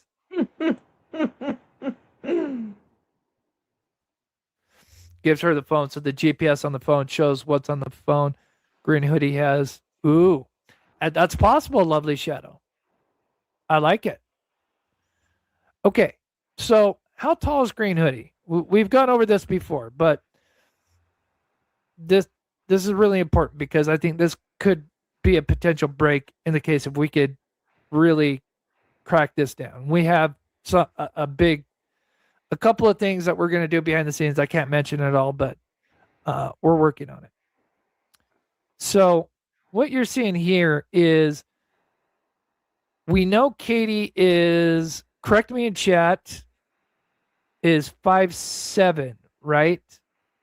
And he's 5'6", right? Sebastian's 5'5", I think, but I think Katie's 5'7", I think. Good night, Anne. Thank you for being here, hon. I hope you feel better soon. Who's got his height? Someone let me chat. Let me know the heights so I can get. Sometimes with my dyslexia, I'll 5'5", I know. switch them out. This is very important. Okay, yeah, Bo. Okay. Oh, yeah, I think he's maybe an inch shorter than Katie. I think he's close, but I think he's like an inch shorter. But I think Katie is 5'7". Correct me if I'm wrong. Sebastian's 5'5". Okay. So she's, I think, 5'7". Thank you, Miriam. Yes. Yeah. Okay. So now look where Sebastian is. And look where Green Hoodie walks. They both walked, even though at two different times, they both walked in the same, more or less the same spot. Okay. Mm-hmm. So here, there is Sebastian. These are two overlays. So this is when he came out, and then I'm overlaying when she is now coming into. And you'll see here, as they both enter the same space, we can see that she, I believe it's a she, is a little bit taller. And then as I fade to Sebastian, sorry, that frame got a little screwed up there. Right there, you can see 5'6". And remember, she kind of tilts her head down as she kind of starts to come in. I don't think she's completely all the way up. So we can tell she is just a little bit taller than Sebastian. Well, and when we did this height analysis, I think that Texano was too short when we're measuring against the wall and the bricks and how many there are. But, I think we also did this a little bit with Sebastian as well, because they did walk the same area to see, how tall. And I do think that Green Hoodie does appear to be just a tad taller than Sebastian. And we know Mama Katie is 5'7". So, in my opinion, she is somewhere between 5'6", 5'8" at best. And if we put that in the middle, that's 5'7". On the screen there, that is KK's mother, Frances. She is a registered offender. She's not on probation anymore, but she will be on the list forever. We won't get into the details. Scrub Daddy won't scratch your pants, and it won't smell for up to 12 weeks after first use. Now this, yeah! After an accident, it can be devastating and you don't know where to turn. But that happened in 2005. So every 2 years, she has to update her photo. This is very important. Okay? Very, very important. She's got blonde hair. Now, look at the date. And she's got to update every 2 years. So do you guys notice it's May 2024? And guess what's next month? May 2026, 2 years. So we will have an updated photo that we will be able to grab. But that year, just after he went missing, notice she has short hair.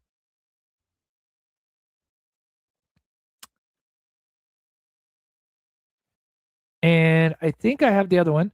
Here's her back in 2020 on the right here, notice she has long hair.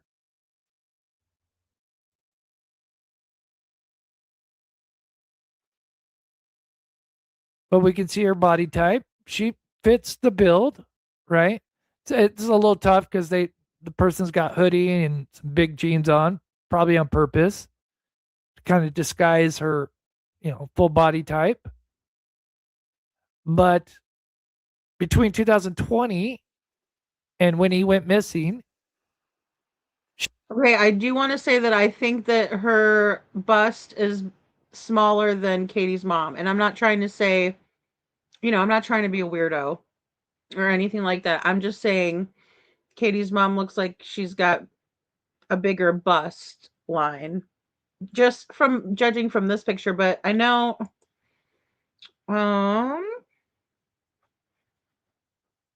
do I still have them back here? Oh yeah. So this one of Katie's mom looks pretty similar. So I don't know. It's hard to tell. Here's another one that's kind of a little bit more where you can kind of see her face a little bit better. So just, yeah. Because I mean, I think they resemble. I don't know if with the body type, because she's wearing like more of a baggier pants too. I don't know. And that's what made me think it was Texana too. Forgive me. But I was wondering because she wears baggy pants a lot too. She got the short hair and it's blonde. And guess what? She's labeled as 5'7". Happy birthday to you. And many more. And that is her singing happy birthday to a child. On the right. That is her build.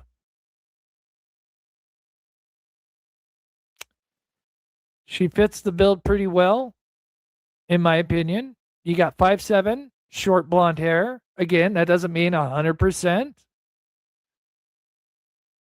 But. And I think Katie's mom's hips are wider. And again, I'm just saying for descriptive purposes, not to, body shame anybody. We're all built differently. We're all built beautifully the way God wanted us. Hey, happy holidays. So, Mr. Tex Valley. There are other things that happened that we can't talk about right now. But I'm telling you, she, in my opinion, is about a big candidate. Huge candidate. And if we can prove that without pretty much a shadow of a doubt or close to, I think we could be at the end game where we get this out into the public. Of course, we're going to get this to the contact with the FBI. And I think, and then it's going to be a 2-prong attack, potentially 3-prong, but 2-prong attack. This one's kind of our bigger one, but we do have some backups. Now, when At Night was actually doing something productive, which now the stuff they're putting out, even though I know I kind of covered it in my last live, which I'm going to be honest, I always want to believe in the best in people, right? And believe that they have good intentions. But At Night has lost practically all credibility for me, sadly. And I feel like we've just been spoon-fed a bunch of nonsense for over a year now. Oh my goodness, I wasn't expecting this. So, okay, So maybe he did get some other footage from other sources. Excuse me, other sources other than at night. That's interesting. Okay. Well, we're just gonna go with it. And then with the latest stuff, it's interesting with that whole Long Hollow. If they did have a tip that maybe a suspicious car was on that road, I have no idea. But then they're going after the whole Terry Lynn and the mattress pad. I'm not going to get into that, but again, although it always could be something, it's like they're going backwards and going to old stuff that, to me, yeah, it's still worth looking into, but making a big deal on Twitter and Facebook about this. It's never been easier to start a podcast than with Riverside. Here's how it works. First, go to Riverside. I mean, that should have been done 2 years ago. And I hate it because you had Dog's name, and I love Dog Bounty Hunter. I grew up with him. Before my mom passed, we watched him. That was when reality TV was at its peak, and he. Okay, so yeah, but I will say that they did try to out Terry Lynn several times. In November of 24, they outed Terry Lynn big time. Right, for the pants, the whole thing. So I will just say that part I have to disagree with. Was there. And, maybe some people don't like him, and that's fine. But he had a big name. He had a big, and they started out strong, and now it pisses me off. So anyway, that's that. All right. So here's when they were actually productive and not being cryptic about all the stuff they put out. So I'm not going to read everything, but they say, looking at the footage, it's clear. Let's see. And keep in mind, let me just reiterate for those that don't know. The last place that Sebastian went to before he went home was Texas Roadhouse. You would think the lead agency involved, would have grabbed this footage immediately. But you would be wrong. Because they're idiots. Absolute idiots. And they know it. How in the hell do you not go and grab the last known place? So they talk about the individual, and this is coming from, one of the Texas Roadhouse employees. Assuming probably that manager. I could be wrong. I think there was two people. So here they say they went into the ladies' restroom. So keep that in mind. And they say people don't realize that because you can't see her, from that camera. She goes behind the archway there. Image isn't perfect, but they sent somebody a picture of somebody. I believe it was KK's mama. And then they say there is a strong resemblance to blank blank, who is probably Katie Stinkfeet's mother. On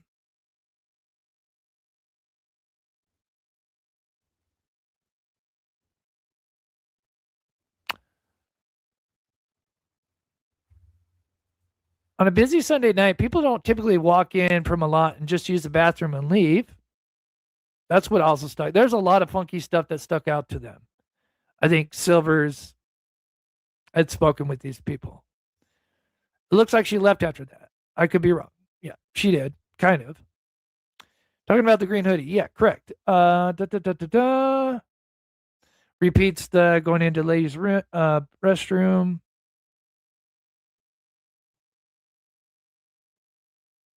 If we send photos, and maybe it's the mother, I don't know 100%.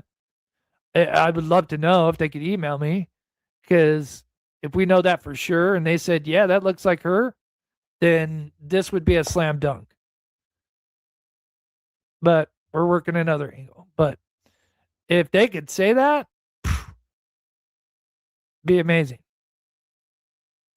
They continue to say they believe it was a woman, not a man. I think they kind of reiterate, are you sure it's a female? Yep.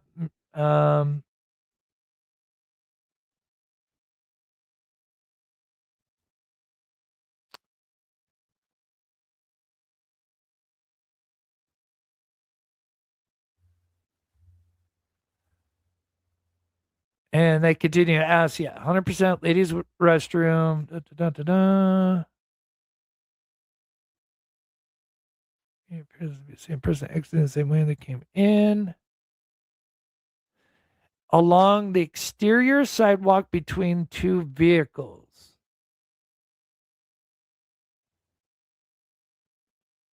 Doesn't matter. The clip ends there, which is frustrating. But on the exterior footage, I get a small glimpse of their feet. It appears to be the same person exiting the same way they came in along the exterior sidewalk between two vehicles. So this must have been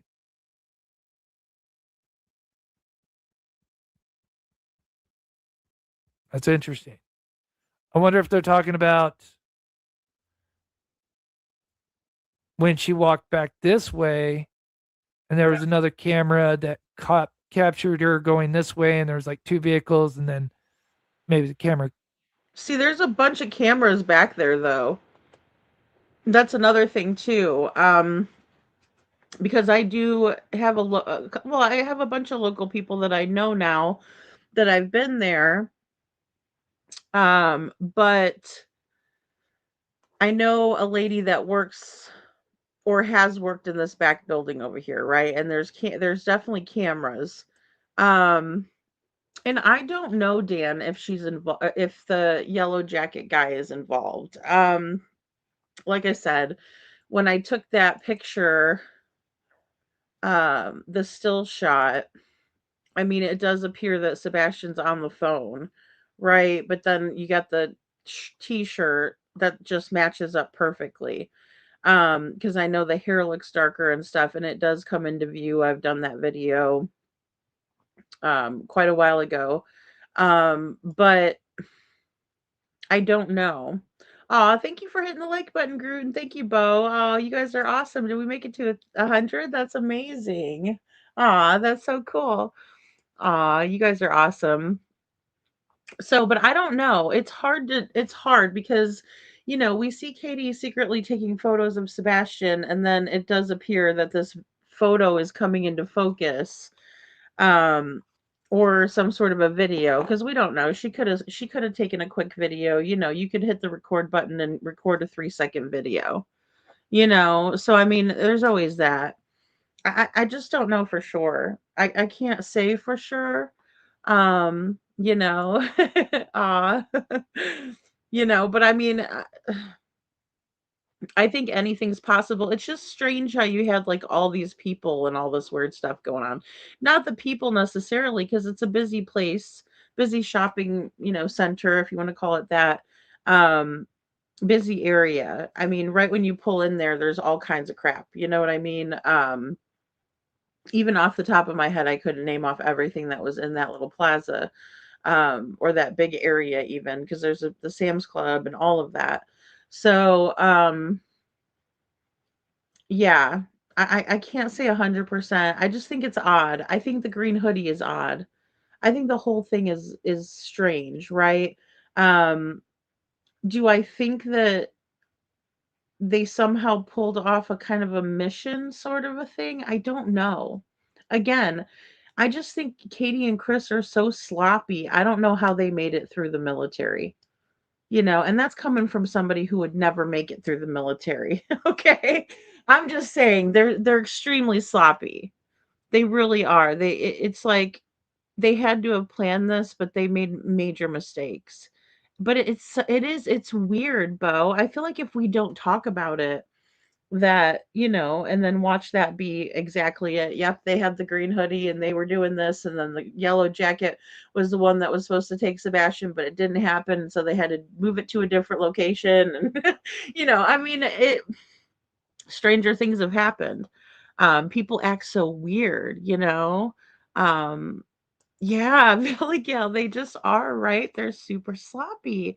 But I mean, because like there's a lot of cameras around here, and that's another thing. I just don't know why they would be choosing places like this. Like, I mean, I get why she would want to be on camera, to kind of build that alibi, but it's strange. It's just something. There's just something really off with all of it, and I think that's why we're all so intrigued. But I do agree with Chris here when he says that I think when it all comes out, we're gonna be like, shocked. And I think there's gonna be people who are going to be in trouble for interfering in things of that nature, especially locally. Can't see because Finance the old way. Finance the ramp way. As CIO, I connected our teams through Jira AI powered Sorry, teamwork guys. software. Lots of ads. this way she clearly goes off the sidewalk. Now, it could be that there was two vehicles and she goes in between.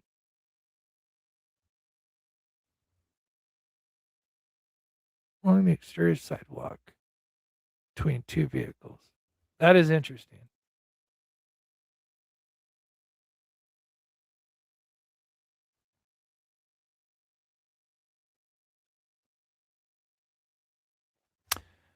Um,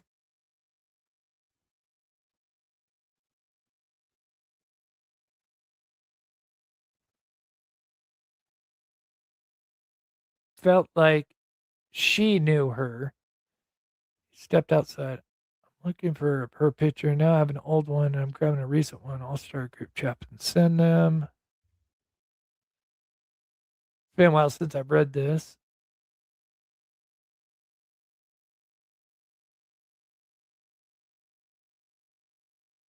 Oops. Right here, right here. Pause. Worried about we're missing a chance. And thank God for this person, this manager that felt like we should hold on to this footage because no one's came to grab it. And we feel like we know that they knew the story, that this is the last place he was seen.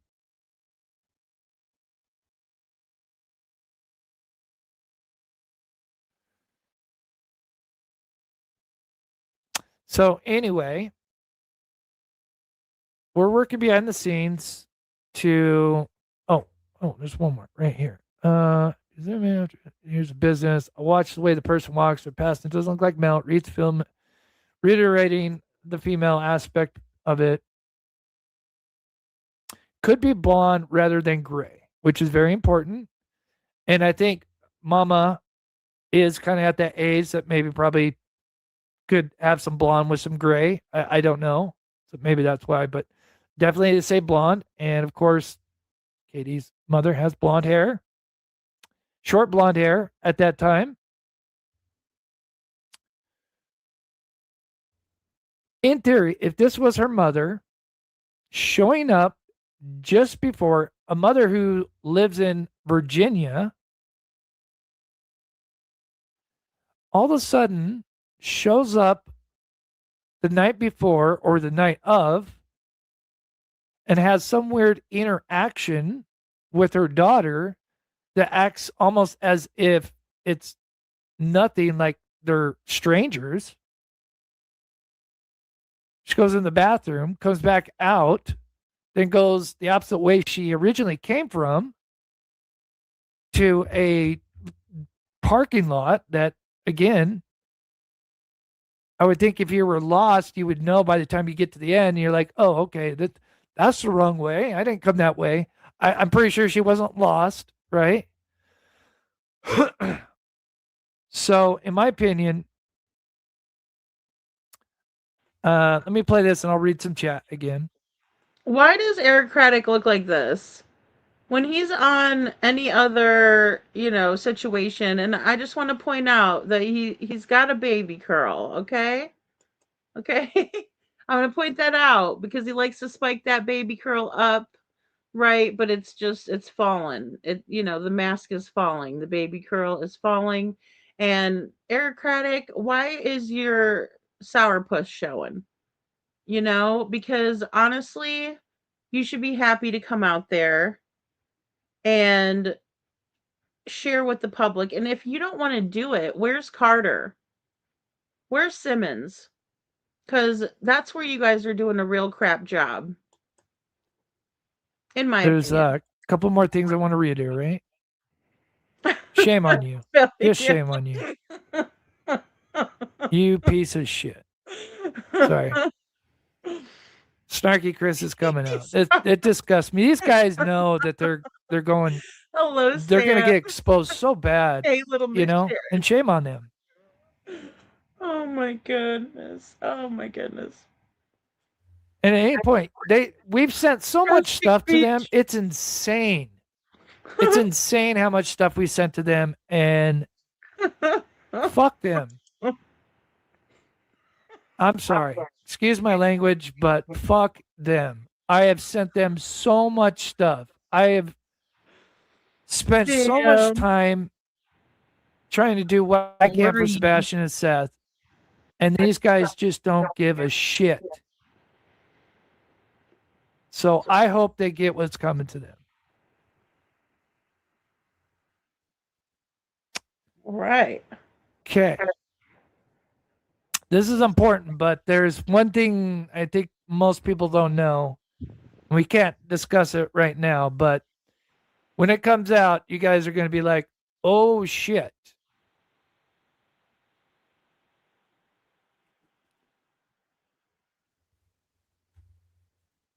No shit. Is it time to buckle up, Bo? You want ads that drive results. That's why we built Roku Ads Manager. Sign up at ads.roku.com. Look at all these ads. I'm sorry. I need to get premium. I know. It's horrible. That's wild. I didn't know that. Whoa. Hush Pup. I think we could look this up. Never mind. But thank you, Hush Pup. That is wild. Okay. So I believe, correct me in chat. I think someone knows in chat. I believe the first footage that was released was, I believe, December 7 days. 7 days from the release. I believe it was December 6th. Yeah, it was right before. Correct me in chat if I'm wrong. I think I could look it up on Twitter, but No, I'm pretty sure it was the 6th. I think it was hinted a few days before, but I think it was the first time it was the 6th. I believe that is. So then, of course, they get flooded with the green hoodie. Green hoodie, green hoodie, green hoodie. So they're just getting bombarded. Right? December 13th. Okay, it was the 7th. Okay, thank you. Okay, thank you. December 7th. We want to address the recent speculation surrounding an individual seen wearing a green hoodie near Texas Roadhouse in relation to disappearance of Sebastian Rogers. We understand the community's concern and desire for answers in this case. Today, now, again, if this is true, it is posted December 13th. Detectives interviewed the person in question regarding their presence on the night of February 25th, 2024. We can confirm that after a thorough discussion with this individual, there is no evidence linking them to Sebastian's disappearance. We appreciate blah, blah, blah, blah, blah, blah, blah. The search for Sebastian. We encourage everybody to do nothing because we won't look into it. So you can kiss our asses. So go fuck yourself to them because they're not going to do shit. And these dates are really important. But again, can't say exactly why right now. But if you guys knew what it was and the timing of when this particular thing happened,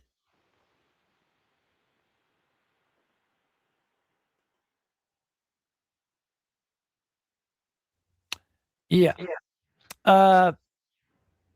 Seth even talked about he was brought into Sumner County and was showed this. I was trying to find his audio a bit. I know I have it somewhere.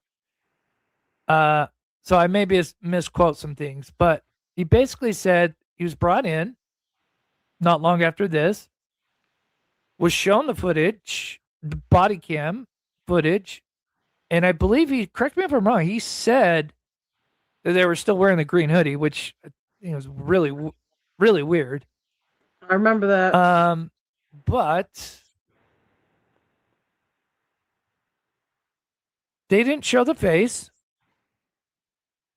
which to me is like, okay, so you want to bring him in to see if he recognizes this person, but you're not going to show their face, just the voice. What the fuck? Like, what the fuck? Stupid. How much do we know since she's not really much in the picture? How much do we know if he heard, let's say it's a woman's voice, how much do we know he knows her voice very well? And maybe he heard her voice back in the day through a FaceTime or whatever, or a phone call or whatever. Or maybe she showed up one time. Who knows? And then, her voice has changed over time, whatever. Again, just so many different theories. And he didn't recognize it because he just maybe hasn't heard her voice in a long time or has never heard her voice. I don't know. I guess Seth could, address that. But again, what the hell?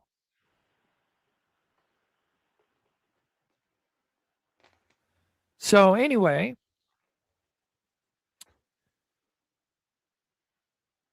we're working behind the scenes to do some things. Again, situation. I mean, law enforcement even put out a statement. Has nothing to do with it. Has nothing. Look at this. Right. This is not loud. No, that would be. Listen to Talk that loud. to Katie. I think, Like, again, I I mean, wish with- Deception All I can tell. Detective, No, the last time I saw it, I think this speaks volumes. Buying diamond jewelry shouldn't be intimidating. Your experience here at the Diamond District will be easy, relaxed. Oh, interesting. Okay. and I said that in an interview a long time ago. Mm-hmm. Law Now, enforcement does not want that information out there. I am not releasing it. It's just know the last time I saw Sebastian was early February until I came home February 26th. That's all I can tell you. Okay. I understand. Until you came home on February 26th, so you saw Sebastian on February 26th? You douchebag. I am so sick of Chris Proudfoot. It's unbelievable how stupid this man is and how ridiculous he is. This green hoodie guy, do you know anything about that? Can Katie explain, or can you explain why this gentleman was next to the car? What that actual, like, what was happening in that footage? Is that footage correct? What the hell? Is that footage correct? Is it AI? I mean, I know AI has gotten a lot better, but I'm sorry. What the hell? Part of that question,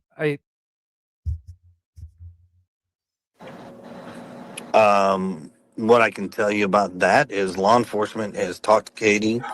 They've been able to answer all their questions. And once again, there is nothing to that situation. I mean, law enforcement even put out a statement. Has nothing to do with it. Has nothing. Right. No, that would be. that is mind-boggling. He goes missing within the next 12 hours or less. And we don't think that's super important. Is the most fishiest thing that's on footage next to the 3 a.m. footage, right? I think they know who it is.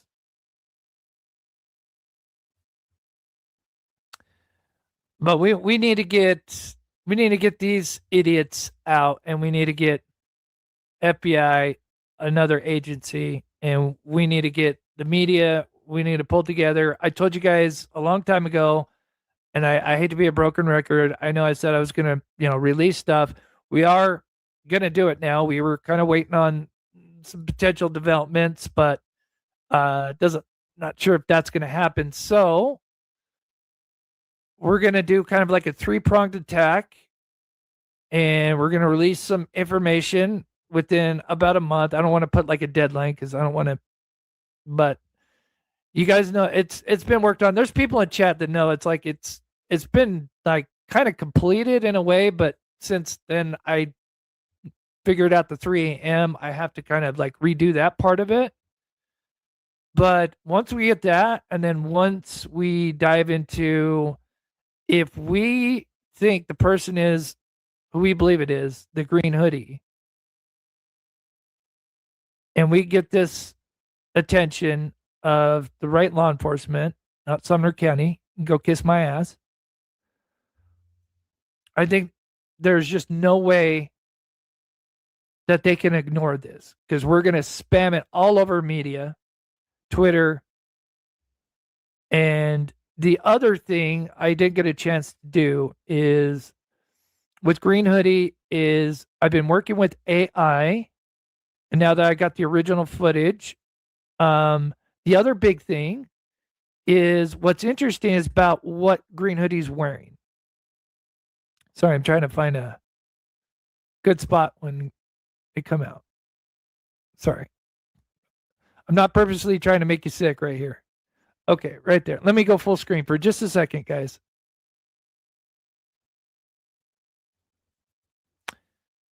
So, I've ran a lot of AI. I've taken a lot of frame screenshots and stuff. We can't say 100%, but here is the main two things that AI is going towards. Some kind of special Navy hoodie,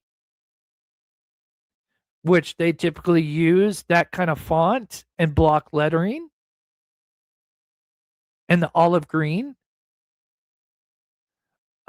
which, kind of is a big deal because obviously with Katie and Crispy being in the Navy. The other one is it could potentially be something from Virginia.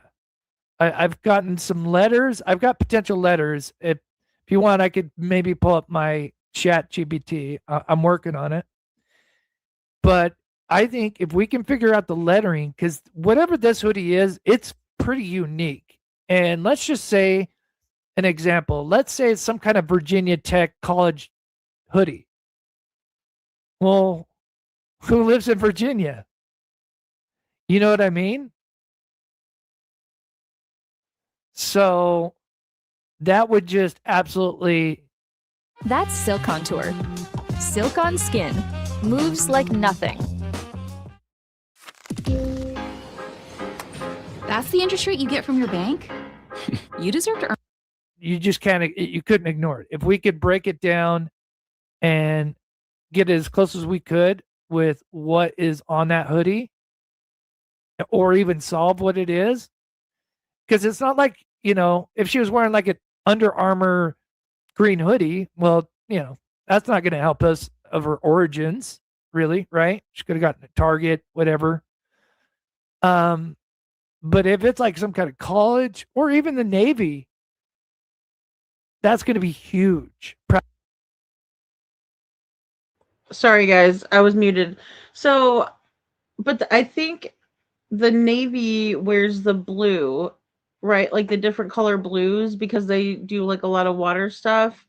So that's the only thing that would stop me from thinking that was Navy. I would think more of Army, but I don't think they have affiliations there. Good morning, Faye. Good to see you. So, yeah, I mean, I don't know.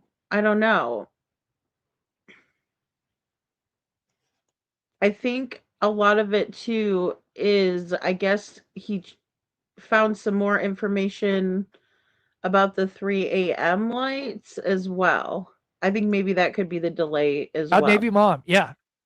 Yep. Yep. So again, we just got to keep kind of plugging away. But we think we're going to go for the jugular within, around a month or so. Because 2 years too long and there's nothing being done. But I think if we can get this, and then the second one is the 3 a.m. There's some other things I've told you that I know about that would just absolutely drop your jaw. And eventually you guys will learn that. And that will pretty much prove that's Katie. I mean, we pretty much know it's Katie, but we'll be able to blast that and say, look, this is Katie. What is she doing at 3 a.m. running out with the flashlight and running back into her house? The night her mother allegedly shows up, just, his last sighting. They can't prove 100% that he was at the home because the footage of the person taking out the trash is, garbage. No pun intended, because it's person's wearing a hoodie. And Sebastian's last seen wearing jeans and a t-shirt. So you add that all together, it just blew my mind how they could not ignore this.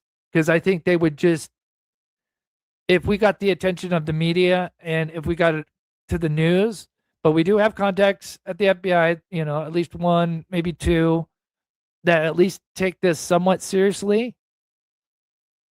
But I think if we could get enough chatter and we all group together, all the channels, and once we put this out, we send everybody there and we, along when we send it to the FBI, it's, all at the same time.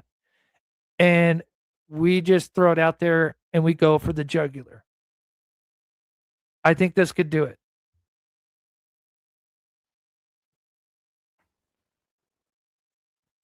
I really do.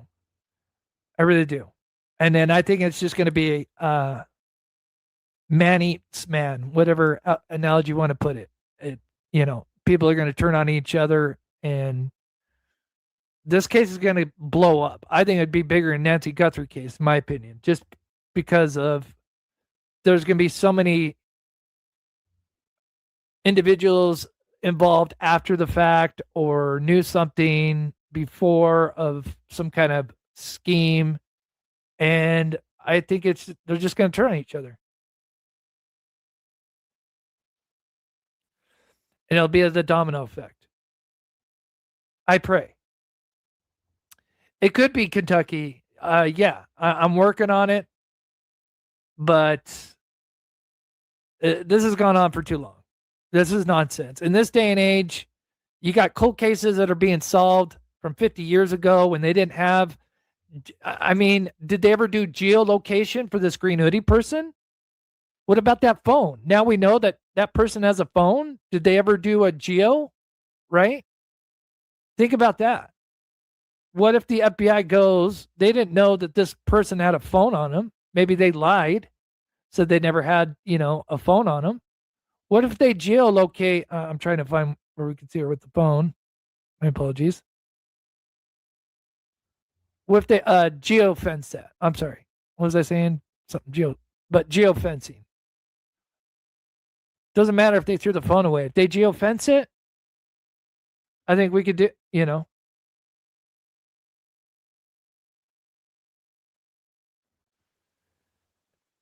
Yeah, Sasha. Yeah. Yeah, I absolutely think that they needed to use all of the technology at their disposal. Now, whether they did or not, I don't know. I can't say that for 100%. I wish I could. But I agree with Mob here. Now, I do agree also all that is unseen. I want to see some results. I'm impatient though. I know that about myself, but I do want to know. I want to see it. Um, because I do think that Mob's good with these different videos and enhancing and the different things and, comparing.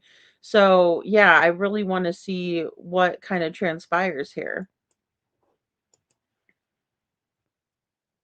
Yeah, I don't know if there's bruises, but yeah. Yeah, dog eat dog. Yeah, yeah.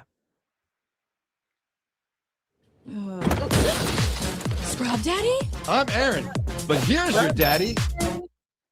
When our clients come and they're catastrophically injured, when they're overwhelmed financially, it makes. I think so. And I've baited, what's his face? Oh, sorry. Let me come back on screen. Sorry, guys. Oops, come on. I've baited fish sticks. He has not responded because I think he knows that I know. I know what's going on to a point. Again, I don't know everything. I think we're all going to be shocked I think we're going to be surprised on how many co-conspirators there are. But yeah.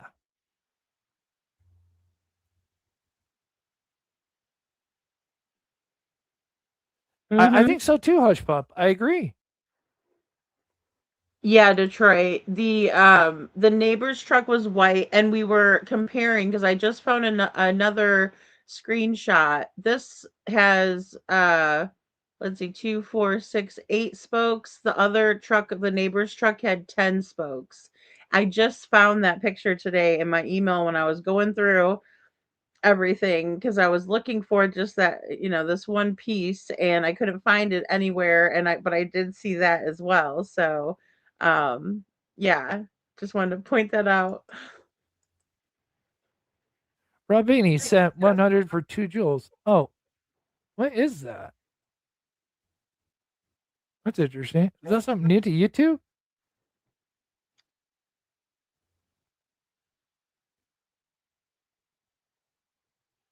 Oh, Liz, yeah, I agree. Yeah, yeah, I love Justin. I wish everybody the best that fight for Sebastian. I think there's a lot of creators that have differences, but I think we need to come together, and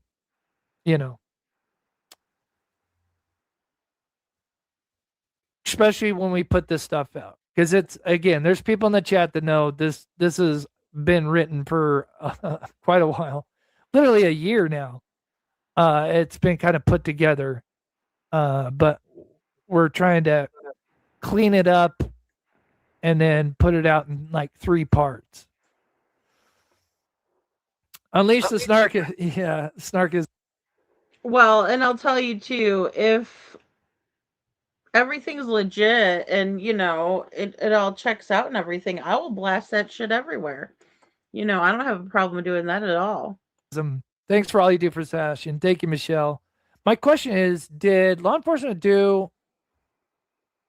did law enforcement do with all the stored data that TH stores? They even pick up data if connected to Bluetooth. Ooh. Yeah, I'm not on the Bluetooth side. I don't know, if geofencing, you never know with that stuff, but at the very least, geofencing. Well, for sure. But thank you, Kiki. What Kiki is talking about is that you have, when you go to the Texas Roadhouse, they're using and collecting from your data all the time. It says it on the little one of the menus or something. So yeah, what she's talking about is how come Texas Roadhouse doesn't have everybody's data that was at the Texas Roadhouse that day that had a phone. Which I think it's a good question, Lisa Boo. I do. I think it's a great question, because that would be, again, an easy way to gather data And I don't know why, if they haven't done that, they didn't, because it's right there for the picking. I mean, that's the low hanging fruit here. God bless you. Stevens, thank you so much for the gift and Mob Crew membership. Kiki says, was watching Old Creator the other night. They showed on Catalpa, which anybody doesn't know Catalpa, that's the when all the searchers go out and search. This Exactly. is, again, this is something that's going to really save a lot of lives or help find missing persons, alive or sadly deceased. AirPods. But that's where you have a GPS and it's connected to a bigger program. It's an app. And where they first put the last known sighting, and it was at the back of the oh Kiki, if you could send that to me, I would love to see that. And Denise, thank you so much for the $5. And Rob Beanie, I don't know what the jewels are. Is this something different?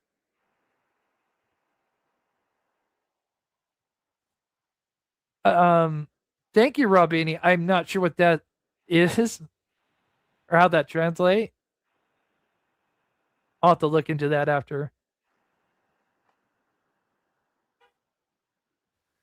Agreed, Deanna. Yeah, agreed. Yeah, trolls. Yeah, you just got to rise above that. I'll look at it, B Florida. Sometimes I get a bunch of emails, sometimes I don't. But yeah. Thank you, Miriam. I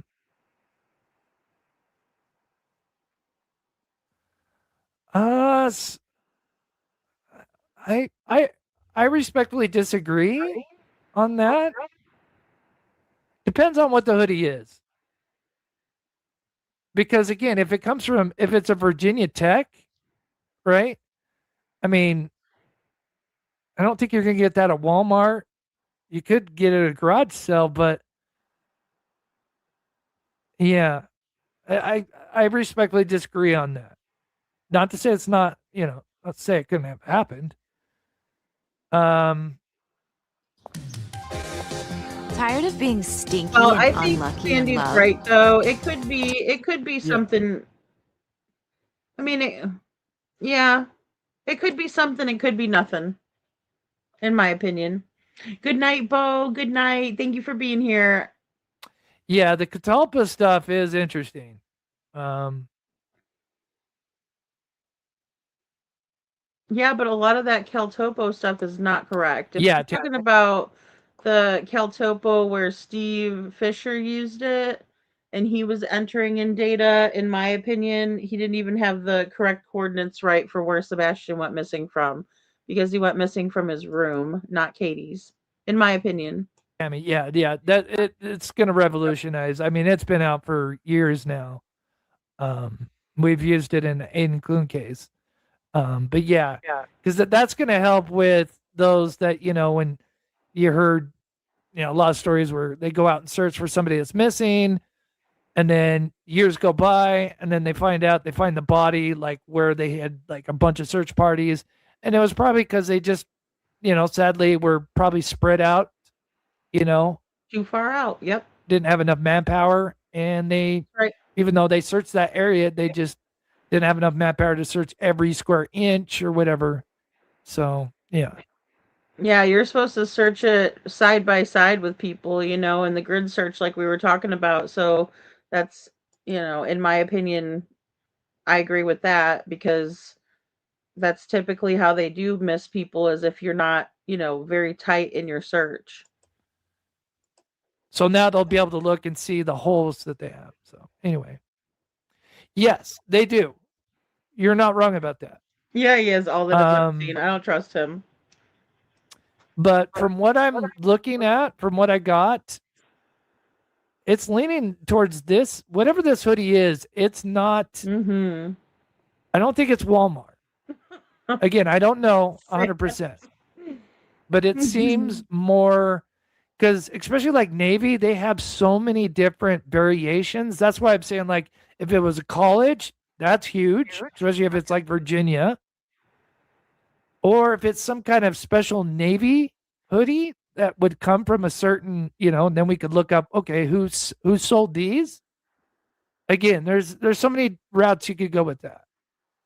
But the biggest thing is whatever she's wearing, it's not like I have looked at hours and hours, and I know there's other people in the chat too that have done the same thing.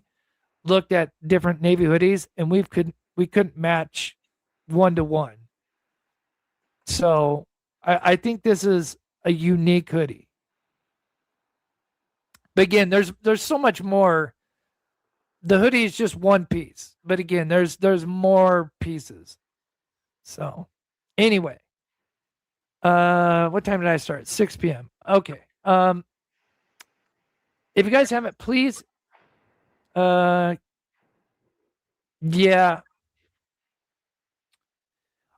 I'll look into that. I've looked at a lot of Virginia colleges and stuff, but yeah. Yeah, no, I mean they're off. They're gone. They're not even home.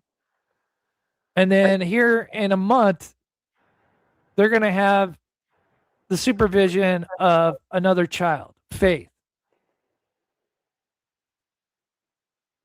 And under their, I mean, according to Crispy, he's gone, but he can kiss my ass. But under Katie's care. Okay, really quick, I just want to show you guys the Virginia Cavaliers really quick.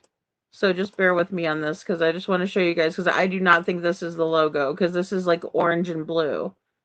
It actually reminds me a lot of Sebastian's logo for Beach.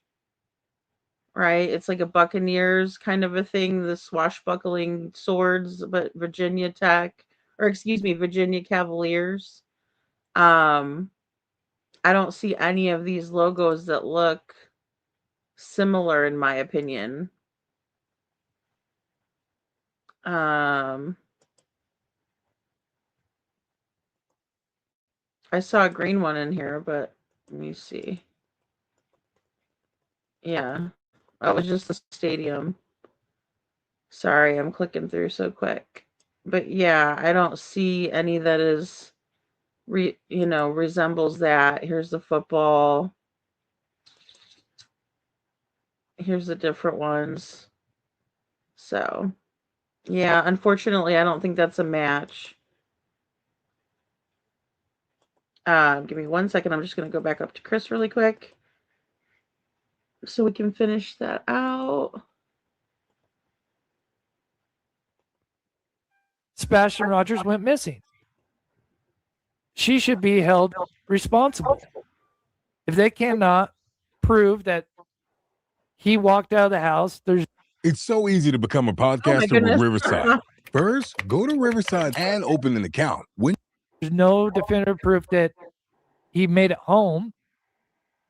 She should be held accountable. Child endangerment, child neglect, whatever you call it. But again, that's where, yeah. So as we move forward, my Patreon, I will probably start to release some of the early drafts. And then, we'll have a live show once we get most of our stuff together. And then, like I said, I said this last year that we were going to put all this stuff on Twitter. And again, it's been prepared for more or less a year. But because of the 3 a.m. stuff, I had to revise it. But yeah, it's coming. We're going to take our biggest shot, right? And I think if we can do it right, I think it will land, and I think we can get enough attention. My prayers and stuff for the Nancy Guthrie case, and of course, just Nancy Guthrie herself. But eventually that case will start to fizzle, and hopefully we can attach and get Sebastian's case, back in the spotlight.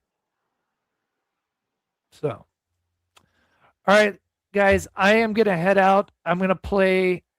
Okay, that was a great live. I think that got us a lot of conversation going on these different elements of the um green hoodie person, right? The green hoodie shim. Not everybody's thinking that this is a a lady, or a man. We don't know, right? And every time we have these conversations, you guys kind of sway me a little bit.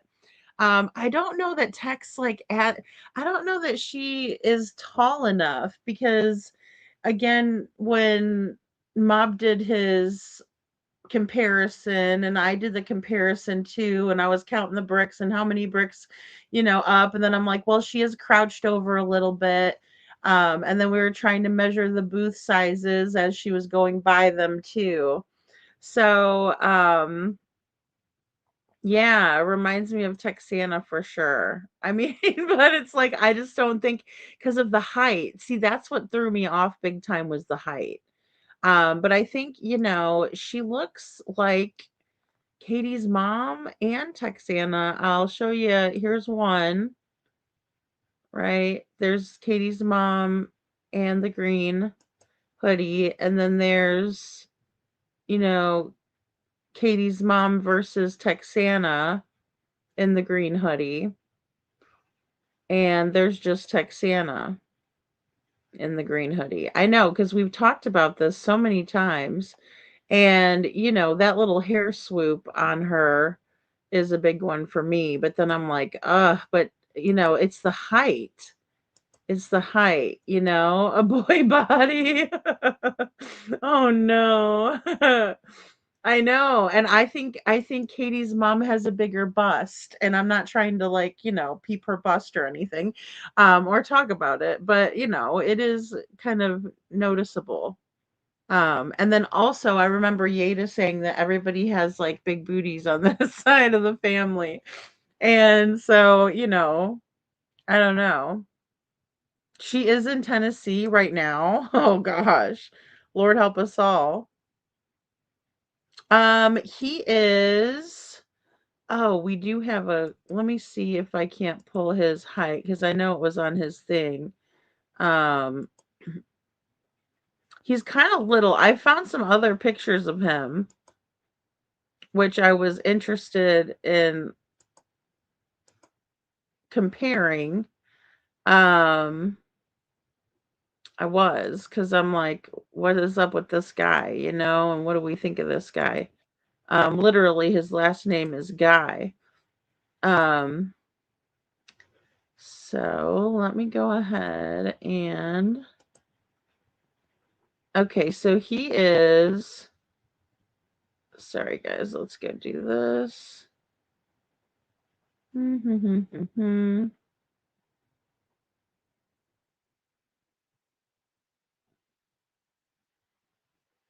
Sorry, it's going a little slower than I thought.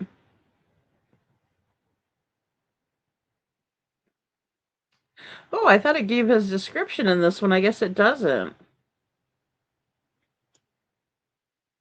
It should give his full description. Oh yeah, here it is. Okay. I was like, wait a minute. I thought I saw it. So he's 5'8". So he kind of fits in that area. Oh, yeah, he's 5'8", you guys.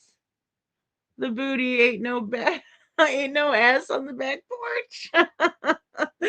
We don't have a big booty Judy in the house. Bust busters. Oh my goodness, that's too funny.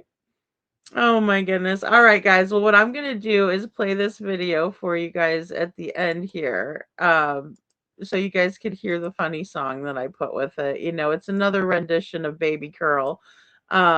Just one that I thought was also funny. So I'm going to go ahead and play that for you guys on the outro. And I love you guys so much. I appreciate you being here. And let's discuss more of this because booty equals the back porch. Baby got back. You guys. All right, so here we don't know if this is really the family yet. Could be. All right, here we go.